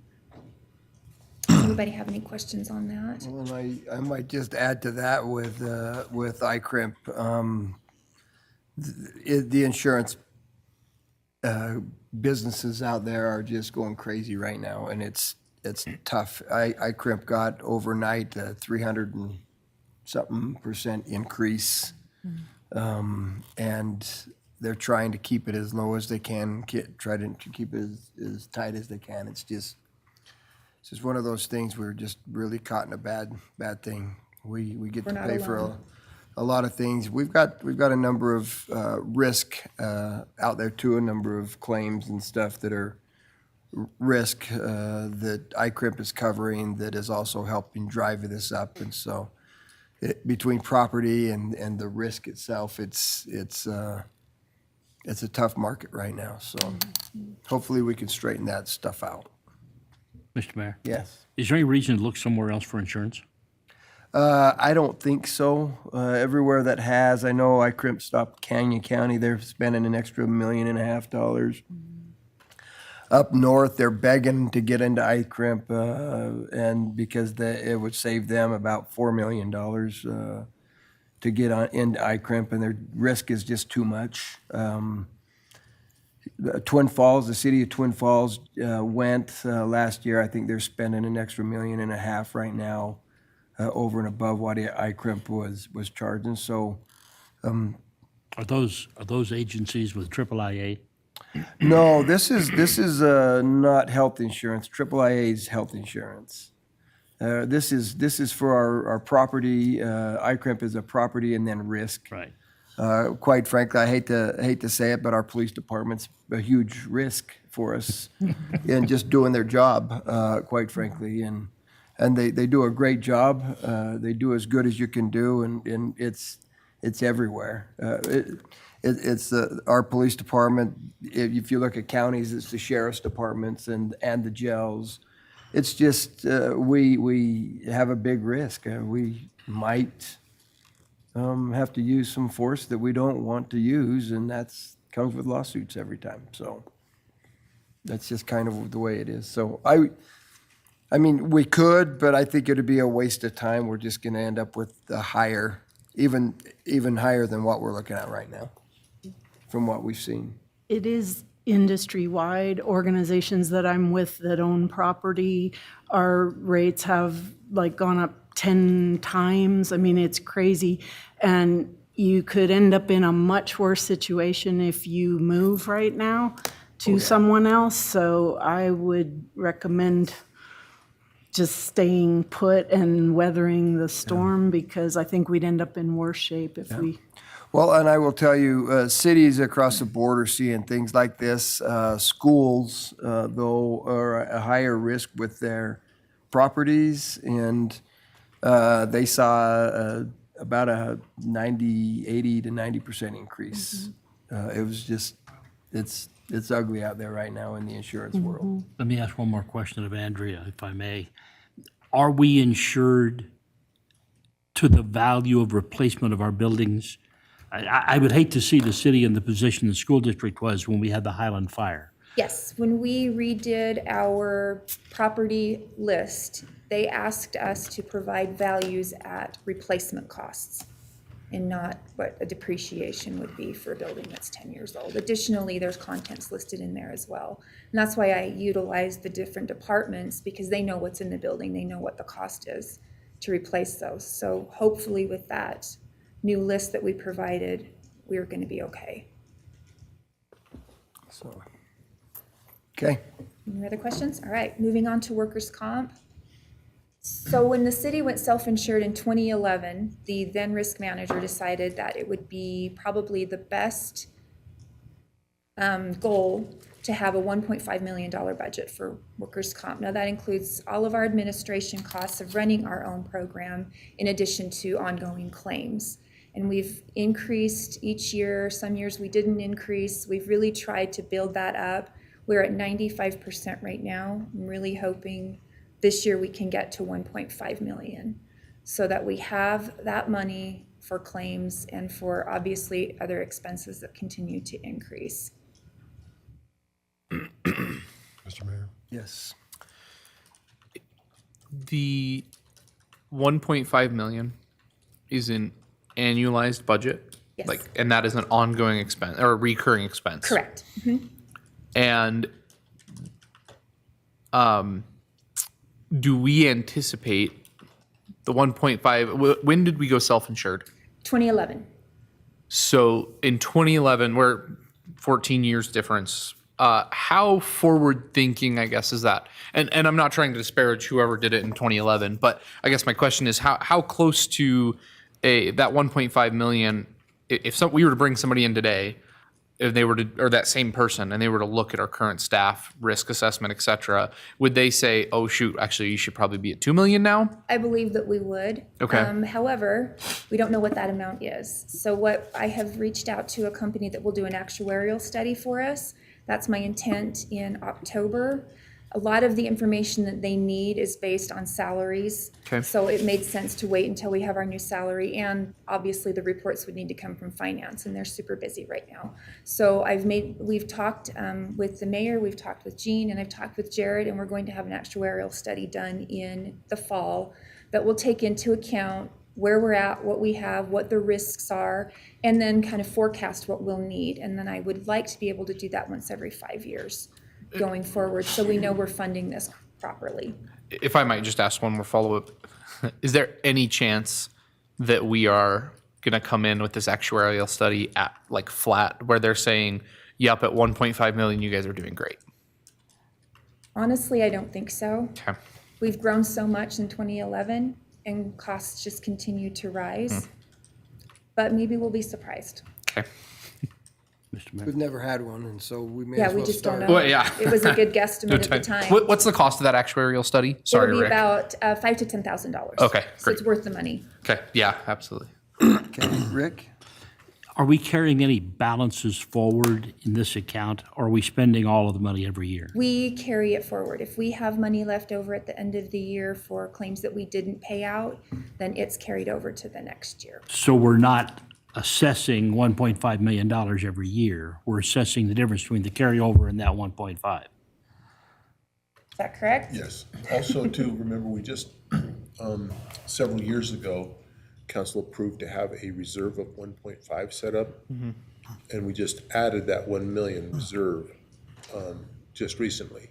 So it gives Andrea a little bit more wiggle room, if she has a major claim, but Do we have any rough idea of how much we are carrying forward? I'll get that for you before we're done. I'll have it Thank you. somewhere.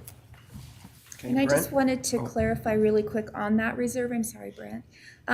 The reserve that we wanted to create was for the cancer claims. And I know Jean probably has discussed this with you. So a few years ago, the legislation decided that first responders, firefighters that were involved in firefighting, which all of ours do, have a presumptive cancer claim benefit. So if they get certain types of cancers within 10 years of their employment with any type of agency, that agency will most likely be on the hook for their care.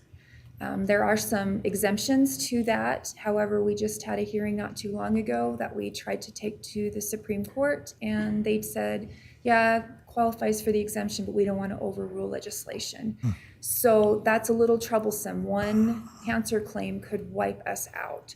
Those reserves, that's what the intent was when we talked about doing it, was for a presumptive cancer claim. The legislation gave us a mandate, gave us no funding to take care of it. So that's kind of why we wanted to have that funding available if we did have some catastrophic claim. Guess that sort of ties into my question. So do we have co-insurance for any type of catastrophic claims? We have an excess policy. An excess policy? And it kicks in at 500,000 up to 2 million. But then if a claim goes over 2 million, that would be on us. So we have to pay the first 500 Right. and then anything over 2 million. Got it. Okay, thank you. And I actually did check to see if we could get more insurance and pay a higher premium, and that is just not offered. That's what you get. All right. Okay, thank you. Other questions? Okay, Andrea, thank you. Thank you. Thank you. Thanks, John.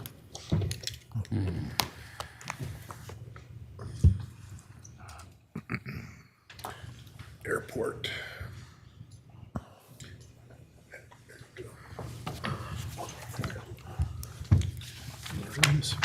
Sure.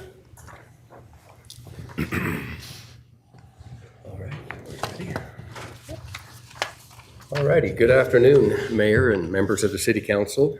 Alan Evans, Airport Manager, and with me is Christy Heinz, our Administrative Assistant, as well as our Airport Security Coordinator. And that's been a full-time job for her as of late. Just with first slide here,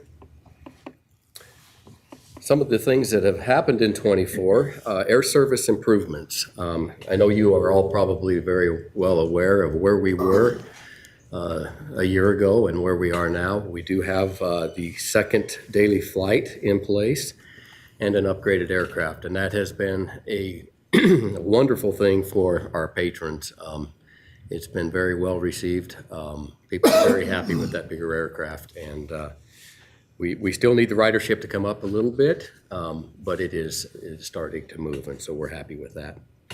We've also implemented a robust digital marketing campaign. If you've searched on the internet at all and hit any of those keywords, you've probably gotten a pop-up about the airport somewhere along the way. We understand that our internet or our website activity has gone up. I think they said almost 3,000 hits, quite a big percentage anyway. And so right now that isn't translating exactly into seats being filled with butts, but we do believe that that will happen as people are starting to realize what we have to offer. So we're excited about that. Back in the end of February, I was able to attend an air service conference down in Scottsdale, and I think that went very, very well. I was able to meet with a number of airlines, the major carriers, as well as some low-cost carriers, and I did pitch Pocatello and the things we have to offer, and so we will continue with that. There was some good comments made and some interest, but there are a lot of things going on in the airline industry right now that they're still trying to figure out as well. So we have a security program upgrade. We've had to go back to a full program. Part of that was because of this aircraft that is now flying in. The larger aircraft requires a higher security program status. And so we've been implementing that. Christy, that's why I say she's been really, really busy the last number of months getting that in place. We've got some new software. There's a lot of background checks, fingerprinting, things of that nature that have to take place for this program. And so we will be badging the entire airport user population. Even the private pilots will have to go through this process as well. So.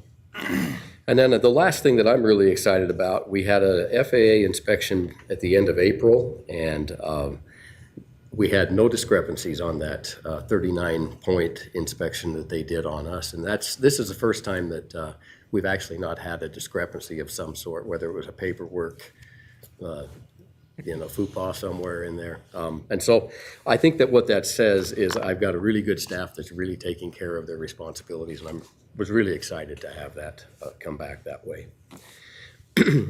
Our fiscal 25 priorities, obviously we want to continue to operate in a safe and efficient manner, and we want to maintain that Part 139 commercial aircraft certification that we have.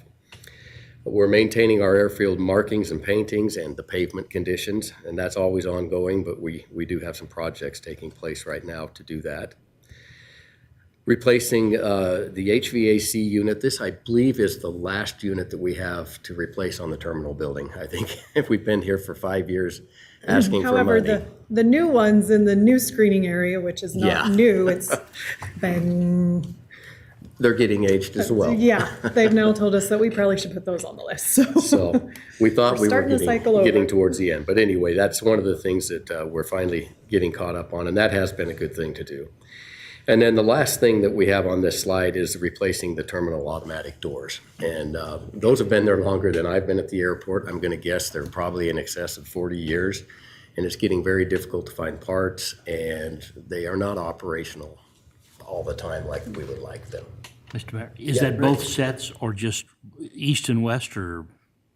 Well, Main entrance doors, for sure. yeah. Depending on funding, we're trying to get it to be part of one of our FAA grant-funded projects. So depending on what the cost of it is how many we can do. But the main entrance doors is what we're looking at first. Not those at the east end? Right. We wanted to do the east end and the vestibule on the west end really west end needs as something well. too, but we'll just have to see how the pricing We'll see comes where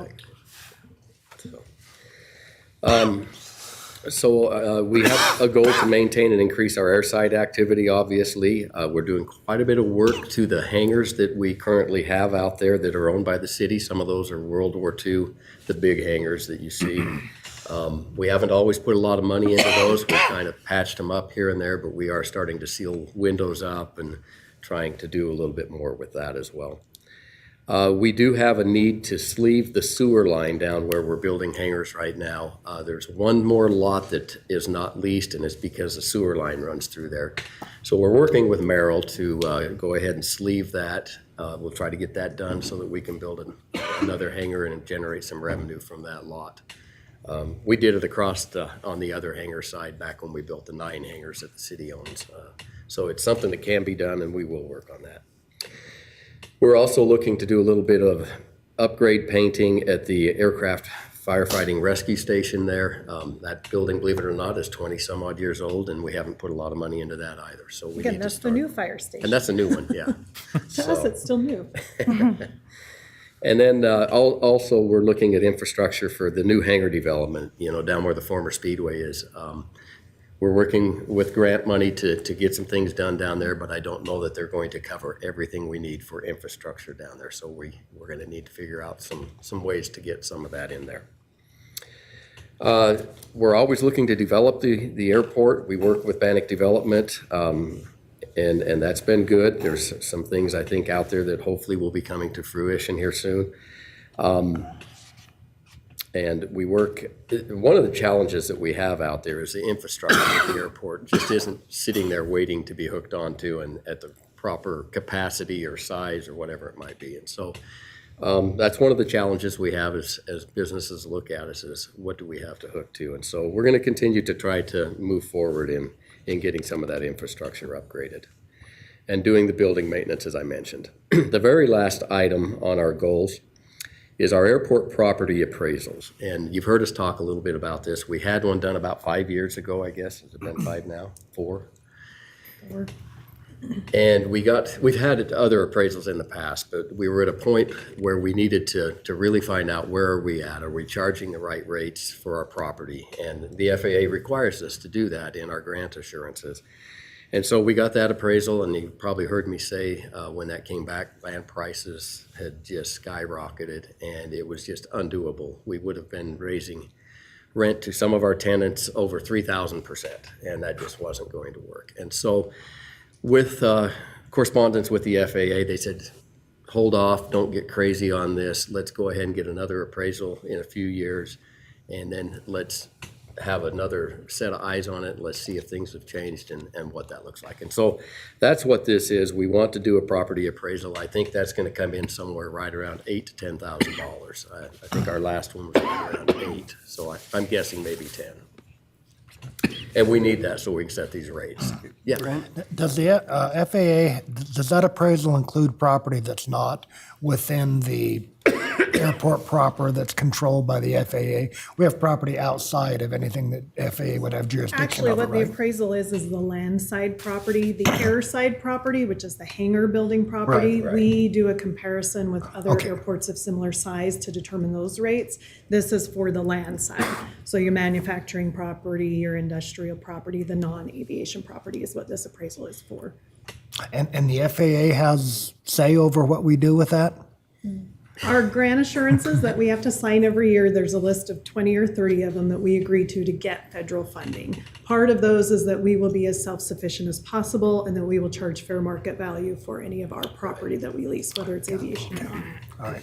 And that's the difficulty. What is fair market value? The problem they're running into is they'd have zero comparisons, and any airports that they look at have infrastructure already there. They have everything set up and businesses there, and we don't have that here. And just as a little explanation so- on the land side property, the most recent one we did in 2021 and the next one we'll do, we've actually gone to not comparing at other airports because that industrial property, they're not looking to locate at an airport, most of them. They just want a manufacturing facility. So we were not necessarily competing with other airports. We're competing with other available industrial property in the region.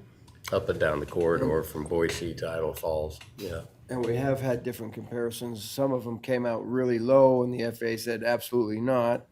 So we went back out and they came out really high and the FAA said, oh, well, wait, we probably ought to wait and let's hold off So we're for a few hoping the years. third one's the magic number, I don't know. Yeah, cross your fingers. That just showed kind of an example of why it's hard to get a real Yeah.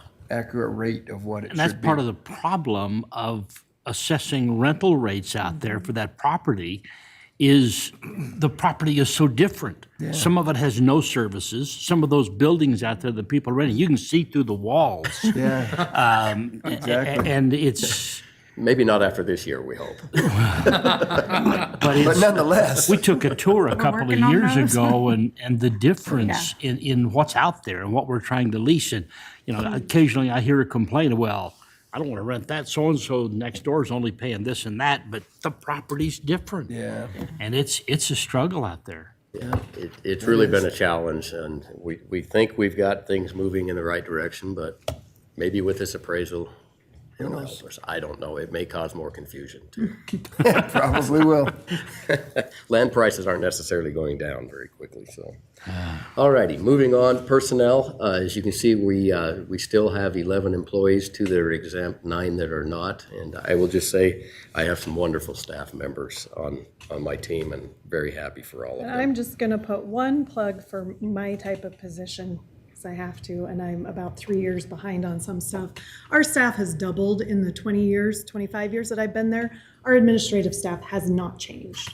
So we've got double the staff, but we still have one administrative employee, and it's just becoming overwhelming and not able to deal with. So in the future, not this year, but in the future, we're just warming you up. But, You're doing We great. may be asking. well, thank you. You're doing Don't great. ask my FAA people that I'm Let's behind move on on sending now reports. to this. Brent? Okay, we skipped over Follow that. up on that. Why have the other employees doubled? We had a situation, oh gosh, 8 years ago. We had police officers stationed there, full-time pretty much all the time the airport was open. And they were doing a good deal of our operations tasks, the runway check, the wildlife management, all of those types of things. And then that changed, and then the police are only coming out during screening times. And so all of those duties had to be taken on. And our 3 maintenance staff that we had at the time could not do it, in addition to all the mowing and building maintenance.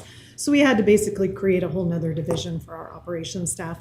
And that pretty much doubled what we had, since we only had 5 or 6 to start with. Yeah, the bottom line really is the FAA's requirements definitely elevated what they required us to do. Well, and I might just remind the council, the FAA inspection that we go through every year, and I've gone through a number of them with Alan and with David. David, Allen. thank you. Every year, the FAA says, you really need more people out there in the field doing stuff. you really need more. I mean, it's a scarecrow crew out there and they doing it. Scarecrow. Skeleton. Skeleton. Halloween objects. Scarecrow, skeleton. Alan's That's literally where got my head is right scarecrows. now, right? Waving the planes. Yeah, that's right. We just hope the wind blows the right That's way. right. Yeah, there really isn't a lot of extra out there. That- If somebody takes vacation, it really adjusts everybody's schedules Yeah, around to make it they- happen. The So- council, we do Bare bones. appreciate Yeah. the last few years has given us a fourth person in our maintenance and our Right. operations, which has allowed our people to take some vacation. It used to be in winter, you just can't ask for a day off. Now, you still might not get it on if there's a big storm coming, but we can afford to give some time off, or if someone's sick, we've had some FMLA this year. We've actually been able to operate still because of that, so. And so don't be surprised if the airport comes and asks for a couple, 2 or 3 more people to do that as well. And apparently Christie needs some help too. Setting us up. Warming it up. I didn't know she was gonna go down Just that. wanted to see the looks on the faces and see if I should proceed. Alan's gonna have to I have a wasn't ready discussion for it. Can with you you. say it again so I can look a little more shocked? you go- To buy a couple more years. Yeah. Okay, moving on. Our revenue, this slide here shows our revenue sources: property tax, our building leases, our land leases, our fuel sales, and landing fees. Now, I'd like to jump in just real quick here to go over some things that you might question. One is we have a 269% increase in our miscellaneous fees. We have brought in our fee schedule, a proposed new fee for airport badging because of the software systems, the background checks, we have to do those all cost money. So we have proposed implementing a new fee to recoup that cost. So that revenue would be, if you approve that new fee, that would be the cost, and it basically balances out what we have to pay out. So that would be revenue neutral then? Yep, pretty Yeah, much. pretty much, yeah. Josh? I'll be honest, I'm a little more curious about the change from 300,000 down to 6,000 from FY23 to 24. Yeah, you went from 330 to 6, and now you're worrying about the 269,000, which is what? 269%. So Percent. the miscellaneous revenue in FY '23 would have been COVID stimulus grants. There were a few years that we had those, so that was the last Okay. AGR, whatever one it Yeah, was. That was out the of the three. remainder of that. Yeah, I hadn't even looked at that because I forgot about That was a that. good catch. I would like to point out also that our landing fees are going to see a significant increase because of that second flight with Delta and the heavier aircraft. It definitely is recovering our landing fees from what we were pre-COVID, so we're happy to see that. And then just draw you to the bottom line of total airport revenues. That is outside of the property tax money we receive, so the money we're actually generating ourselves. We are seeing an 18% increase in revenue, which I think is pretty good. I would like to point out, we haven't been able to chat with Gene about it, but the property tax increase of 0.6%. Originally, we had programmed 3%. They said just increase everything by 3%. If Maximum tax. the maximum tax, that's what I thought. So Maximum there is a tax levy. state maximum tax levy for airports. We are at that, so we cannot take 3% more. The dollar amount that it translates into to put us at the max is that 0.6%. Okay. We'll just go Other right way. past that, Expenditures. because those numbers will change for salaries and benefits. Yeah, as you can see, yeah, is that the right one? Yes, expenditures. Personnel numbers are in there. Our maintenance, our operations and maintenance has got a little bit of an increase there, as well as our interfund. What we found, just on the maintenance and operation, we've had a few line items that we just, over the last few years, really have not caught up to. Tires is one of them. We've just never really budgeted enough for tires. We're seeing a lot more in our janitorial supplies now that we've got more people coming through.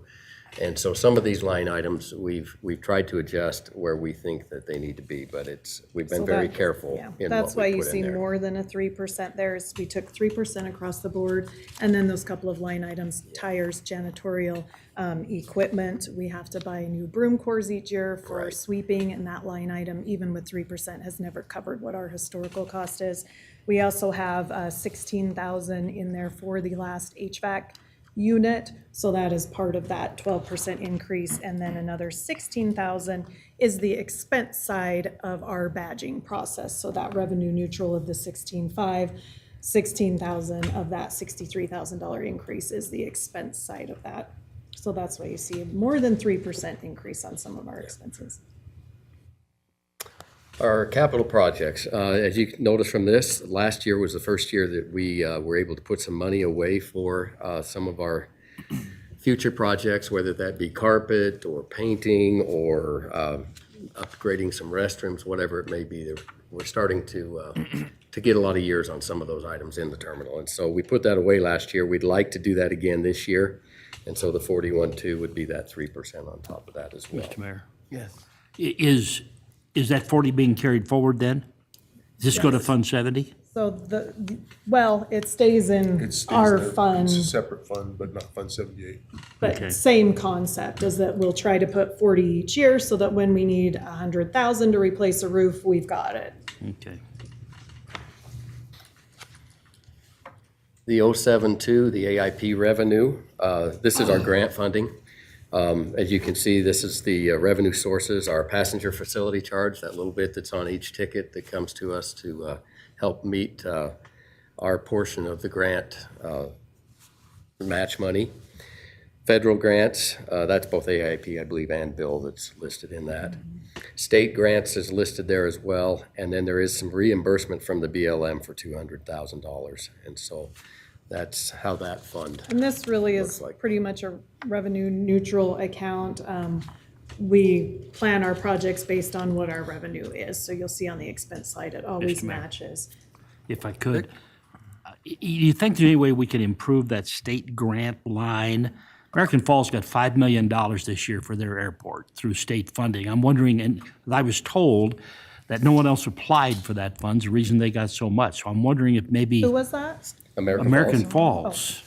I don't know if that's So- correct. A And I team was from a actually county going to point commissioner. out, the state grant funds, we did not get the 200,000 this year. It's actually going to come next year. We never know what we're going to get from the state until the budget year is already going, so we can't plan for it. 200,000 is huge. The past few years, we've gotten nothing. We've gotten 15,000, 10,000, 25,000 at most is what the commercial service airports use. We have recently started, we've reinvigorated a group called IAMA, Idaho Airport Management Association. We were kind of piddled out over COVID, but we got back together last year and had a conference again this year, and we've started a legislative committee that we are on all the commercial service airports, a few GA airports. And one of our first items of business was talking with the Division of Aeronautics and the state legislature DOT. because DOT historically is roads, highways, bridges, there's a lot of need there. Very little goes to aviation, and of the aviation funds, very, very little goes to commercial service airports. They focus on the state-owned airports and backcountry airstrips that they maintain, and then helping the general aviation because they don't get as much federal funding. However, a lot of the revenue that comes is from fuel sales, which comes from commercial service airports. So we kind of got together and we went over and met with several of the legislators over in Boise and just told them about our airports and all of the needs that we have and the good that we provide. As a result, we actually were just given $1 million each from state. It will not be used for us in FY25. That's why we didn't put it on here. We have a full rehab of the runway coming up that's going to require over $1 million in match. We're going to use ours for that. However, it's probably a one-time thing. It came from some of the state COVID, ARPA, or however they got it, that they decided to allocate. So that's not something that's going to keep happening. So we are going to keep working with IAMA and the legislative group to try to just promote the commercial service airports and how much the state really values from those. And if they want, state development to increase commercial economic development in the state, you really need those airports. So we are working on that. Some of the large amounts that were given out this year were also those COVID funds. There was $3, $4, $5 million given to a couple of general aviation airports that were facing some significant problems and they don't get the federal funding for it. Again, it was a one-time thing from the COVID monies. They normally don't get that much either. Yeah, I think Burley and Rexburg were two of those that were in conversations being relocated and stuff And you like should that. see that BLM reimbursement drop off. We may hopefully not even make it into FY25. Right. That project hopefully is done or about done. And so that might be a moot point. That was a revenue neutral as well. We were just expanding their base and they were reimbursing us for that cost, but it's about done. our 072 expenses, some of the improvements, airfield improvements. We'll be doing some parking lot work, some taxiway and runway pavement maintenance. We will be constructing a new taxi lane into the new hangar area where the speedway is. We're going to need to do some work in there, and so that will be done with this. And then replacing some door and gate operators that are aging and need to be replaced. Our final slide is our ask, and initially, when we had submitted, we put in the 3% increase to property tax, and we were still short by a little bit, so we were gonna ask for additional, and then Jean sent back our revised slides where, no, we didn't even get 3%, we got 0.6%. So we are, at this point, with the current salary and benefits picture, about 46,000 short. We can't ask you for that. You can't give us any more property tax revenue. So we most likely will not be putting anything in our capital savings plan next year, and then have to cut an additional few thousand out of the budget. That is aside from anything that changes in salaries and benefits, because of course any increases in those, then we're gonna have to pare back even more. We really, the appraisal, we really don't want to cut that out. Our marketing budget, we really don't want to cut, but we have to buy toilet paper. We have to repair the equipment when it goes down. So those are about the only areas that are not immediately necessary. Any questions? Okay, thank you. Thank you.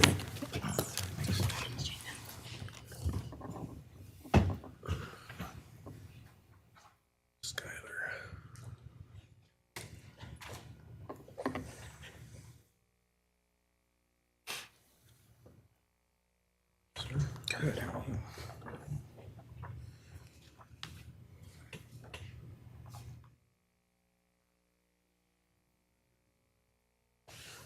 Again, that's fine.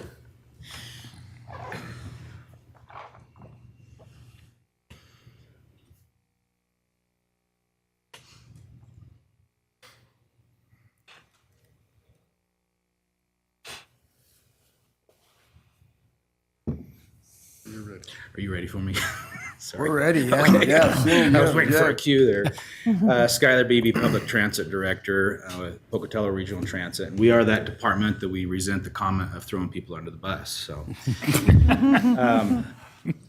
just to cover a few things from fiscal year 23 and also 24, some measures of effectiveness and also key accomplishments. In 2023, we performed nearly 190,000 boardings.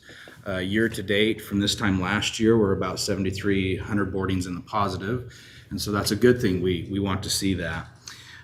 We also had our travel training program with our mobility management that we contract that through CCOG, and that program allows us, there's a contracted individual with CCOG who goes and promotes public transit in our 7 counties that we serve. That's a crucial program. It's a key element that the Federal Transit Administration requires of agencies to perform, and so they do a wonderful job, and our trainings have increased more and more every single year. In 2023, we also completed our triennial review. It's always successful whenever they don't come back and say that they're going to do a financial review or a procurement review. They always find things that everyone has to improve on, but ultimately it was successful in the sense that we don't have anything that they are coming back to ultimately review. Also, one thing that we're very happy about is there's the federal standards of safety and security incidents that have to be reported. We haven't ever had a report in a number of years, and so we'd like to continue that trend, and hopefully we have nothing that we'll ever have to report. And another thing that we always look at that we're always really grateful for is our operating costs always remain the lowest in the region as we look at our cost per hour, cost per passenger, and we compare that to other agencies across Idaho and other regions. That's something we're very grateful for because it's really showing that we're doing a lot more with less. In fiscal year 24, this year we are doing a sidewalk project in the number streets. So this is the Bonneville area. This is with funding that we received from Idaho Falls. This is 5307 urban funding that is transit money that they weren't able to use that was essentially transferred across the state. Utilizing CBDG funds as the match. That's how this project has come to fruition. And so the great thing about it is there's no cost to the city in doing this project, but it's ultimately improving access to public transit bus stops and those, of course, in those areas that need the access. You've probably seen the major construction project that's going on at ISU's G1 parking lot where they've completely demolished it. We have had a bus stop for years on the side of Humboldt there at the parking lot, which has been a terrible stop for us just because there was no true access to it. Part of the funding that they received to do that was federal transit money that they received through Maureen Byington with the Bannock Transportation. Part of this project was it creates a pullout for us and then a pad. So through some grant funding that we had remaining from another project, we're going to be purchasing a bus shelter, and in coordination with ISU, they are paying the match for that shelter. So again, no cost to the city. And then the last item here is our summer youth program. We've done this for a few years now, and essentially it allows the youth 18 and younger to ride our transit system here in Pocatello fare-free. Each year we try to get sponsors. We're very grateful for Idaho Central Credit Union this year who did sponsor the program, donated $1,000, and essentially what that does, it provides 2,000 rides for our youth. Our ultimate goal and our whole concept behind this program is really to really help our youth understand what's available to them, how they can access the community, and ultimately utilize the public transit system. Looking ahead for fiscal year 25 with some of the projects we have, and the council would be aware of some of these already. We have our heavy duty coach. Some of these are transferring from our fiscal year 24 now and essentially moving to next year. These buses have been ordered. So again, our heavy duty, this is our 30-foot coach. And then our light duty buses that we call cutaway buses and a medium duty. And this amount, so the $581,000 for the heavy duty, if I back up here, most of this is covered through the remaining CARES Act funding that we have, the ARP money that we receive from the Federal Transit Administration, and then about $150,000 remaining, about $30,000 remaining that we'll be using for local match. And so that's significant for us because $30,000 is very minimal to get a vehicle like this. With the light duty and our medium duty buses, this number is really split between our rural program and our urban program. As you may recall, as I've come to the council last, this is replacing vehicles that are really, truly long overdue of being replaced. The sidewalk improvement project, this is again, just like this year, it's the same funding that we're using. It's a different grant year of funding that we're using, but same project.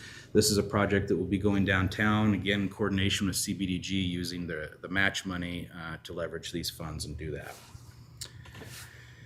that. Revenues here, you may note that there's fewer revenues in fiscal year 25 compared to when you look at our expenditures. And as mentioned with previous departments and by the mayor, that's really has to do with the personnel salaries and benefits.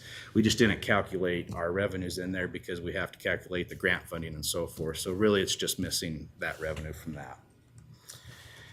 The personnel headcount, you can see our numbers really haven't changed over the last few years here. One thing to probably note is that about 65% of these numbers that we have of our 55 employees is our variable and seasonal personnel, our part-time employees. We just could not do what we do without the employees that we have. We have amazing employees, and so, you know, sometimes I get to take the credit, but really it's our employees who are making these things happen. For our salaries and benefits, again, this is fluid. This will be changing as you know.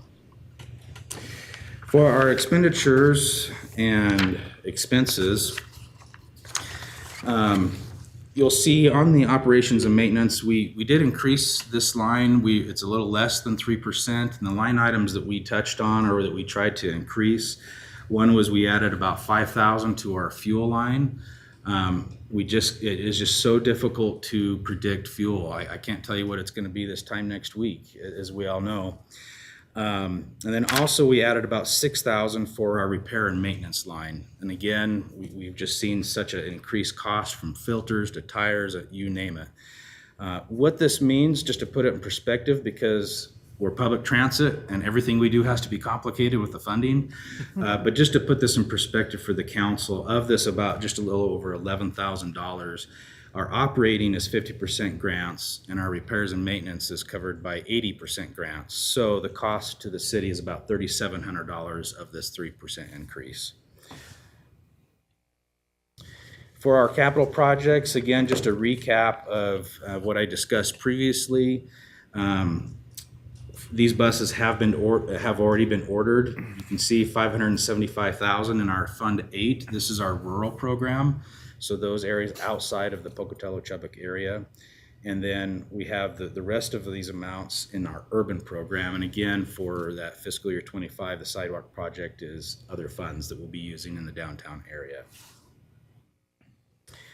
And that does complete my presentation, unless there's any questions. Rick? Couple of questions, Mr. Mayor and Scholar. Yes.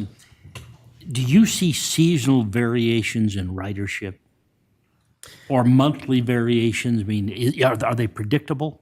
Yeah, I mean, usually when ISU comes back into session, District 25, the schools, the charter schools, we usually see an increase, tapers off a little bit. We see it at the beginning, the end of the semesters. Summertime used to be a slow time for us with ridership. Ever since we implemented the summer youth program, that has really changed our summer. So we don't really see a huge difference in our summertime. Annually, we see a little bit of a roller coaster up and down, but some seasonally, I mean, it's not huge, but we do see some. Can I follow up? You mentioned variable time employees. Yes. Are they related to that change in ridership? I'm not sure what you mean. Well, perhaps I misunderstood. You mentioned the variable employees on one of those slides. Mm-hmm. So what varies the need for those employees? Oh, okay. So that's essentially more of so that's all of our part-time drivers. The seasonal the classification is seasonal, and that's our bus washers. But the part-time drivers is the variable. So in other words, what that's meaning is they're year-round drivers. Okay. And one other follow-up. The sidewalk project, you mentioned it was going to be downtown. Where, what locations will that be at? We're working with engineering right now. It's going to be the southern end of downtown, where there's either no sidewalks or sidewalks that are crumbling away, etc. Are those on main streets or are those residential areas? It's going to be both. Okay. Thank you. Okay. Any other questions for Skylar? Just real quick to confirm, the capital projects, those are all federally funded? Correct. Sorry, find the back button here. Yeah, so these are all federally funded. These are all 80% federal grants, 80% federally funded, and then 20% match. Okay. Yes. And I should probably mention too, with the match that we use for our vehicles, for our capital, comes from advertising that we have on the buses that we generate within our department. Okay, all right. Thank you. Okay, council, I got a big question for you. We've got lunch here. Would you like library to go before lunch, or do you want to wait until after lunch for library? Let's knock it out. I just heard it. Let's knock it out. Okay, let's get library up here. I want to get Brent as much of this as he can, and I'm not going to keep anybody from their lunch if I can help it. Eric Cease, the library director.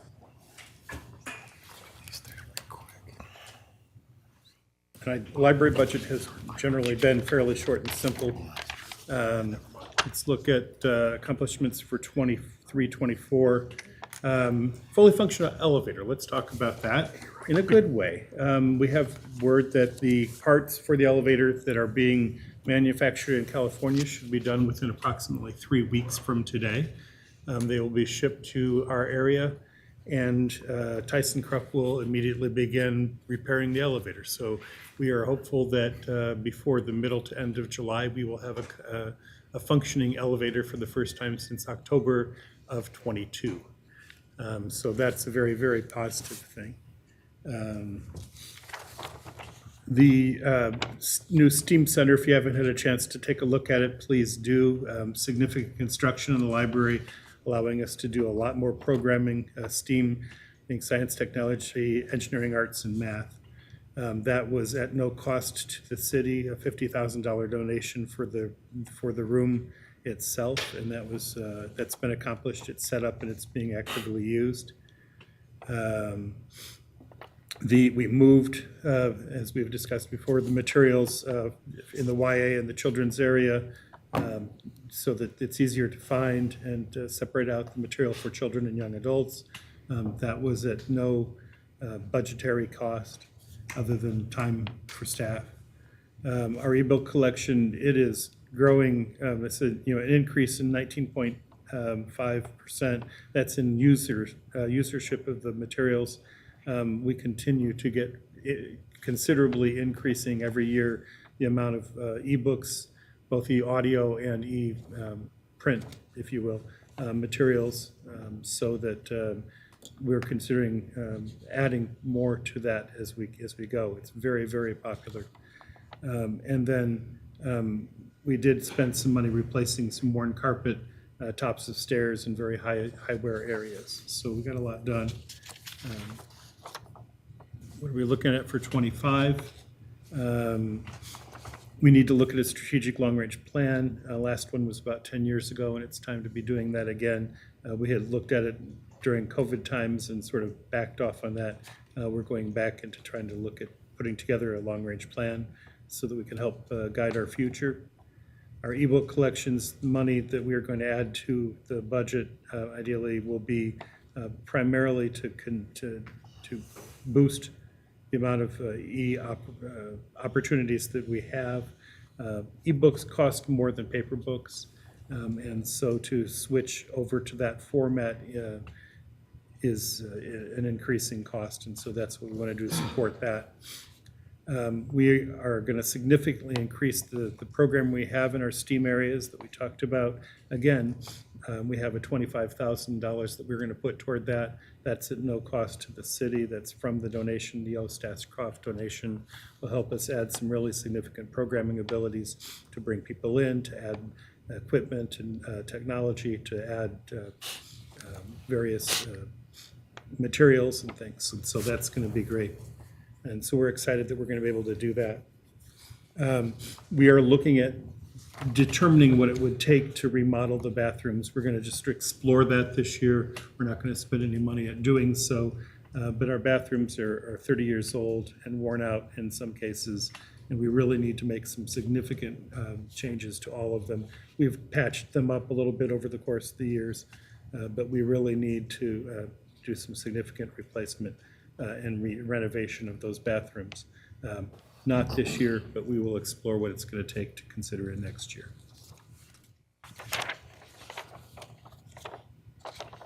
The revenue.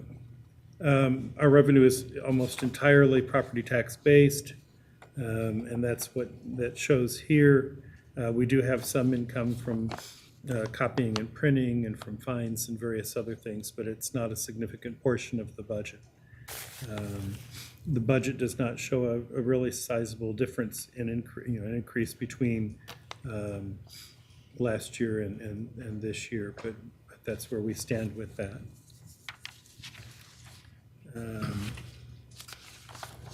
Personnel, we actually managed to decrease headcount by 1, and this is actually, I think, fairly well done by not filling a full-time position.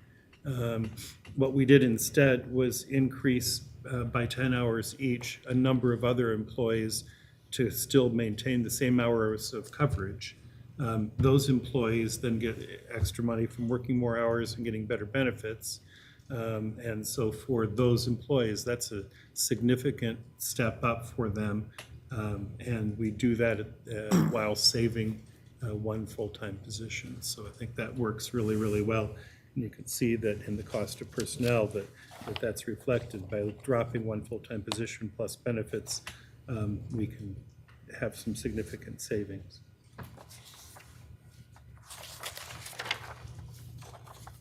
Salaries and benefits here, and again, these are provisional, but they're here, and I don't know that I need to go into that.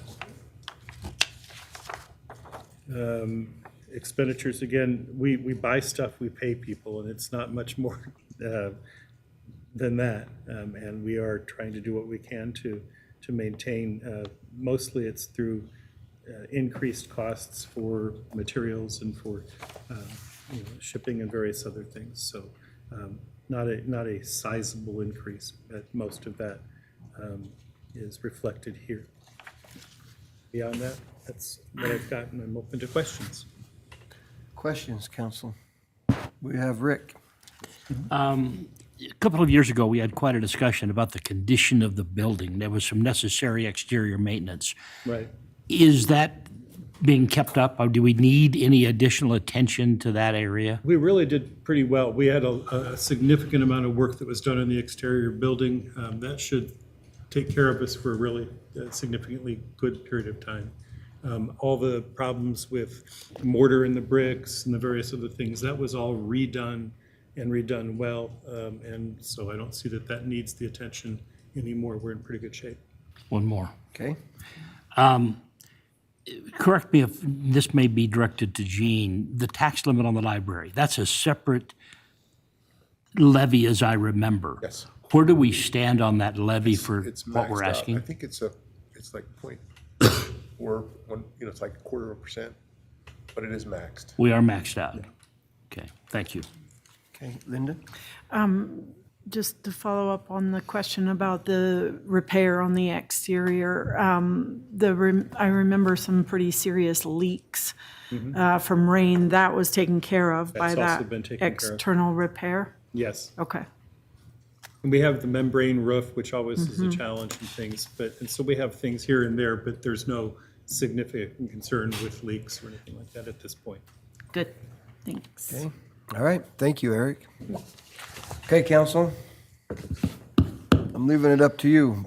Lunch, or you gonna put Chief O'Hearn between you and lunch? Either way. I'm not hungry yet. We can Not give him hungry one yet? more. I literally just want to get Brent as much as we Yeah. can. All right, Chief. Let's do it.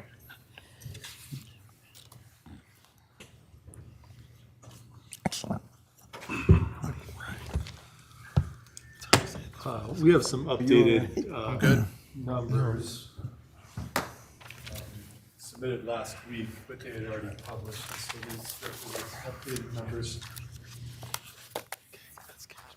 I need one of those back, I think. Good afternoon, Mayor and Council. Ryan O'Hearn, Fire Chief, and Autumn Baker, Executive Assistant. So we're presenting today the FY25 fire and ambulance budget. So first, we wanted to give you just a snapshot of some of the projects that we've completed in FY24 or are on track. I'd be happy to go into any detail here. Some that we're really excited about is finally moving forward on the station alerting plan, which is on track. And in fact, it's ahead of schedule. And we're hoping to have that completed by mid-summer.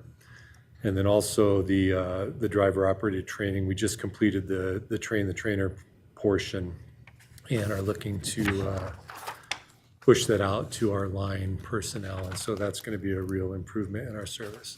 And then we're continuing with that Western States Fuel Reduction Grant. Chief? Chief, could you remind me, what's an extractor? That is a commercial grade washing machine that's designed to clean turnouts and reduce the contamination in our personal protective equipment. Thank you. Yep. Okay. Some of the projects that we hope to accomplish in FY25 and later when we get to our capital expenditures slide, we have broken out some of these because we do have some funding solutions for some of these.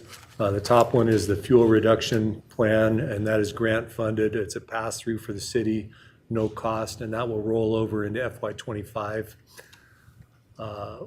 In FY23, we did order the new aerial apparatus, and that will come with equipping it with some new extrication equipment, lifting bags, rescue equipment, and we hope to fund that through the sale of our old fire truck. And then also we need to, in FY '25, we hope to transition the chemicals we use to fight fire out at the airport. We're using a fluorinated foam currently, and the EPA has moved away from that, and because of the contamination that it can pose to groundwater and also to personnel. And so we hope to accomplish that phase out next year. And then there are some other capital plans that we've brought before you before, the paving, the station remodel for the bathroom at Station 1, and then some other wildland equipment and apparatus. Mr. Mayor. We got another question. A couple of years ago, we had a question about water and window leakage. I think at one of the stations, there was a problem with windows and roofs. And has all that been resolved? Station 1. That was, that's Station 1, with the roof and all those windows and stuff. Seem to resolve most of the roof issues. We have an occasional leaky window on the upstairs administrative offices, like in the kitchen area, and I think one in the conference room that might still have some issues there. But for the most part, I think they finally resolved the membrane issue on the roof where it was like dumping into our assistant chief's office. It's not doing that anymore, so they made about 5 trips out there to find it. So the infrastructure is being well maintained then? There are some issues, again, with Station 1 on our back staircase. It's got some severe corrosion, and we've been advised, Tom came out and looked at it. And so we've gotten some bids. We're gonna have to do some repair and replace on that. And then we have the Station 1 remodel. Station 1 is still the only facility in our infrastructure that has a common shower area, and we're hoping to separate that out. So there are some expenses at Station 1 that we definitely are going to have to look at. The staircase is a major safety issue right now. And then the showers are something that we just. So that stair repair is that 45,000? Correct. Okay. Yeah. It's currently a metal and like cement staircase, and so we've had some bids on how to repair it. The risers between the stairs, I literally put my hands through the metal, like it poked a hole through it. So they're. So the whole thing needs replaced? We're trying to understand whether we can use the existing infrastructure and just replace the tread, or whether we need to replace the whole thing. And I think it will probably be a combination where we can salvage some of the infrastructure, but replace the treads and the landings.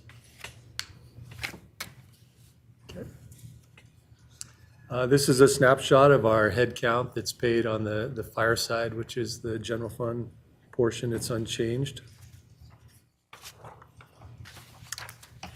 Here's a snapshot. We did update some numbers. I do have some preliminary numbers, but obviously, as was stated earlier in the presentation, we're still working on the personnel numbers, and those will change, but about 6.5 is what we have estimated right now for our, if we were just to stay flat with our step and grade movements. So. And we've tried to note those differences on the copies that you've received so that you've got the numbers. This is our revenue. We have a slight change in the ARF interfund, which is from the airport for the commercial aircraft protection. And then I will also mention that the fire prevention fees, we are on track. In FY '23, we did just under $50,000 in revenue on fire prevention fees. And year to date this year, we're at $35,000. And so that is an area as we look to balance that we may be able to increase our expected revenue for the fire protection. The grants and deployments are just pass-throughs, and those remain unchanged. This is a snapshot of just what we would expect on our operating. We tried to keep it at about a 3%. We are seeing some pretty large increases in some things such as turnouts, which is personal protective equipment for firefighting. Not only is that becoming more expensive because of the manufacturing process and the equipment, but there is also a push. Those turnouts have traditionally contained the PFAS chemicals, the protective coatings, and we've talked to you about that before. They are making some significant progress right now in PFAS-free turnouts. but we do expect a price increase with that when they become available next year. And then we go through our debt service, which is our payment on our existing fire trucks. We have those on a 10-year purchase plan, our interfund, and then our capital improvements, which I'll kind of outline for you on the next slide. Chief, you mentioned the turnouts and stuff. Every year we budget so much for replacing so many of those. You're talking about an increase of that budget that we typically do. Correct. Because we need to get those new. And I'm not sure what that number looks like right now. We did not build that increase into this budget ask. Okay. We are anticipating that. And also this year, I think the plan is to not replace. We generally replace about 15 sets of turnouts a year as part of our rotation plan, which rotates through our entire inventory every 5 years. And so this year, we plan on holding that money for next year when that PFAS-free solution is there, and then just trying to roll that into the FY25 budget. Sounds good. On this slide, we've tried to provide you with kind of a snapshot of what might be a funding request and those projects that we have funding for. The building improvements and projects on the left side, $305,000 encompasses the stairway and the remodel at Station 1, as well as the paving projects. The machinery and equipment, the $140,000, that's the equipment for the tiller, which we would anticipate having some revenue. And when I say tiller, I mean aerial apparatus. I apologize for that. The $100,000 for the new equipment, we believe we'll be able to have revenue to offset that from the sale of Tower 1, which is our old apparatus that we'll be surplusing. And then the $40,000 encompasses the AFFF transition out of the airport to move to a non-fluorinated foam. Rick? Are you anticipating delivery of the new truck in the next fiscal year? Yes, we should be doing the pre-configuration meeting with Pierce this fall, and we're anticipating delivery in May. Fantastic. So amazing. I didn't think we'd see it in I our didn't lifetime. either.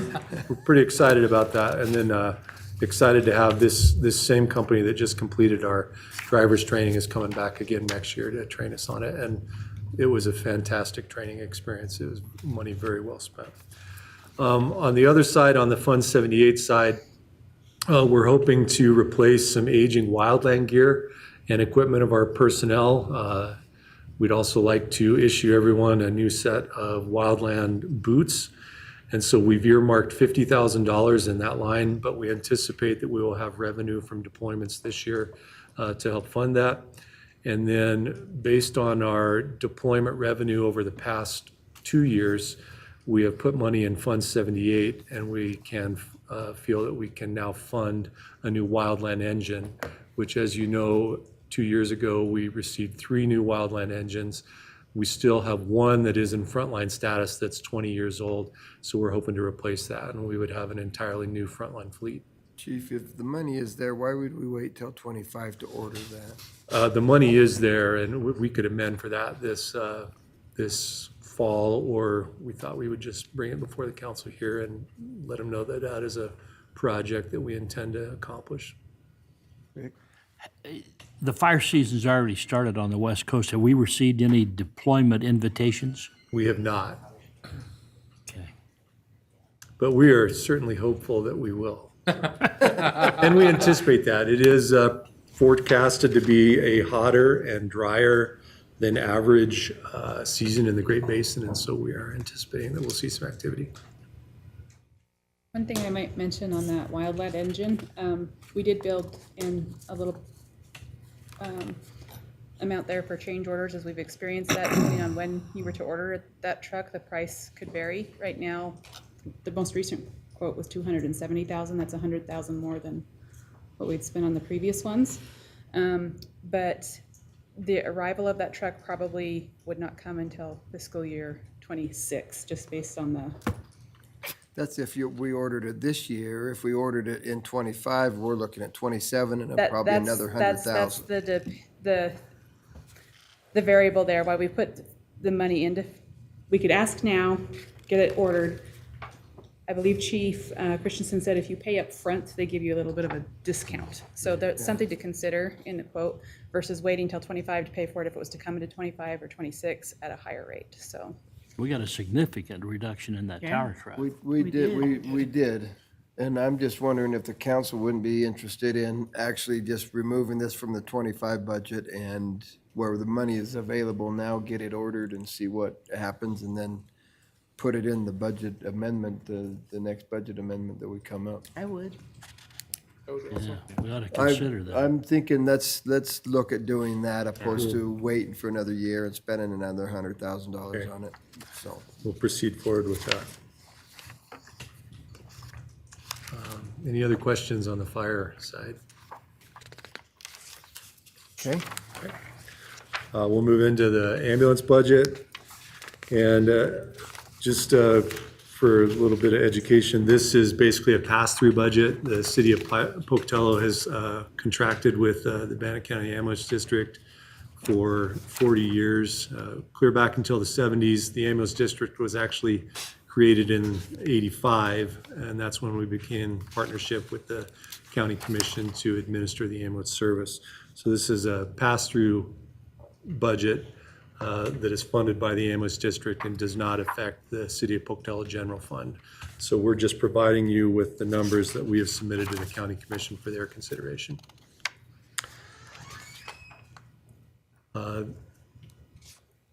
These are the projects. The staffing is unchanged.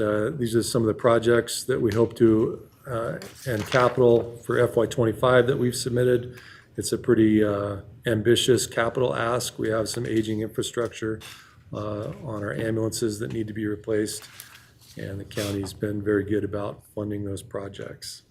Some of the FY24 projects that we completed are the same ones that you saw on the fire side with the station alerting that the county participated in, and also the Dark Horse. And we did execute some additional paramedic training in 24 that will extend into 25. Mr. Mayor? So, Yes, we've got a question. Josh and then Rick. Chief, have you presented this budget to the county yet? I have not. When do We you do meet so? with them in 3 weeks. Thank you. that was my question. Okay, same question. This is kind of a snapshot of the capital, an $859,000 capital ask. And on the county side, the capital funding is funded differently than the what we call the contract. The contract flows through the city, but the capital projects are funded directly out of reserves as approved by the county commission. So those would not come through the city. This next slide represents the estimated contract that we'll work with the county.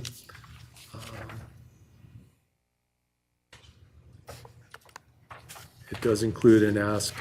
We are asking potentially for some additional staffing. As you know, the county has engaged in a partnership to ensure a new station in South County to hopefully expand services down there. And as we work with the commission, that could involve some additional staffing in the future. Probably at earliest, it would probably be a mid-year ask. That station is not anticipated to be done until probably late calendar year this year, 24, or early 25. So I wouldn't anticipate any staffing until probably springtime at earliest. Councilmember Mansfield. For staffing of satellite locations that are further away from our typical service location for firefighters, are the members who staff them, the paramedics, are they sworn Pocatello firefighters as well? That's the model that I think would be the most flexible for our system, because then we would be able to rotate employees. But no definitive decision has been made on how to staff that or with what classification of employees. But I think staffing it with Pocatello firefighters that are dual trained provides us with the most flexibility. What are I've got a couple questions on with that. Number one, what are the rules in terms of location of like where you must live in order to be a sworn firefighter? We have no residents. We have none. Okay. If they were serving in that location further south, would they fulfill any capacity as a firefighter, or would it be almost exclusively paramedic? They could fill a capacity as a firefighter. They could respond back into the city of Pocatello to respond to a fire. And then also it provides the ability to rotate people in the system to busier stations and slower stations. And that's where I say that provides the most flexibility. If you were to have a class of employee that was not dual trained as a firefighter, then you lose that ability to rotate people throughout the system, cover for vacation, sick leave, et cetera. Great. Thanks, Chief. Rick? Chief, you mentioned the building is scheduled to be complete late this calendar year. Is there already provisions for furnishing and equipping that station? Or is that going to be something the county's going to have to contend with on top of this? That's part of the capital ask that we submitted to them for FY25. Okay. It's station equipment and supplies there at the bottom, and then we also put a new ambulance on the capital ask as well with cardiac monitor and loader. So you're going to furnish that whole thing for 10 grand? No, that's just for like beds. Medics only. Yeah, just Quarters. yeah, stove, dishwasher, kind of computers. You can see right there. But then the ambulance is $310,000. The monitor's $60,000. I mean, it's probably a $500,000 project to put an ambulance and equipment in that station. Yeah. Thank you. But this is all on the county. It's all paid for by the county, correct? Okay. Yeah, that wouldn't affect. So everything we're seeing is based on the county commission approving what you've got in writing? Correct, yeah. And none of this capital will flow through the city. Yeah. That worries me when Rick laughs like that. I do have a quick question, though. With this additional thing in South County, is that something we're going through negotiations right now? Is that going to have to be part of the negotiations, or what does that look like? And maybe I'm asking a question I shouldn't ask. I don't think it's going to be an issue. I think that the labor's on board with an expansion, and I think that any language that we would negotiate in the contract, I would hope would take that into consideration. Okay, maybe we need to make sure it does. Okay.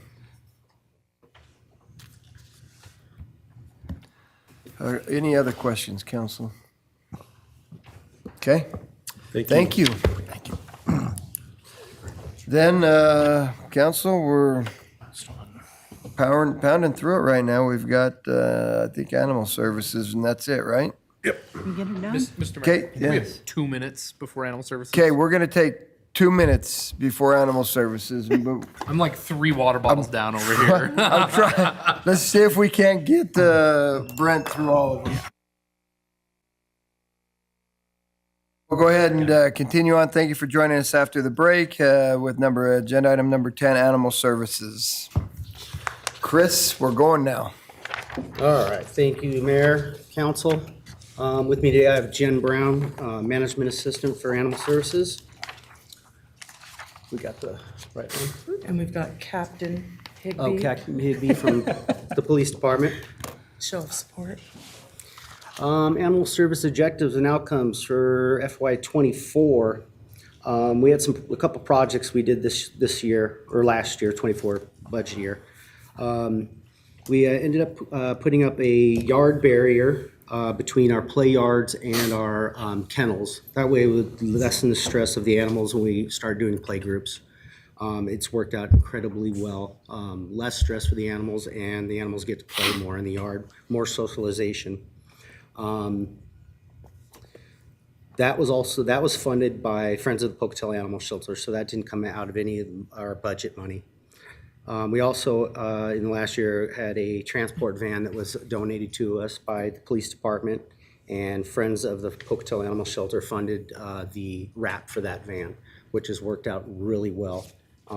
We enjoy it. We take it to events, and it's kind of a moving advertisement for the shelter. we've transported with it as well. And we've done transports. Which made it nice. Transports are a little low because all the shelters are at full capacity, so they're not transporting back and forth like we normally would. Hopefully, in the future, we'll get to that point to where we can start doing more transports.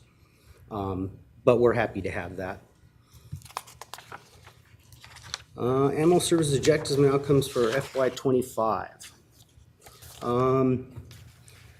Chain links on the indoor-outdoor dog kennels. For years, there was no tops on these kennels. And with the capacity we've had in the last couple of years, we're getting more dogs that like to jump over the top of them.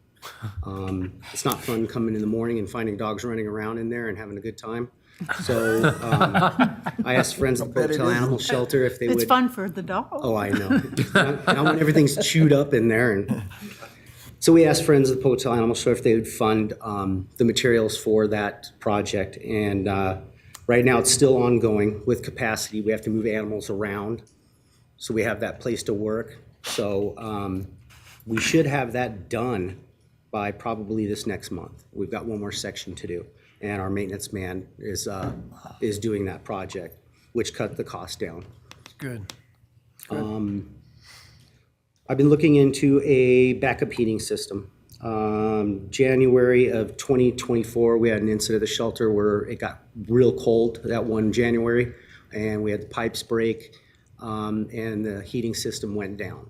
The heating system went down not because it was defective, old, and not working. It was just way too cold.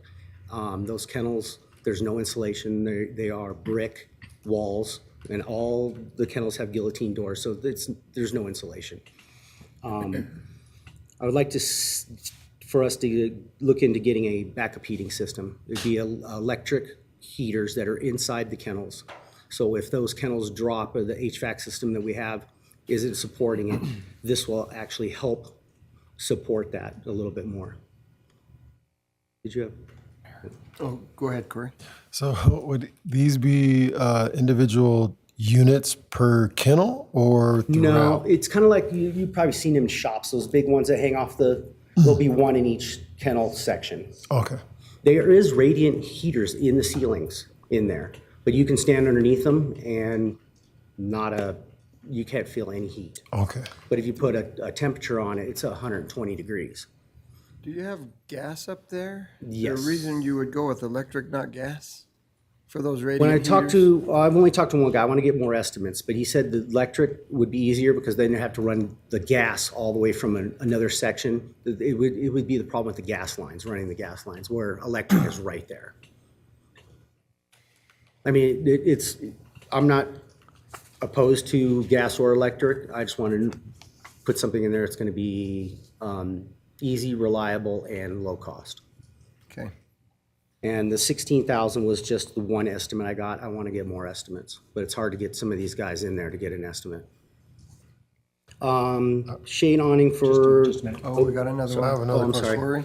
I remember a while back we talked about some plumbing issues also.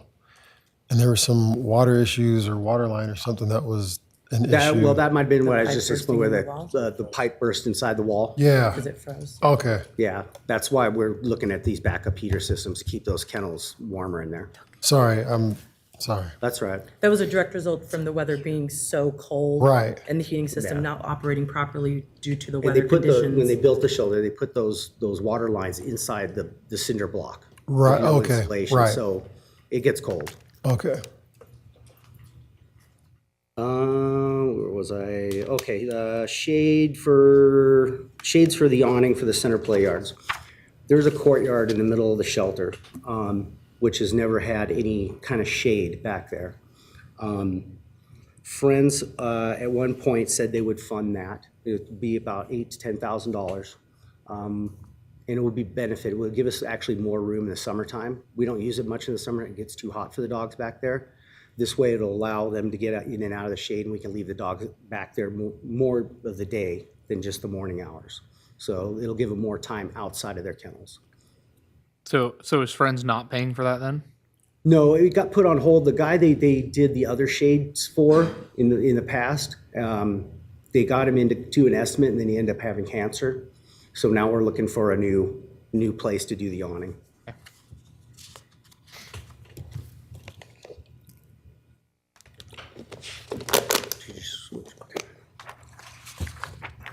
Personnel and Can I headcount. ask one additional question? Have you reached out to any private partners who may be interested in an awning that's screen printed with some advertisement space? No, I haven't, but that's a, For example, like pet stores that may be interested in having their company or we're talking about that same awning? yeah, that same awning That's- as a means. That awning is not even really seen by the public. Okay. It's way in the back, right against the cliff there. Okay. Unless you're flying over. We've got a robust airport.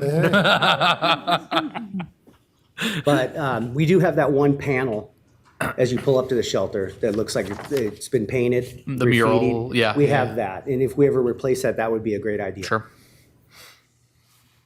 Yeah, I know, I saw that. Personnel and headcount. There is a mistake on this. On FY '23, it actually should be 14. So we haven't changed personnel at all in the last 3 years. So we've got 1 exempt, 9 non-exempt, 2 seasonal, 2 variable, a total of 14 employees at the shelter.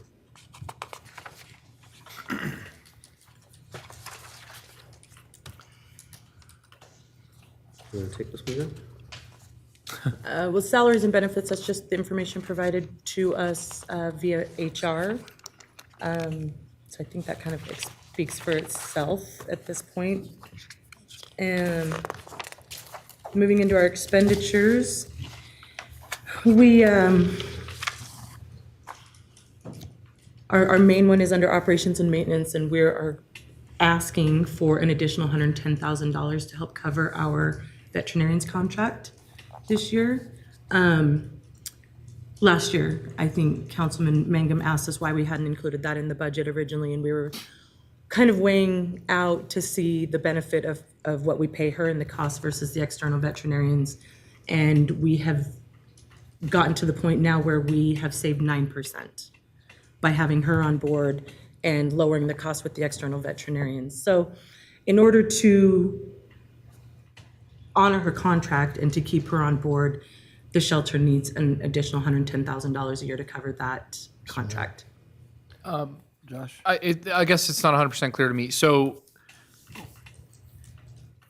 we have been previously using outside veterinarian services. Yes. We now have a contract veterinarian Yes. who will be treating the shelter. Why is more of that cost not offset in your operations? So for example, if we were, right, like why is it just an increase? Why are we not seeing a decrease that is proportional or even more than of outside veterinarian services? So if I understand correctly, we've seen a decrease in our external vet costs. Prior to this year, FY '24, which of course we're kind of already in the middle of, but Yep. Prior to FY '23, we were spending approximately $18,000 to $20,000 a month to the external veterinarians. Okay. Bringing Dr. Hill on board, that first year, she didn't really get rocking and rolling until about month 4 into our fiscal year Of what year? of FY '23. Okay. She officially started October 1st of FY '23. Okay. But that first 3 months, it was, logistics, getting everything Sure. worked out. And then. And staffing issues as well. Right. Yeah. And then getting into January and on through, there was staffing issues. So she didn't work a full year. Okay. So that was the year we were kind of trying to see where our numbers would hopefully get to at least an even or at least a better gap than what we had. And so we ended up being over budget last year by that contract amount, which we did a budget amendment for to cover. And now here we are with the numbers through the full FY '23 year. I can show that our external vet bill has come down exponentially. I think I paid $1,800 this last month in external vet bills, and that was just hit and miss days off. And then by increasing her salary per the contract to the $110,000, we're saving 9% in the external vet bill.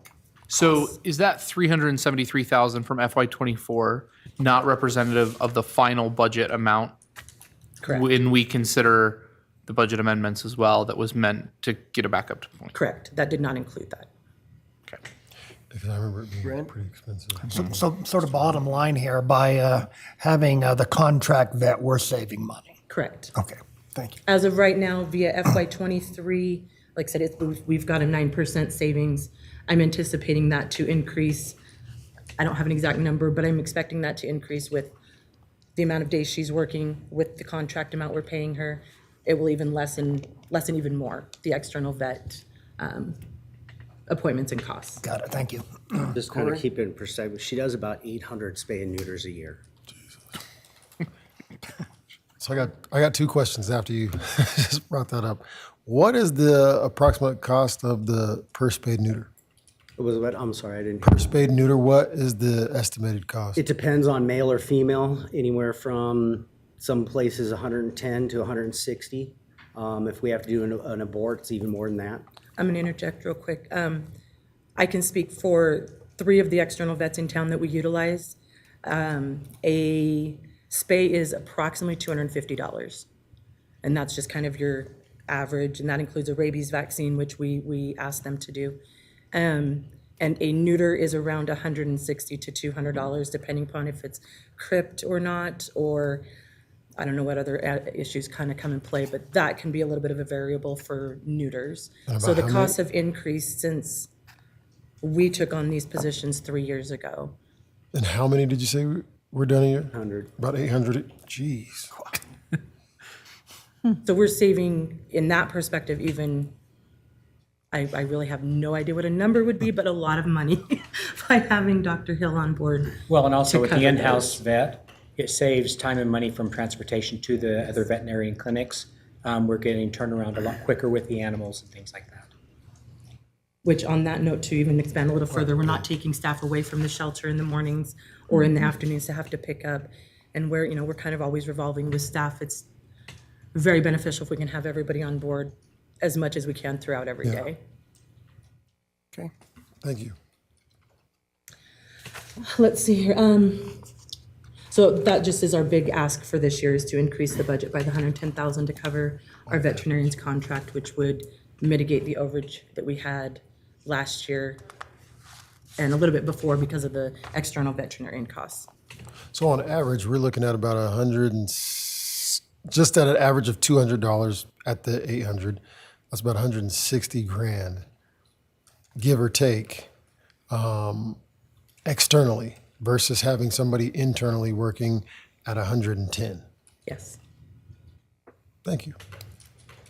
And just a note on that too, she does a lot more than just spay and neuters. as Right, well. right. You know, we deal with a lot of zoonotic diseases, kennel coughs and that kind of thing. Amputations. She does a lot of smaller surgeries. Anything that needs major surgeries or medical treatment would have to be sent out. Okay. All right. Okay, any other questions? So care-wise, because there are some people in the community who aren't able to go to a private vet, is there a possibility of community members bringing their animals to you guys for services, and then we have somewhat of a fee that we charge them that would generate a revenue for the animal shelter? We thought about that. Right now, her contract only allows her to do city animals because of her insurance and That liability. are property of the city of Pocatello. Yeah. Okay. That limits her liability with the city animals. That's something we can consider in the future, yes. Okay. Okay. Any other questions? All right, super. Thank you very much. Thank you, council. Thank you, and with that, Brent, we made it for you. All right, thank you all. Yeah, council, thank you. With that, then we are adjourned.